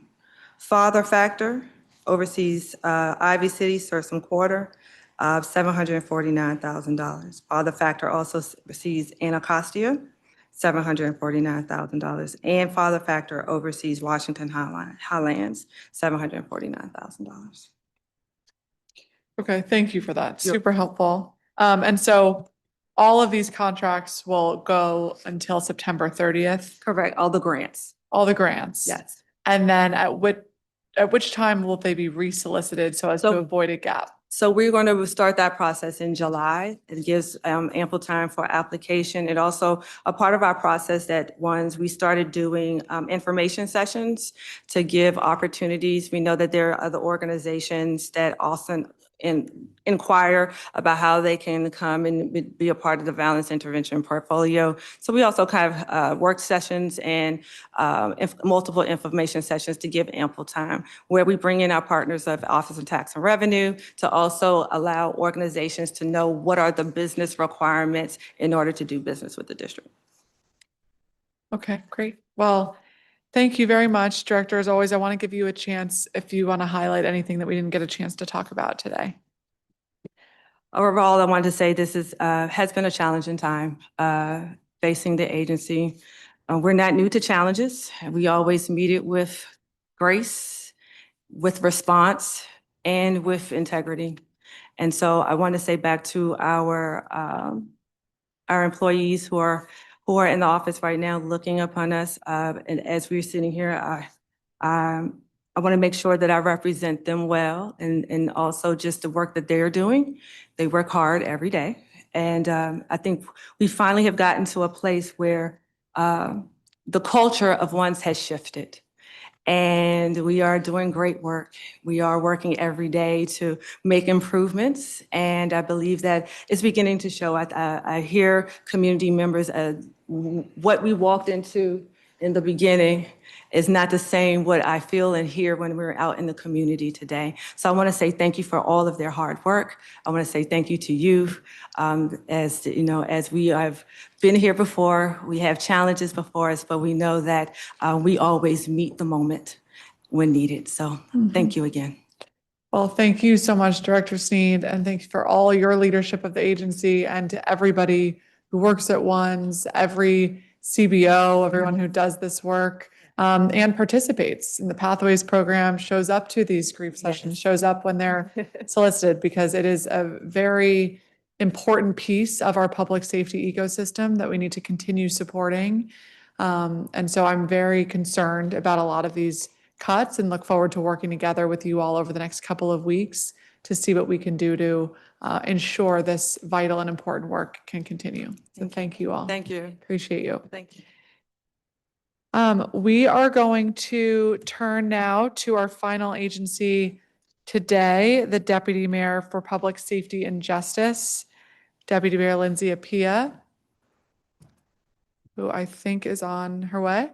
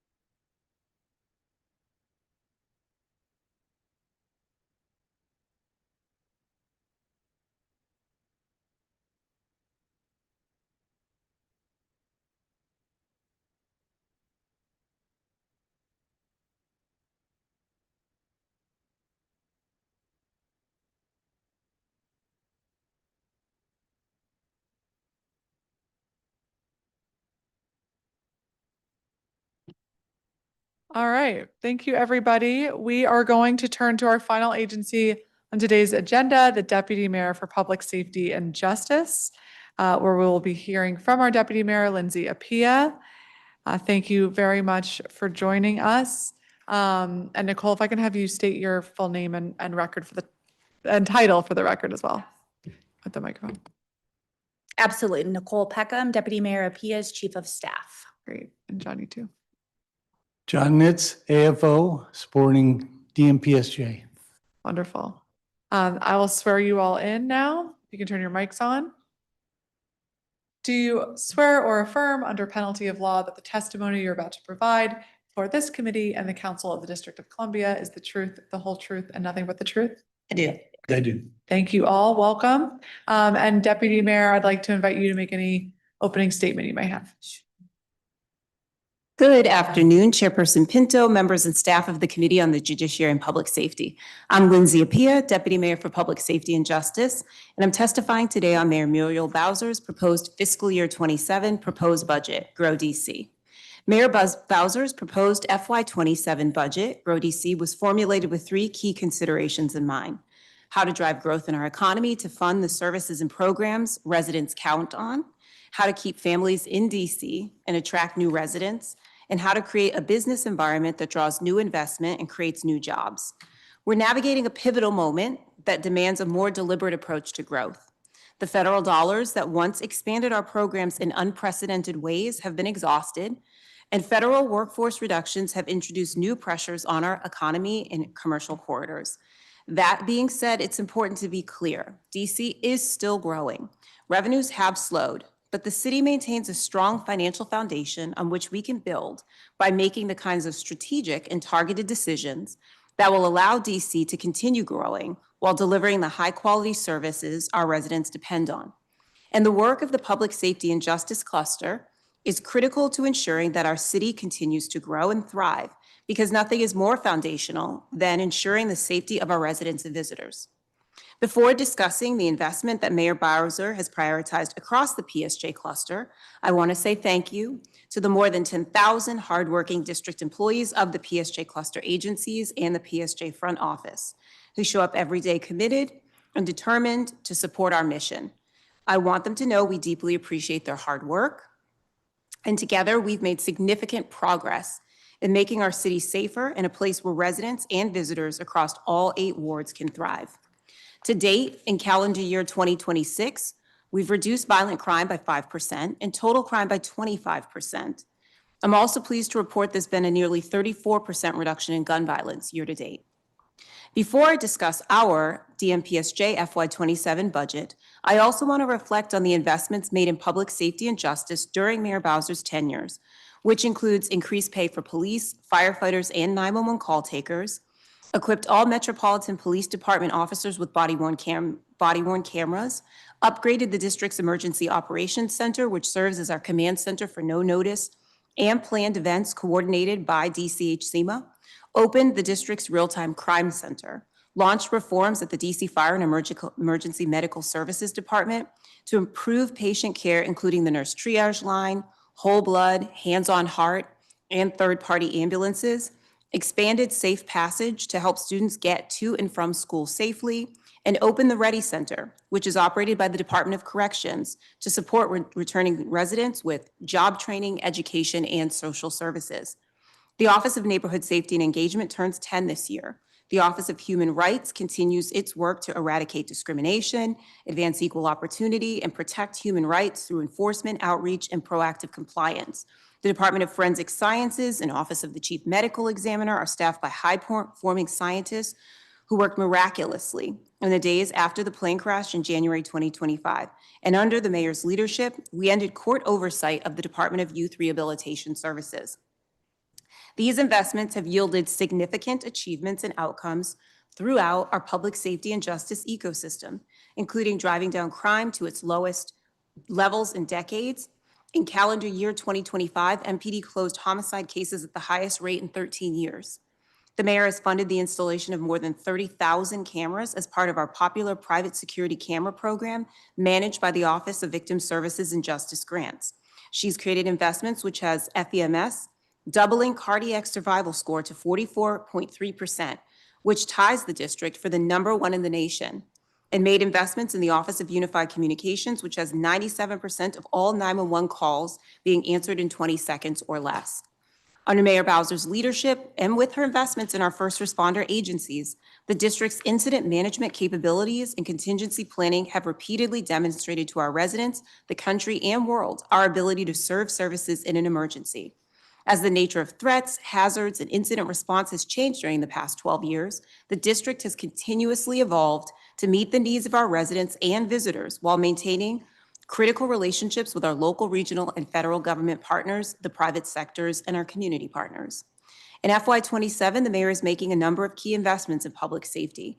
These investments include $350 million over 6 years to keep our fire trucks and ambulances modern and functional, $46 million to improve youth rehabilitation facilities, including new housing units at the Department of Rehabilitation Services to expand capacity, $27 million to build a new fire station as part of the RFK campus redevelopment, and $75 million to support a public-private partnership to build a new DC jail. I'll now turn to my office, the Office of the Deputy Mayor for Public Safety and Justice, provides oversight of the 12 district agencies and DC National Guard to ensure they're efficiently and effectively meeting their core critical agency missions and functions, working together across our government to advance public safety and justice priorities, and coordinating with our local, regional, and federal partners to enhance the safety of our city. DMPSJ provides operational and strategic support to agencies within our cluster and across government to reduce crime and increase safety, Mayor Bowser's #1 priority. We're currently offering strategic and operational support through day-to-day management of the Safe Commercial Corridors Grant Program, Safe Passages, Safe Blocks, the Safe and Secure DC Nonprofit Fund, Youth Response Team, Multi-Agency Nightlife Task Force, Multi-Agency Public Safety Task Force, Resource Pop-Ups, Peace Walks, and more. The mayor's proposed FY27 budget for DMPSJ is $12.5 million, which includes 27 FTEs. A significant portion of DMPSJ's proposed FY27 budget is funding for the Safe Passages, Safe Blocks program. Safe Passage is designed to ensure that students travel to and from school safely. A lack of safety increases absenteeism and impacts a student's overall learning. Fiscal year 26 was DMPSJ's third year of operational management of the Safe Passage, Safe Blocks program. My team coordinates and manages the program, including the evaluation of its effectiveness, measuring outcomes, and implementing the new training requirements in the Safe Passage Training and School Engagement Amendment Act of 2025. Through distribution of 4 community grants in FY26, more than 200 Safe Passage ambassadors currently serve in 12 priority areas covering approximately 122 predetermined routes. DMPSJ utilizes daily calls with law enforcement to address incidents in real time, and unusual incidents are reported within 24 hours. This past year, we again deployed Safe Passage ambassadors to key posts during summer school, 2025, winter break, and spring break. As of April 20th, the Safe Passage ambassadors reported 587 unusual incidents this school year, helping DMPSJ improve safety as our students commute to and from school. We also held monthly meetings with school leadership to provide updates on the program. I also want to highlight during spring break 2026, 2 Safe Passage community-based organizations hosted student programming. You can read more about them in the written testimony. As Mayor Bowser shared during her presentation to council, there were several tough programmatic choices made to balance the FY27 budget. For PSJ, the focus had to be on protecting and preserving core public safety and justice services in an extremely difficult budget. Our largest and most critical asset is our people, and continued lowered staffing complements meant the need to prioritize additional funds for sustained elevated overtime costs. To support some of those costs with funds within the cluster, we were not able to identify continued funding in the proposed FY27 budget for the Safe Commercial Corridors Grant Program or the Safe and Secure DC Nonprofit Fund. Both of these programs have been deeply impactful in helping us to increase safety in our city, and we appreciate the partnership we have with our grantees. Before I close, I want to acknowledge the directors of the Public Safety and Justice Cluster. The team Mayor Bowser has assembled, and I have had the honor to lead, are the best of the best in their respective fields. They are committed to collaboration inside our cluster and amongst their agency peers. which brought us to one of the strongest years in public safety and justice. I'm deeply grateful to them for their leadership, commitment, and deep care for their teams and for the residents and visitors of the district. And I would be remiss to not say thank you to you, Chairperson Pinto, for your partnership and collaboration over the past 3 years, 3.5 years that we have worked together. It has been deeply impactful and made a significant difference in the safety of our city. And so I want to take an opportunity to say that. Thank you for your time. I'll answer any questions you may have. Great. Well, thank you so much, Deputy Mayor. And as I'm sure you can imagine, this will not be our last time at a hearing together this year. But I never miss an opportunity to say thank you, though. Yes. No, of course. And I will echo my gratitude to you and your entire team and everybody who works in the DMPSJ cluster. It's really amazing thinking about how much progress there has been in public safety since you became the deputy mayor, and I hope that's something you're very proud of. And it is something that, as I look at this budget, want to make sure that we continue the investments on interventions that have been most effective. And so there's a number of areas of concern I have with the budget, but let me start with some of the grants that we've worked very closely together on standing up and starting. And, I'm worried about their proposed cuts. So first, the Safe and Secure Nonprofit Grants funding. We had a one-time enhancement of $750,000 last year. What's the status of those funds? And am I correct in that there's no money allocated for these grants for next year? That's correct. So the status of the funds for this year is we actually have distributed $866,656. The reason for that is that there was the original $746,656 that was granted at the start of the fiscal year. After the events, there have been a number of events this year that have happened that we know have been troubling. The preschool in Michigan, where we saw a security incident at one of the Jewish institutions there, and others that caused the mayor to feel that it was important at that time to add additional funds to our grantees. So I think it was just this month or earlier this month, we gave the grantees an opportunity to get an additional $10,000 to support kind of emergency security operations. And so kind of found it within the cluster and in the budget to add an additional $120,000, because I think essentially all of the grantees took us up on that additional monies. And so that brought us to $866,656. So in terms of next year, I mean, you follow these trends closely and of course want all of our institutions to be safe. I mean, what would the backup plan be if these grants were not available? I mean, so let me start with this, that from the beginning when we had discussions, like the goal is to maintain everything, right? But the reality is this in PSJ, that our overtime costs are high, and that every kind of decision was a trade-off this year.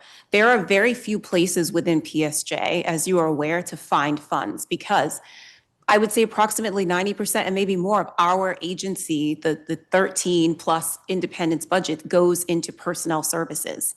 So when we're looking for any money within the cluster in order to support not only increased overtime costs, we have increases at DYRS where we had to find money for additional placements, because to get a waiting placement down, right, like we had to find additional money. At DC jail, our population increased, right? And so costs for things like medical care and education and all of these also are going up. We had this discussion, I think, in one of the previous hearings that, as you know, there's very few spaces within PSJ where we can in any way self-correct. We are one of the drivers of overtime, which is something we've discussed, and our top agencies, OCFO was clear. We have to add additional overtime money into the budgets. So when you look across the PSJ agencies' overtime budgets, there's been significant increases in what was put in the FY27 budget. Well, again, there's very few places within our cluster where we're finding those funds. So where we could find some to offset really became in the grants. I said in here before, Access to Justice is one of those grants, and all of the programs at the OVSJG, like every program is important. The Safe Commercial Corridors and Safe and Secure. These are some of the only NPS dollars that could be located that could anyway support the cluster, because to fund all of those overtime increases then comes from other parts from other clusters, right? Like, and from the budget as a whole. So I say that because the plan is that we want to continue to work with council. We would love to, there are many ways we arrive at the budget. We always want to work with OCFO to see if there's additional funds that can be freed for these type of purposes. And then we'll work with MPD and with our organizations to make sure that they're safe. But that's really the reality, is that like every choice has been difficult. But if we in PSJ could not find anything to support some of these personnel costs, then we're taking, of course, from other clusters as well, which we had to, quite frankly, in order to get to those increased. And it really is primarily the increases in overtime that are driving the need for additions into PSJ. Okay, so let's talk about the overtime a little bit then. Are there any other avenues that you've explored for other funding from the federal government or elsewhere that can help assist in offsetting some of those overtime demands? Yeah, so I mean, I have very regular interaction with the White House and Congress, and of course, Chief of Staff for the Mayor Tomas Tamonte has near daily or regular contact as well. We have gone back to the federal government to ask them for additional funds. A large place where we get those is EPSF. And if you look at our original allocation, it was 30 million that went to 50 million. It is now at 90 million in EPSF funding for this year. And that's through an ask that was made of this, I think it was originally 50 million they'd gotten to. We're like, this just will not cover. And so we're asking for 100 million. And we made that ask. That was based upon, usually we only get those type of funds in an inauguration year. And so, for instance, last year, I think the original allocation was 30. They got us to 50 in EPSF and then added 50 for inauguration. But usually the budget proposal that Congress makes for that is about 30 million. So we've really swung the budget pretty high by stating that DC, that we recognize that part of a large part of our responsibility is to safeguard the federal city. And there's a lot of activity that goes into that. There's America 250. There's when there's global instability, there was a lot that is asked of the district. So there was an acknowledgement of that. And we continue to have those conversations to see if there are additional funds we can secure. But most of that 90 million goes towards overtime at MPD, Fire EMS, and then a little bit goes towards some, like the other agencies that support some of these activities. But it's really, that's the driver. But because of the success in getting that fund to be raised so much, have we seen a correlating offset of our local overtime dollars? Yes, in the sense that we don't have to add those additional find the additional $50 million within the local budget. But the reality is that in some respects, we've been underfunded for a long time in EPSF, and the district has had to kind of eat some of those costs. And so we're like, we need to right size that. I think the other issue that's happened over the past several years is that while our staffing numbers still remain across the PSJ agencies, which are large by number within kind of the district portfolio, but it's with purpose that we run the most 24/7 operations in the government, Department of Corrections, DYRS, MPD, Fire EMS, OUC, right? Like all of these are 24/7 operations.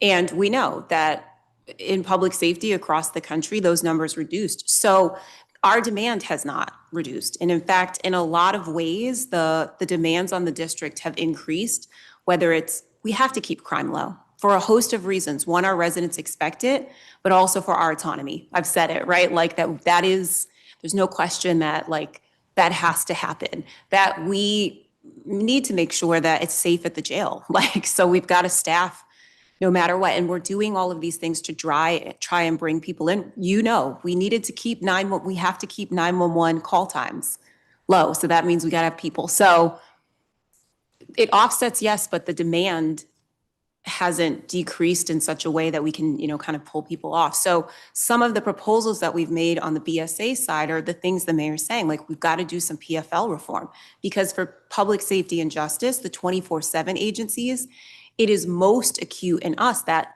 we cannot get scheduling regularity with so many different leave programs where people are using intermittent leave and this. So we're using overtime a lot to kind of make sure that we're meeting complements as well. Yeah. So I know this is going to be a little challenging because it's calculated differently for each agency, but for the agencies that are eligible for EPSF funding, how much overtime have we had in this fiscal year? So I don't know that John, do you know how much we've pulled off of the EPSF? Because we do track it on an ongoing basis, but I'm not sure that we have the breakdown. Or maybe we could talk about it for for MPD. Yeah, I can, how much overtime has MPD done? I have the number as of yesterday. I think it was approximately 42 million, but we can get the number for that. And that is in the first half of the fiscal year. I would note that the second half of our fiscal year is the most active half of our fiscal year. It is the summer. We will have all of the America 250 events. We have a lot of large scale other events. So where we are at nearly, $42 million already for the Metropolitan Police Department, we're about to hit, and that's just kind of all overtime, not EPSF specific, but we're about to hit the period where you will see that for them, for fire EMS, for DHS, DPW, all the agencies significantly increase. Right.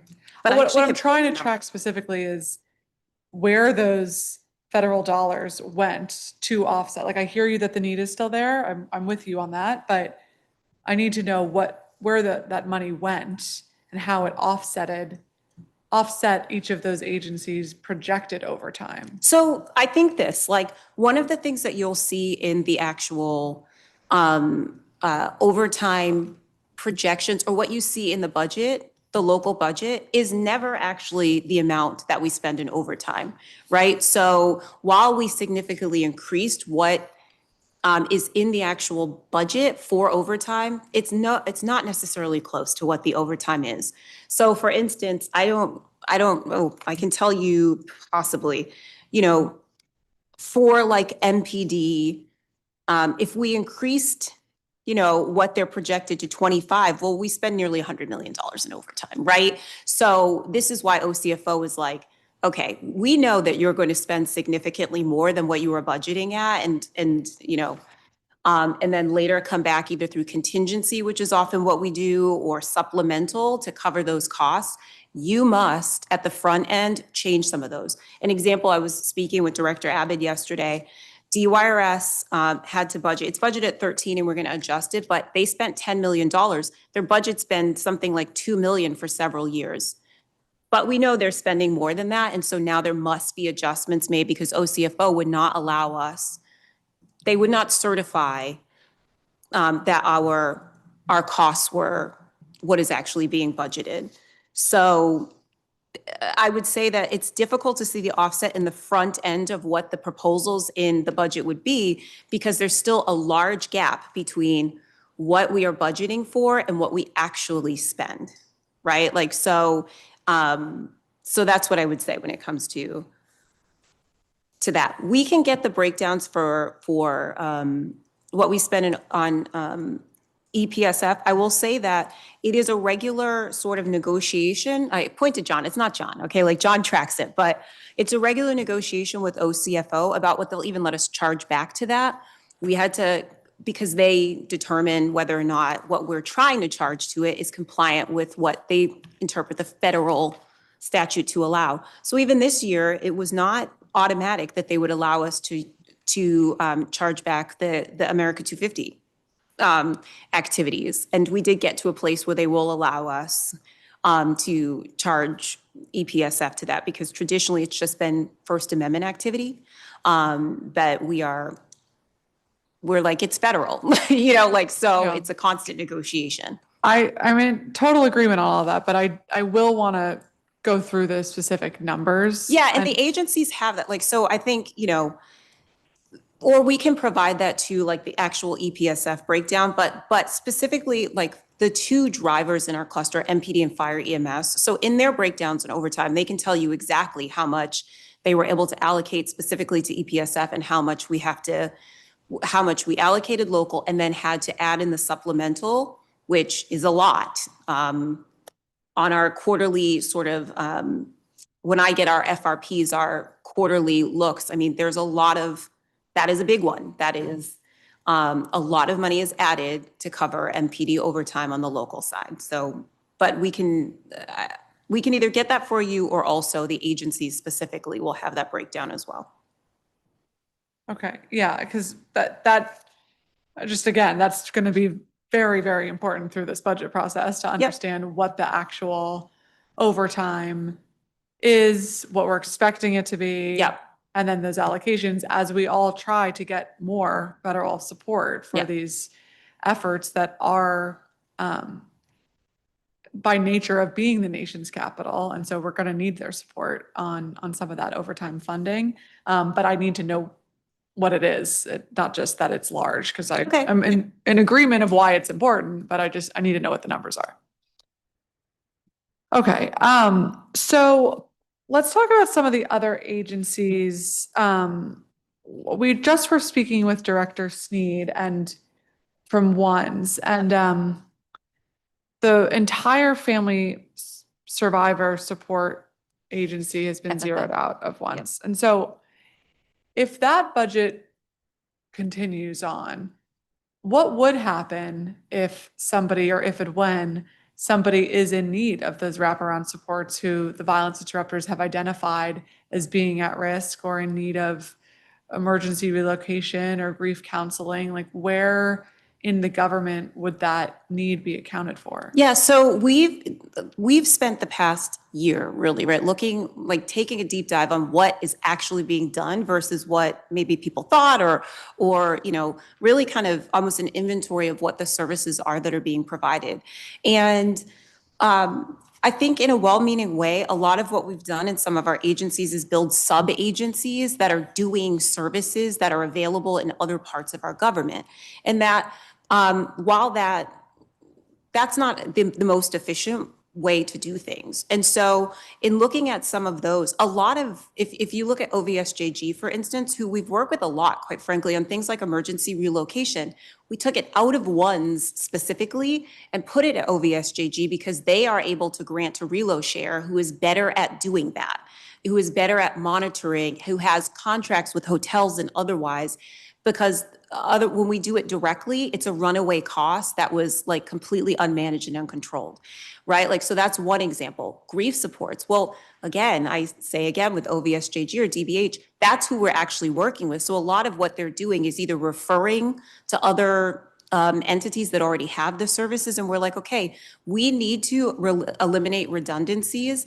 And the question becomes, well, and I think you raised this question at some point, is some of that work or things that we really think the organization should do, right? Like the actual violence interruption organizations themselves, some of it, right? And then some of it is available in other agencies. So it's incumbent upon ONSE, right? Like to make the appropriate referrals, and that they do somewhat, and then they do some things.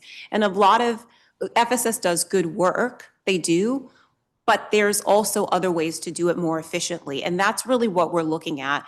That this is the truism across ONSE, is that the ones we are focused on reducing shooting, we really work to try and be faithful to that the goal is reducing shooting. So even if this is a good thing, is there a way for us to utilize services that exist both within the cluster and the government generally? We have grief support. I can use last week's terrible homicide of the two children, right? That while ONSE is doing some of the work, there was also outreach for DBH to provide support because they work a lot in the grief space. So you have kind of these duplicative, and oftentimes OVSJG is like, well, we do all victim services and are funding trauma and grief support through WENT, through these other entities, but the agencies aren't accessing that because they have their own kind of thing they're doing. And what we're saying is, let's make sure that we are utilizing the services that we are funding and not duplicating or triplicating some of what we're funding, because we have to be as wise and as disciplined as possible in how we're using our funds. What is going on with safe passage funding? Yeah, so that was kept about as flat as we could. So the budget this year for for fiscal year 26 was 9.8. It's 9.1 in 2027. And I think we looked at kind of, my office, like what can we strip all the way down? And like make sure that we're still able to maintain services. And that 9.1 is about like allows us to maintain about the same level of support without really losing too much coverage. And that was really what the goal was, is how do we make sure that we maintain as much coverage as possible? And so, like I said, like when we were looking at maintaining some grant funding, right, like, and not taking it all out of PSJ, that was really where we're like, let's make sure that we're continuing to invest there. So it's 9,137,322 for safe passage. Okay, and what about for years beyond FY27 for safe passage? Safe passage is, I think it's done, it's like done as a yearly, and each year it's been restored. Let me look here to see if we've done out.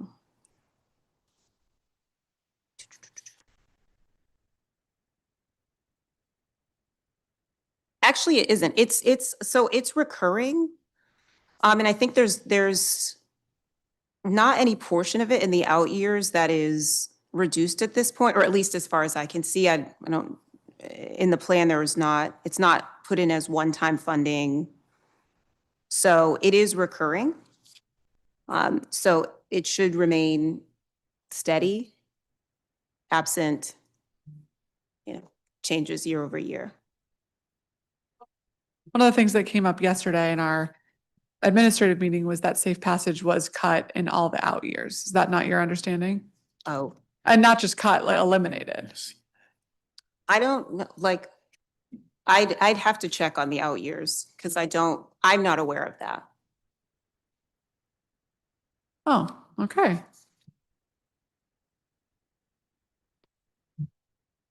So there's a subtitle in this budget to cease the requirement of DMPSJ to report to the council by May 1st of each year, all of the priority areas for the upcoming school year, Yeah. which we're worried would effectively sunset the program entirely. No, so part of that is when we're doing the actual priority areas, like there was a request for us to work with schools and other entities. If we do that by May 1st, number one, that's not even the end of the school year. So we're making a determination about what the priority areas are without finishing the school year, the ability to meet with school leaders or talk with Safe Passage or review any data.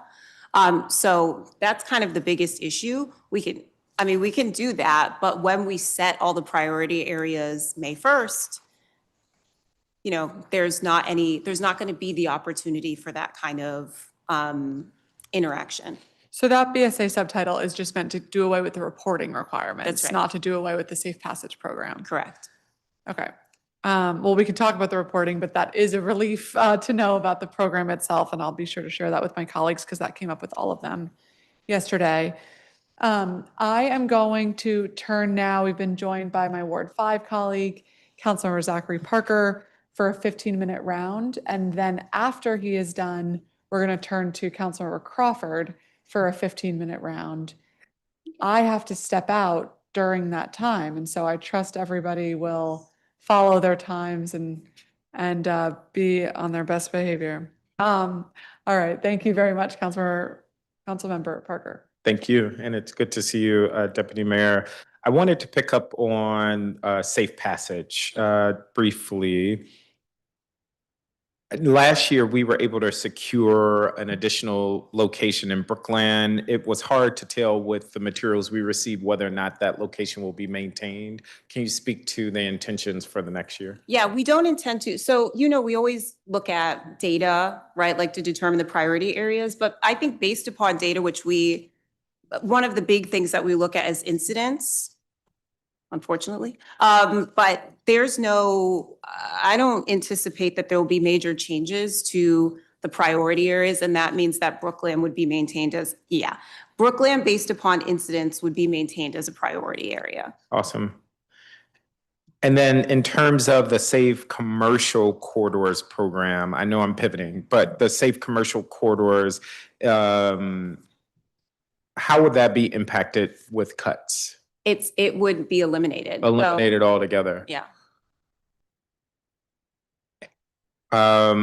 What data do you have available to just speak to the success of the program so far? So we would look at crime in the different areas. Like that's really what we look at. And so we know that there's been significant impact in driving down crime. This program's been in place since fiscal year 25, right? And so I use our partnership with Downtown DC Bid as a large one. At the time when we originally started it, there was a significant amount of concern about Chinatown generally, right? So we would look at crime in Chinatown and the other place is the Golden Triangle. I think we've seen significant increases decreases both in crime. And then also we look at, we're always going to look at qualitative measures like outreach, the amount of outreach that's done, homelessness, which was a large issue. We would do some satisfaction surveying of businesses in the commercial corridors.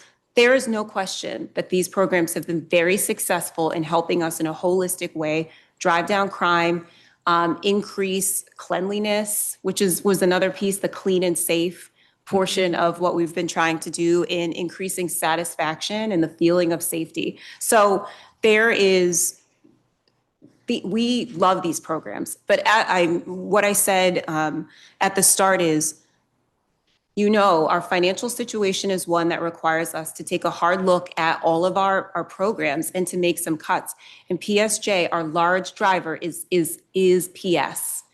And the need to increase overtime monies across the cluster. And there are very, very few places within public safety and justice on the MPS side that we can really look at to try to contribute to some of those increased costs.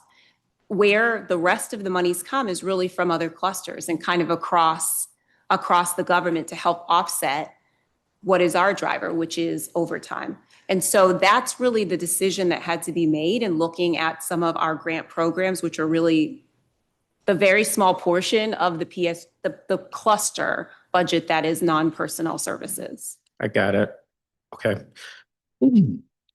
Your team runs the youth response team under the Juvenile Investigative Response Unit. Yes. Which is charged with outreach to youth at risk of falling into the justice system. The youth response team connects young people with services and develops individualized success plans. Yep. I remember during a previous performance oversight hearing, you mentioned that there are 9 people on that youth response team, I believe. I actually think it's. And the general question is, will the proposed cuts in the budget impact operations for that outreach unit? No, so my FTE are staying flat. Of the 27 FTE in PSJ, there have been no proposals for any PS cuts. So there was a bit of a decrease in the NPS dollars you'll see it in Leadership Academy, that line. But they're ones that were some of contractual services dollars that we certainly can afford to absorb holistically in PSJ. So there will be no impacts to the services that are provided through that team. Okay. And how generally is that program working and how is it going? I think it's going really well. We have about 48 kids right now that are being served by the team, which we talked about who those kids are, because you could serve lots of different kids, but we really are trying to make sure that we're serving young people who are really at risk, right? Like truly at risk of finding themselves further in the juvenile justice system. And so a lot of that is a work in progress of a referral process of from DHS, CFSA, and MPD of a lot of kids with chronic missing persons reports, find proximity to crime.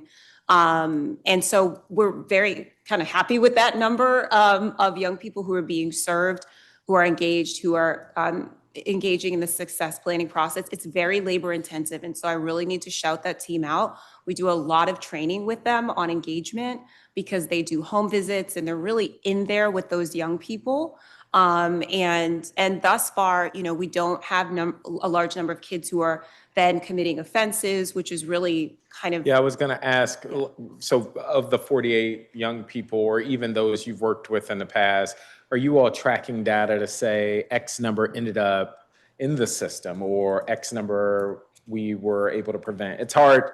It's one of those things that's hard Negative. it's hard to fully capture what you prevented Yeah. before it happened. But do you capture that data outside of just who you're working with generally? I'll have to check if we're capturing arrests later. Like that would be the one, that's always the tricky one is like, because it's really the only kind of thing is, are there any future arrests? I'm not sure if we're tracking that, like if we're fully tracking through.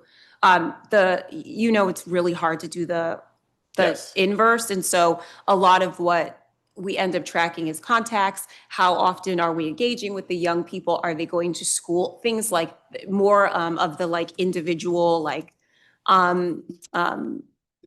touch point data versus outcome data. And I think it's partially because it's relatively new. And it's taken some time to build enough relationship where the kids are really into the program. But I can check on if we're at the point we've tracked the outcome data about like how many of our young people, if any, have been arrested. And related to, I guess, a hot button topic with the curfew, knowing that there have been these dust ups with young people, whether they've gotten into a fight or what have you, are those young people automatically enrolled in this program? Or how are we triaging the young people that may need support there? Or are we treating those like completely separate? It's not necessarily completely separate, but there is criteria for whom the young people are who find themselves in our program. So, some of the young people you're talking about that when they're arrested for a fray or otherwise, they then likely will be assigned CSSD, right? Like so we're not necessarily trying to layer all these different levels of oversight, because that's really part of the issue is that, well, if the youth is already doing ACE and PASS and right, like we're trying to focus on the kids who we know. So for instance, ACE and PASS, oftentimes it's voluntary. It's a voluntary program where they have a hard time making contact sometimes with families to say yes. Whereas ours has a more credible messenger type model where it's like keep on engaging until they say yes, which is a little bit of a different model. And so for a young person who now has a charge and may be under the super of CSSD, they may fit into the criteria of who would be referred, but it's not necessarily automatic. Okay. There appears, looking ahead, there appears to be a 77% or 77.5% reduction in overall DMPSJ budget for fiscal year 28. Is this accurate?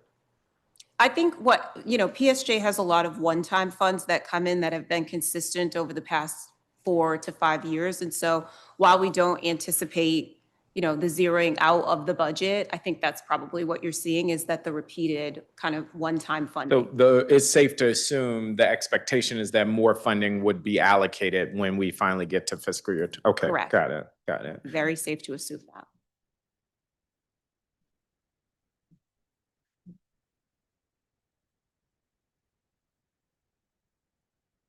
And I think we covered, based on the questions that Councilmember Pinto had already covered. I will just ask one more in terms of DRS. Sure. And the Road Act implementation. Just where are we there? I know the team at DRS has made a greater concerted effort, and I want to, on the record, shout them out. Like, I've been critical, but I think the team at DRS has been making progress in their addressing their isolation practices, in ramping up their services and programming, beefing up their education programming. So, on the record, and I would say they have been trying to adhere to the Road Act. I think that's a generous classification, but we've gotten signals that they are moving in that direction. And if you could just speak to how this budget will allow your team to support them in moving more in that direction. For those watching, just one last thing. For those watching, when I say the Road Act, that was legislation advanced by the Attorney General, passed by the Council, that sets out a number of timelines and expectations for a young person's support when they are entered into DRS, so that they can have an individualized success plan and receive services and supports, as well as a plan for exit and reentry into society. So the biggest thing I would say, the first thing I would say is that today the population at the YSC is 85, right? And that there are 17 young people in awaiting placement. You know that over the past several months, Yes. or prior, kind of over the course of time, we've had upwards of 30 kids or more awaiting placement. And so you know that there's been a concerted effort by DRS Yes. to really focus on that.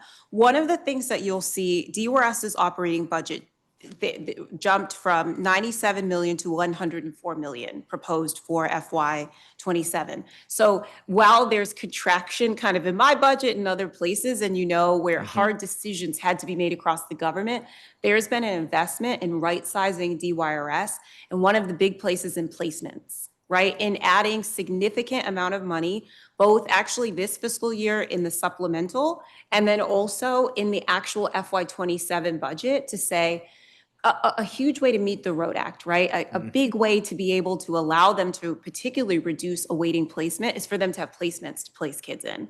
So I would say that that's like a really big one. That's is a really big one. So in a time where it's, there are And it also seemed like there was more money allocated for overtime, which I think speaks to the staffing challenges the agency continues to face with a number of people at any time out on leave for any variety of reasons. But that was my interpretation for the reasons for the overtime.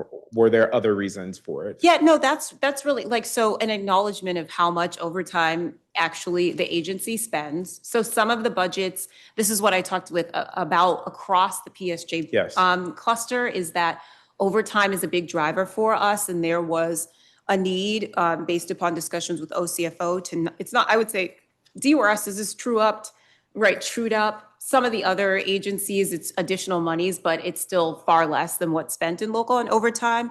But the acknowledgement that, And I'm gonna say another thing I interpreted. I'm not gonna put this on you. I know the paid family leave change or the leave policies, that has been something that the mayor has been trying to change for a while. Yeah. It is my view, and looking at the data, that there's reason to believe some people may be gaming the system, at least at DRS. I can't speak for elsewhere. Yeah. And I know the mayor is proposing a 1-year shift.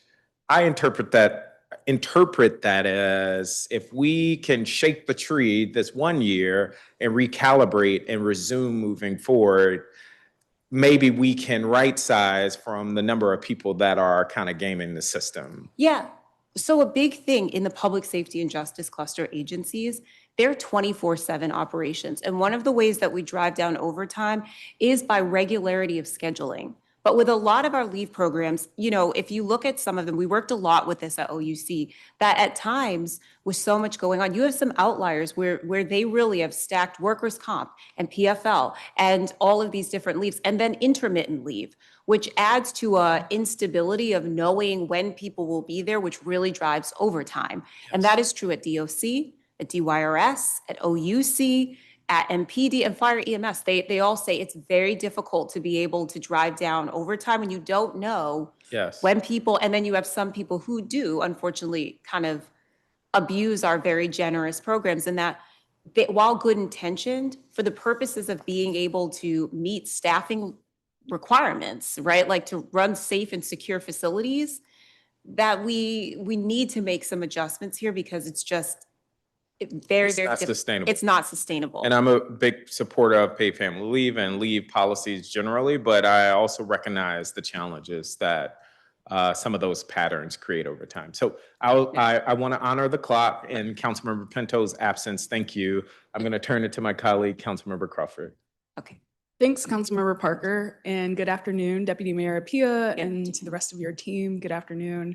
I heard a bit of the conversation on the Safe Commercial Corridors Grant Program and the Safe and Secure DC Nonprofit Security Program.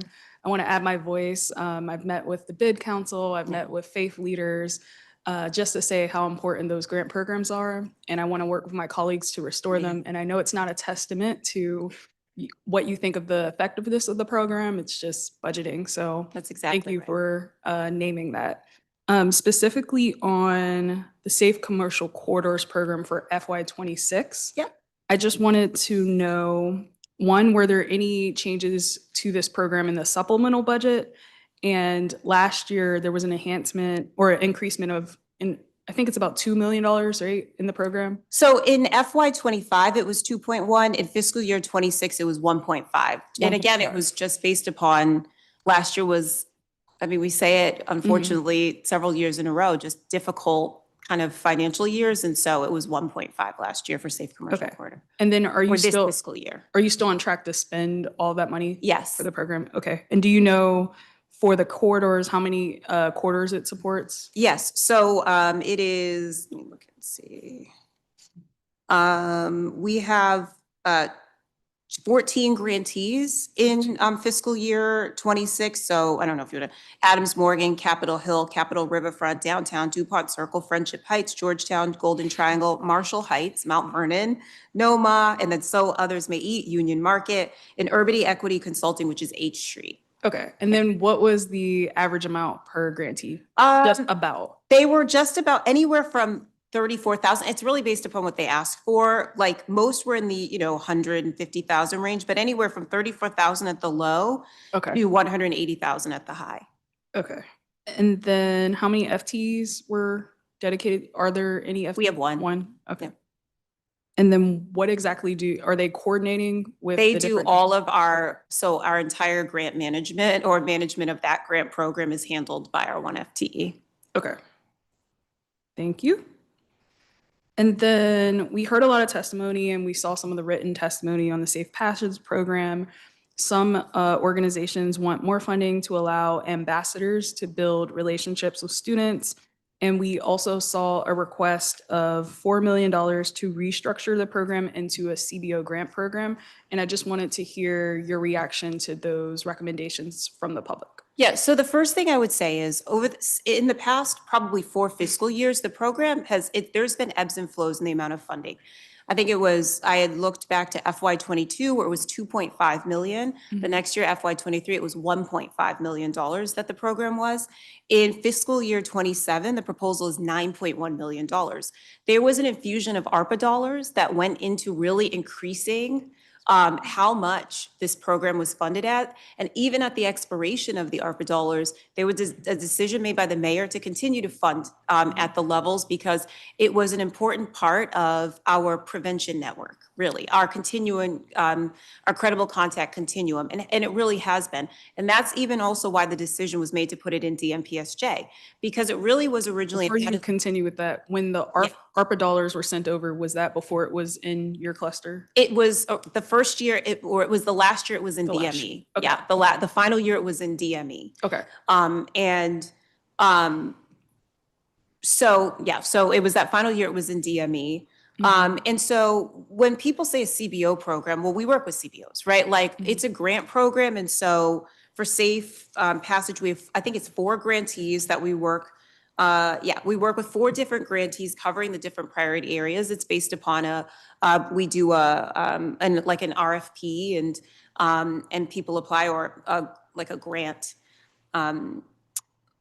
A grant process. And they submit proposals based upon their roots in those communities in which they're serving, right? So we are working specifically with those who have roots in the community. And there's over 200 ambassadors that those individual organizations bring on, again, because they have roots or the ability to work with young people in these different priority areas. So I would say that we are a community-based we're working with community-based organizations, which is something we believe in. That's always of high value to us. I know And that who are the four grantees? It's Just- Center for Nonprofit Advancement, and they are in L'Enfant, Eastern, in Brookland and Noma. Collaborative Solutions for Communities, CSC, who has like lots of roots in Ward 1 and 4, Tenleytown, Petworth. They're also Congress Heights and Fort Totten. NARC, which is the National Association for the Advancement of Returning Citizens, who's in Anacostia and Potomac Avenue. And then Mute the Violence, which has the Minnesota Avenue priority area. Thank you. Yep. How much, so we also heard a lot about, I'm going to shift to a different program, the OAG Consumer and Tenant Response Program. Okay. There are a lot of people who feel that this program is effective, it's very responsive. How much money is in the budget for that in fiscal year 27? I don't know, like the OAG. I see consumer and tenant response. No? That's outside of my cluster. Oh, it's, okay. OAG was here earlier, so So it's not within your cluster? Okay. No. Let me make sure. Sorry. OAG is independent. Okay. They're independent, yeah. And then on ones. Yes. I They are saw- within the cluster. Hmm? They are. Yes, yes. I saw a massive reduction in FTEs. Yes. So that is going from about 88 FTEs to 46. Yeah.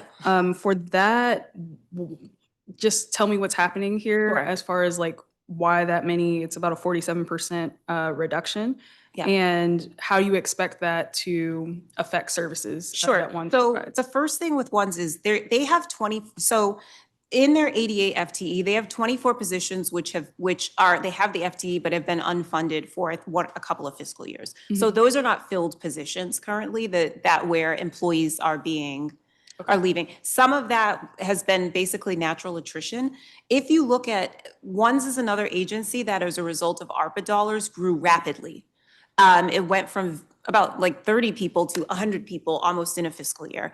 And so through kind of, again, natural attrition, there are 24 positions that have been unfunded. So really the reduction is 17. And so that's been So a you're rise. saying the other reduction is like vacancy savings? They're vacant positions, yeah. And do you expect that to impact violence interruption services or No. anything in that? Okay. No, so again, like there was a real need to look at efficiencies and again, everybody's work is important and people do good work, but there was a lot of kind of quick growth. And we've been really focused in the past year on like what are the core mission of ones and how do we make sure that they remain really laser focused on violence interruption, on gun violence reduction. And so some of what you're seeing is reductions in kind of administrative positions in the kind of administrative services side of the house. Okay. And then in family support services, which we talked about earlier, which again, good work, but that we can get some efficiencies by really engaging with some of our other victim services space like OVSJG that's funding all of these victim services. And like, let's just make sure that we're using efficiently the resources that we have in place already. Okay.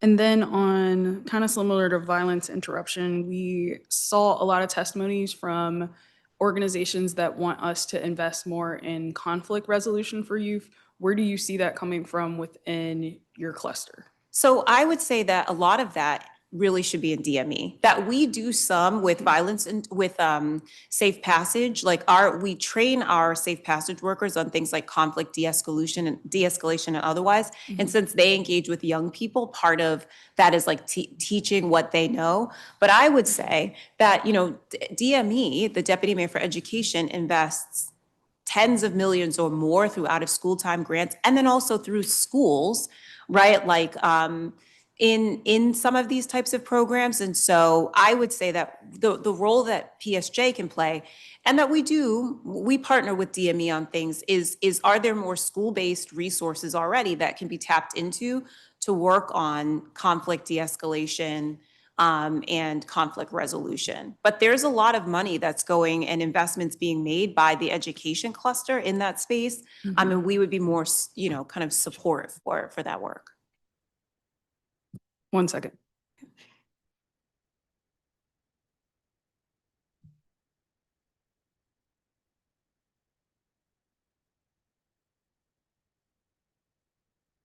I'm not sure if this is ONSE budget, but if this sounds familiar and you think it's ONSE, let me know. We saw contractual services drop by about 82%. Is that in ONSE? I don't know. Okay. Anything that you know of off the top of your head where contracts may be decreasing? Oh, you are talking about, yeah, so it's contractual services other in ones, and it's going from 594 to 104. Let's see what that, I think Anaya just said it's pathways. So. Oh, it might yeah, be like, so pathways. Okay. that's another thing is that when we were looking at these programs, we're like, there are a number of FTE within ones. And so if you have employees, what we looked at is, are there things that employees could and should be doing, given the number of employees within the program that we're contracting out for some reason? And so in doing that evaluation, it's really been a year of looking at, since last year at this time, like what is the right mix of contracts versus people? That's what's going on there is, yeah, you know what, we can reduce our reliance on, there's a lot of things that we contracted out that kind of historically, honestly, before there were the number of FTE there are, right? Like permanent FTE, that a lot of the agency relied on contracts when it first was, it's 10 years now, but in the first kind of years of the program, and they've just kept that going, even though there was in kind of infusion of full-time employees. So. Thank you. Thank you for that. I'm going to shift to the Leadership Academy. Yep. We saw that there was about 1.2 million in the program for the Academy, $20,000 reduction from FY26. What effects will this have in practice, if any? And are you expecting the day-to-day operations for this program to change in FY27 or generally keep the same structure? Yeah, so it will not affect service delivery. It's within PSJ and we're more than capable of absorbing. It was some contractual services, but I'm not sure that, we really even use contractual services in the way that it was when the program transferred over from ONSE. Okay. So there will be we don't anticipate any impact on service delivery. And in terms of will the program operate in the same way?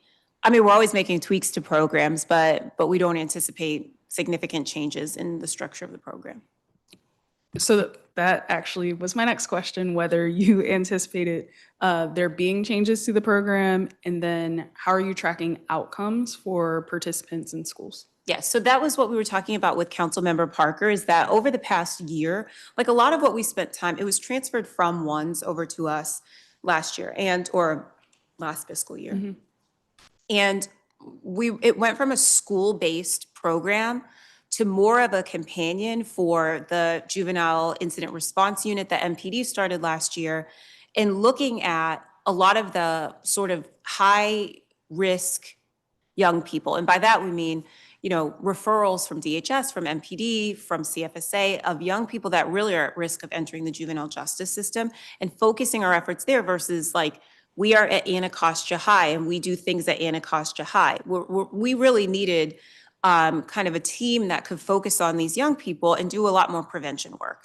And so that's really been the model that we've adopted, which is a shift from what kind of the original Leadership Academy was.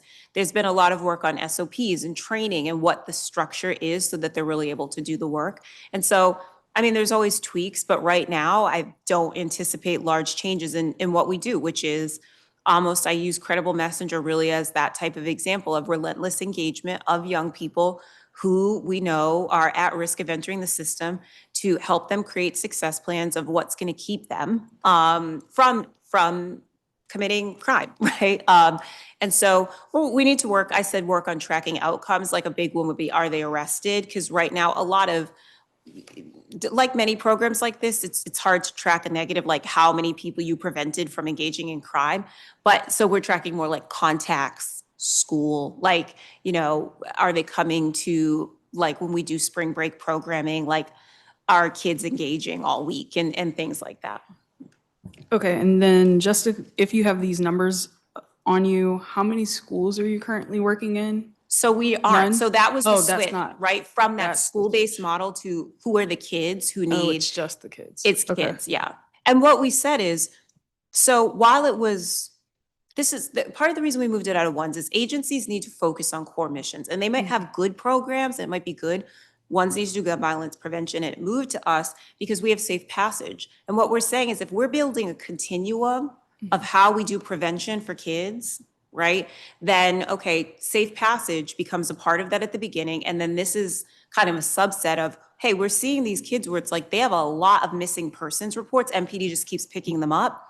But what's happening here? Like, what do they need? Why are they keep running? Like, what's going on? And so that's the work we've been focused on versus we are based in Anacostia High, and like any kid, who might need support at Anacostia can come and like engage. We're like trying to really focus on it. There's been a gap in our system where we've seen where it's like the same kid's running like 26 times. Okay, like what's happening here, and who's responsible for like really figuring that out? And we're using this team to help fill that gap until we see basically, should this live somewhere else? Is there some other model? But yeah. Okay. Do you track the number of youth that you're coming in contact with? Do you know the numbers for FY? 48.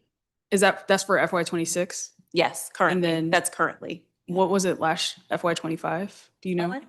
It was implementation. So Okay, like it was still- because we got it in FY 25. Okay. Or we got then- Leadership Academy in FY 25. So there was still some continuation at the beginning of FY 25 on like school-based stuff. And then we like slowly throughout FY 25, we're like working on what the framework would be for this year and the end of FY 25 and now FY 26. Okay. I can't help but ask because curfew is very timely given everything that took place yesterday. Yeah. And one of the questions, you can feel free to react to that, but one of the questions I have is what data should we be looking at to understand whether policies like curfew are helping or harming youth outcomes? And anything else you want to say on? Yeah, I want to say a lot on that because there's so much figured. effort. So there's a lot that's said about what's going on with curfew. And in my seat, like I came to the mayor. The mayor's like, what should we do a year ago? And how we came to the curfew zones was I did research. I'm a lawyer, right? Like, and I've been in juvenile justice in the city since 2012, right? So it was what are other places doing? What's research say? What do we want, right? Like what might help us to not have kids be arrested? Because prior to having curfew zones, I talked to the chief, like this was then Chief Smith, multiple times a day about what do? We don't want to arrest the kids, but right now this is not, they're gonna get hurt, right? And so it's disorderly conduct offenses, that's something we can use when they're committing crimes, but we're like, is there something that we can do to just break up this activity? And this had already been done at National Harbor, right? National Harbor, a year before us, had put in place what essentially is a curfew zone because it was like kids are coming and committing crimes. So when we put this into place last year, people keep saying it doesn't work. But I don't know, people have different goals there's been a curfew in DC since 1995. Okay, so everyone's like, we're putting a curfew. No, there's been one since 1995. Which I've tried to say as well, that curfew exists. It's not new. Yeah. Like what we're saying is in this place where kids are going, there are all these other places they can go safely, and that there are thousands of kids that are doing that every single weekend. What do we do about the hundreds who are in this space that are now committing crimes? And that how we've done a lot of policy in this city is going to community. And the people in the Navy Yard were legitimately concerned. Businesses locking doors because kids are coming in, overturning condiments, running in every direction. Massive police resources that they're chasing kids around, we're stacking bikes. This is not reasonable, right? It just isn't. So the imputation of some sort of intent is we want to keep kids safe and we don't want to be rounding them up, bringing them to the YSC or waiting until they commit a crime and then arresting them. That's the point of all of this, is to be able to redirect behavior. And we did not find displacement. It wasn't like kids went to other places. This is a social media driven thing that in this place you can see and be seen, posted online, and then it's whatever. There was people pulling people from cars, like all of these things happening that were like, it was mayhem, right? So to me, it's been effective in preventing mayhem. We did not have a bunch of kids running around all summer. People say programming. So we've come up with programming, right? Like we had thousands literally when we did this spring show up, which is what people don't account for when they keep saying that is our staff is tired. That these are just human beings. At DPR, we had Safe Passage, MPD, that we're asking them to do over and above, right? Like every single weekend to try and come up with new things and all of this on top of what they do. And you know what? People are tired. But we're just like, keep on doing more, keep on coming up with new things. And I'm like, the human element of wearing these people out is one that people don't account for, but that we have to, right? Like, it's not easy. Those programs that we put on, those spring jams, I was there, I'm in meetings with the DPR, Safe Passage, MPD, DPW, all these agencies. Our city, we have a lot going on and we're tapping resources, the people.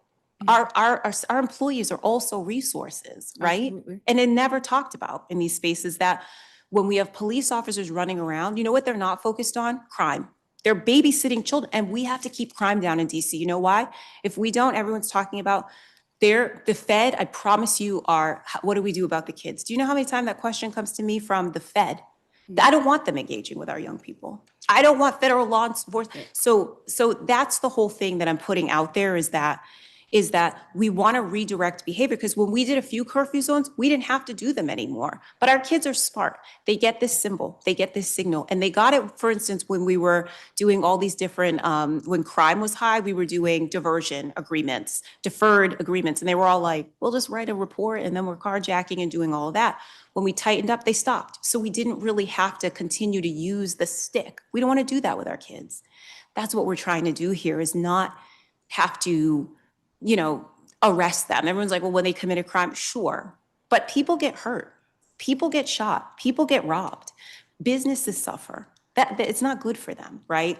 So I say all of that because it's like, there's so much imputation of bad intent. There isn't. We want officers to have good interactions with young people, but when we're putting them in the position where they're trying to control mayhem all the time with very limited tools other than enforcing crime, you're not going to end up with good interactions all the time. You're not. You're just not. So I put out there that, like, when people are like, what else can we do? Like, we're doing so much that we need to always, when crime was at its highest in 23 and everybody in this city, we had hundreds of people show up in this chamber at hearings all time of the night to be like, this is scary, this is whatever. We've worked. What we did was all different types of tools. There's never one thing that does it. And so we're like, let's keep on making sure that we're not doing something we do in this city, pull back. Things are good, pull back. That's how we end up in a crime emergency. I point out to you all that it was our young people, like one carjacking, that put us in a crime emergency. And we're always one incident away, I'll just be honest, from maintaining our autonomy is important. Making sure we're the ones who are loving and taking care of our kids is important. So that's why we're asking for this, like, help us here.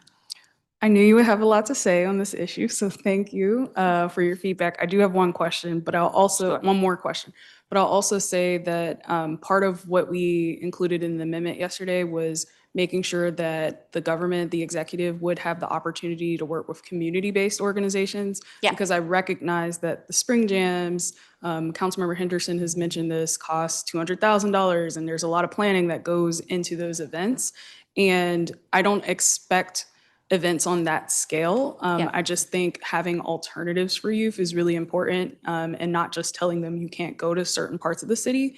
And I do want to say that I had an evolution as well, because I was feeling like the curfew zones themselves were more harmful than a citywide curfew. But then I talked to youth organizations, I talked to my team, I saw the core RIA, and it's actually the opposite, right? So I even came around a little bit to seeing the zones themselves as less harmful particularly when paired with alternatives for youth. So I do want to name that.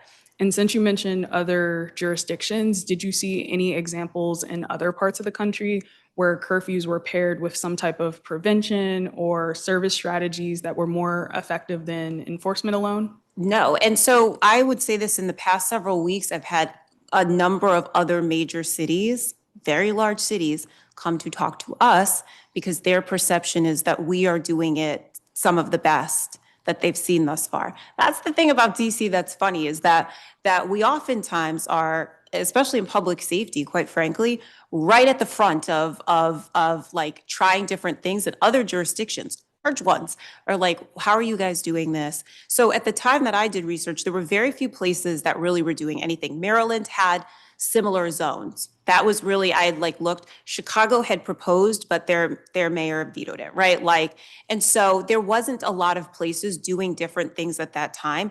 We, from the start, when we proposed the like the emergency, we also did programming. Like we did Banneker because we're like, the kids are at Banneker, let's try like some programming uptown. So from the start, we were already kind of doing, we had already been doing Friday night hypes as well and Friday night trips, which came out of, I was here when we all sat together and like, our homicides are going up high with kids and with others. What can we do? And DPR is like, let's try these Friday night activities, right? For the past 4 years.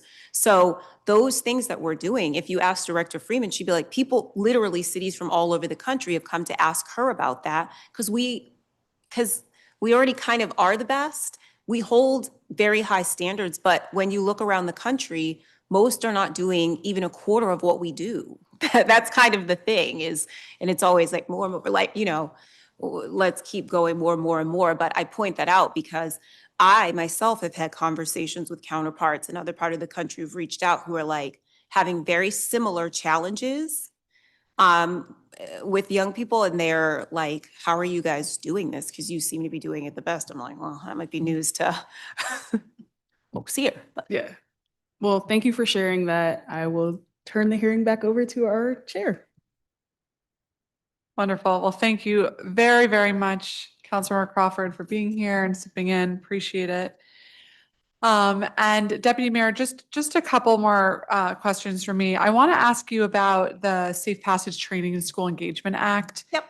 That remains unfunded, but the FIS from the budget office was $321,000 for FY26 and 1.3 million over 4 years. Yes. It looks like in FY26, you were only requesting $5,000 for subject matter experts and $316,000 for ambassador training pay. Yep. Did those estimates remain accurate for FY27? They are, but what we've done is absorb the training in sort of our regular training. Like we were doing trainings before, and so what we did was realign what we were doing with training to comply with those training requirements. And so a lot of what we've done is absorb it within the actual grant itself to comply regardless of whether we got funding or not. Yeah. Okay, so you have been able to move forward on all of that. And how is it going so far? And what's the hourly rate for ambassadors? Oh, the hourly rate for ambassadors.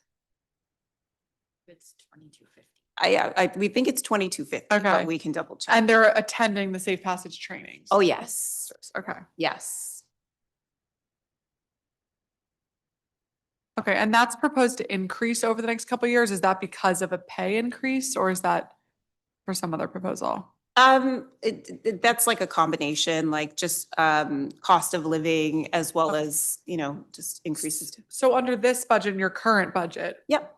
if we pass the budget as is today, you would have what you need to fully implement this bill. Yes. Okay. Okay, good, great. All right, so then back to your budget. Yeah. The overall reduction I see is 20.7%.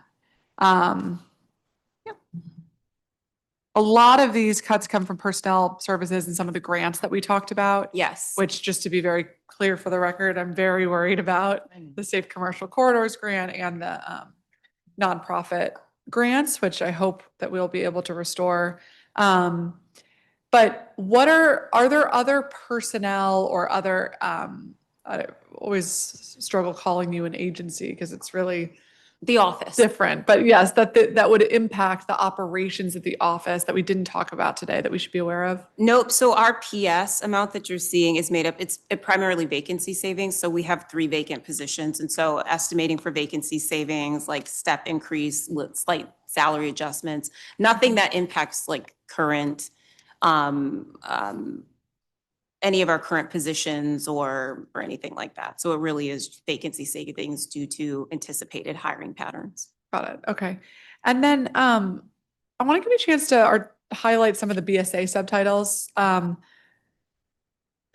you think are important. You know, you mentioned the paid family leave, which is going to be in a different committee, but if you could highlight some of the BSA subtitles that you are paying attention to. So I would say that that's a big one, right? Like, because you've heard us talk so much, our ability to be able to fund all these great programs is somewhat dependent upon a couple of things.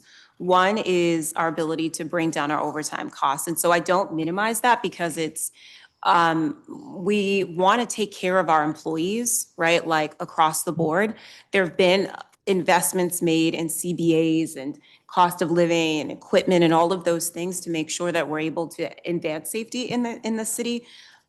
But public safety is driving the overtime costs across, like just for the government. And we do need to make adjustments there. And I can't emphasize that enough so that we're able to not kind of pull from the others. Now, listen, we're 1.9 billion, right? Like, so we are maybe fourth in kind of in how much we in the budget, but we don't want to have to take from other parts in order to accommodate for overtime. And we want to make sure that we're able to run safe, secure facilities in a safe city. So that's a big one.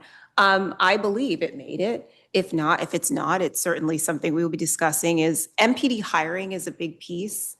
And we have discussed in here before, you have raised in a separate bill about recruitment and retention. And one of those pieces is our requirements around how much we can accredit for our academy. And so I believe it made the BSA. If it did not, like, color me wrong, but you will see it coming from us about coming back again about our ability to get more people in the door. We have some of the highest standards in the country, without a doubt, but our competition right now in this city, our federal counterparts are paying significantly more than we will ever be able to with lower standards. We will never lower our standards, but we do want to reconsider our ability to accredit our academy, maybe get a few more credits that will allow us to bring more officers in. We want to be able to, you know, people feel a certain way about federal law enforcement, and we agree. And one of the conversations, quite frankly, we have all the time with the White House and others is about us getting, having autonomy and control, and that means having more officers. So I put out there like a big piece of that we will revisit is on, can the academy be accredited with a few more credits for the time spent there so we can have some more officers more quickly. So those are big ones. PSJ's big is always going to be about our people. So yeah, okay. Well, thank you very much, Deputy Mayor. As always, I want to give you a chance if there's anything you want to highlight that we didn't get a chance to talk about today. The budget. It is really important. Like, we work so closely with our grantees in safe commercial corridors and in safe and secure. And so we want them to hear like how much we value that partnership and that we, you know, of course, are going to work with the council. We would love to see those restored if you're able to, because the work is vital and that we believe in public safety, how we have gotten where we are, right? Like, we can always be better. There's, you know, as long as there's crime in our city, like, we have work to do, but how we've gotten here is through partnership. And so even though I always give credit to our employees, we know it's partnerships like these grant programs that we really appreciate, like all of our CBOs and violence prevention and safe passage that really have helped us work together to drive down crime in our city. It's pretty remarkable. And I think sometimes we just sort of forget the feeling of what just a couple years felt like ago, the conversations we were having, and really the feel of our city, how people felt about DC. They were scared, you know? And so the work that we've done collectively through these type of investments is made tremendous difference. Our agencies were in a different place when we took these seats, you know? We did not have an accredited lab. And now they have been accredited like it feels like 17 times in 2 years, you know, like, but for labs there's one other lab that had lost accreditation. It took them 7 years to bring that lab back up. We did that in 18 months, right? Through leadership and commitment. We talked endlessly about OUC. And I think that there will always be, because what they do is so critical, that we always can do better, but they have basically like they're kind of number one in the country when it comes to like call times. You don't really hear as much about people being in queue. And that doesn't just happen. It's through really hard work, right? You know, at the time, DOC, right, there was this federal, the marshals had this kind of oversight over DOC because they set the conditions. And now you don't hear any of that anymore about our jail, right? Like, so there's just so much work that has gone into the outcomes that we're having in our city that we can take for granted sometimes because it's once things feel a little bit better, it's easy to forget that it takes a tremendous amount of work. There is no place like Washington, D.C. No place. In the best ways. We do things here every day that no other place does. This is 250 years of our nation. We are the nation's capital, and we are in public safety and justice very proud to be, right, like the foundation that allows people to live here and work here safely. We're gonna keep on doing what we do. We have a lot of activity, and we are excited to welcome the world to our city and hope that they will come and we'll do so safely and while keeping our neighborhoods safe like we always do. So I say all of that because each of these investments goes into that. There's not an idle dollar here. And we're really grateful. And it's worth saying at the end that our mayor has supported public safety and justice when it wasn't really popular and has always been consistent for us in like beating the drum about what we need, about what our people need, about, you know, her expectations of us, that we're going to make sure that this is the safest city anywhere because it's the greatest city anywhere. But I do think, I oftentimes thank everybody. It's worth thanking Mayor Bowser for her commitment over many, many, many years to public safety in this city. And again, backing us when it's not always, you know, when the winds can kind of shift. And so I say all of that because I'm extremely proud and humbled by the work that's been done and the magnitude of what it means to really be in public safety and justice in Washington, D.C. And so we're very grateful for the tremendous responsibility, but the tremendous privilege of serving the city. And really, I mean, it sounds corny, but like America, like because we do. And I get to see it at such a grand scale. So appreciate our ability to keep on doing what we do. Well, thank you. It doesn't sound corny to me. I feel the same way. So thank you again to you and your entire team. And thank you to all of our public witnesses who testified today. The record will be open until Wednesday, April 29th, close of business. So if anyone wants to submit testimony for these three agencies, Office of Attorney General, Office of Neighborhood Safety and Engagement, and the Deputy Mayor for Public Safety and Justice's office, you can do so. We'd love to hear from you.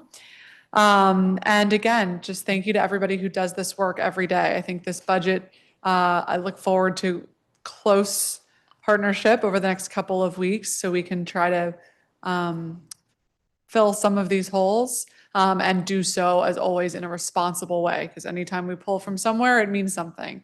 And so want to make sure we stay in close contact throughout that process. And I've heard from a lot of witnesses today about the need for child support services, the need for the grants with the nonprofit security grants and the safe commercial corridors, the need for the domestic workers education grants through OAG and the child support pass through. And so those are just some of what we heard today, but we'll continue working as creatively as we can to ensure that all of these very important public safety investments and investments for our most vulnerable residents are met, with the reality that we are in a different budget position than we have been over the last 5 years. And so it's going to take all of us kind of working together to accomplish that. So thank you all. Thank you to my team for all of your hard work as well. And I have got nothing else. So with that, here's my gavel over here. The time is now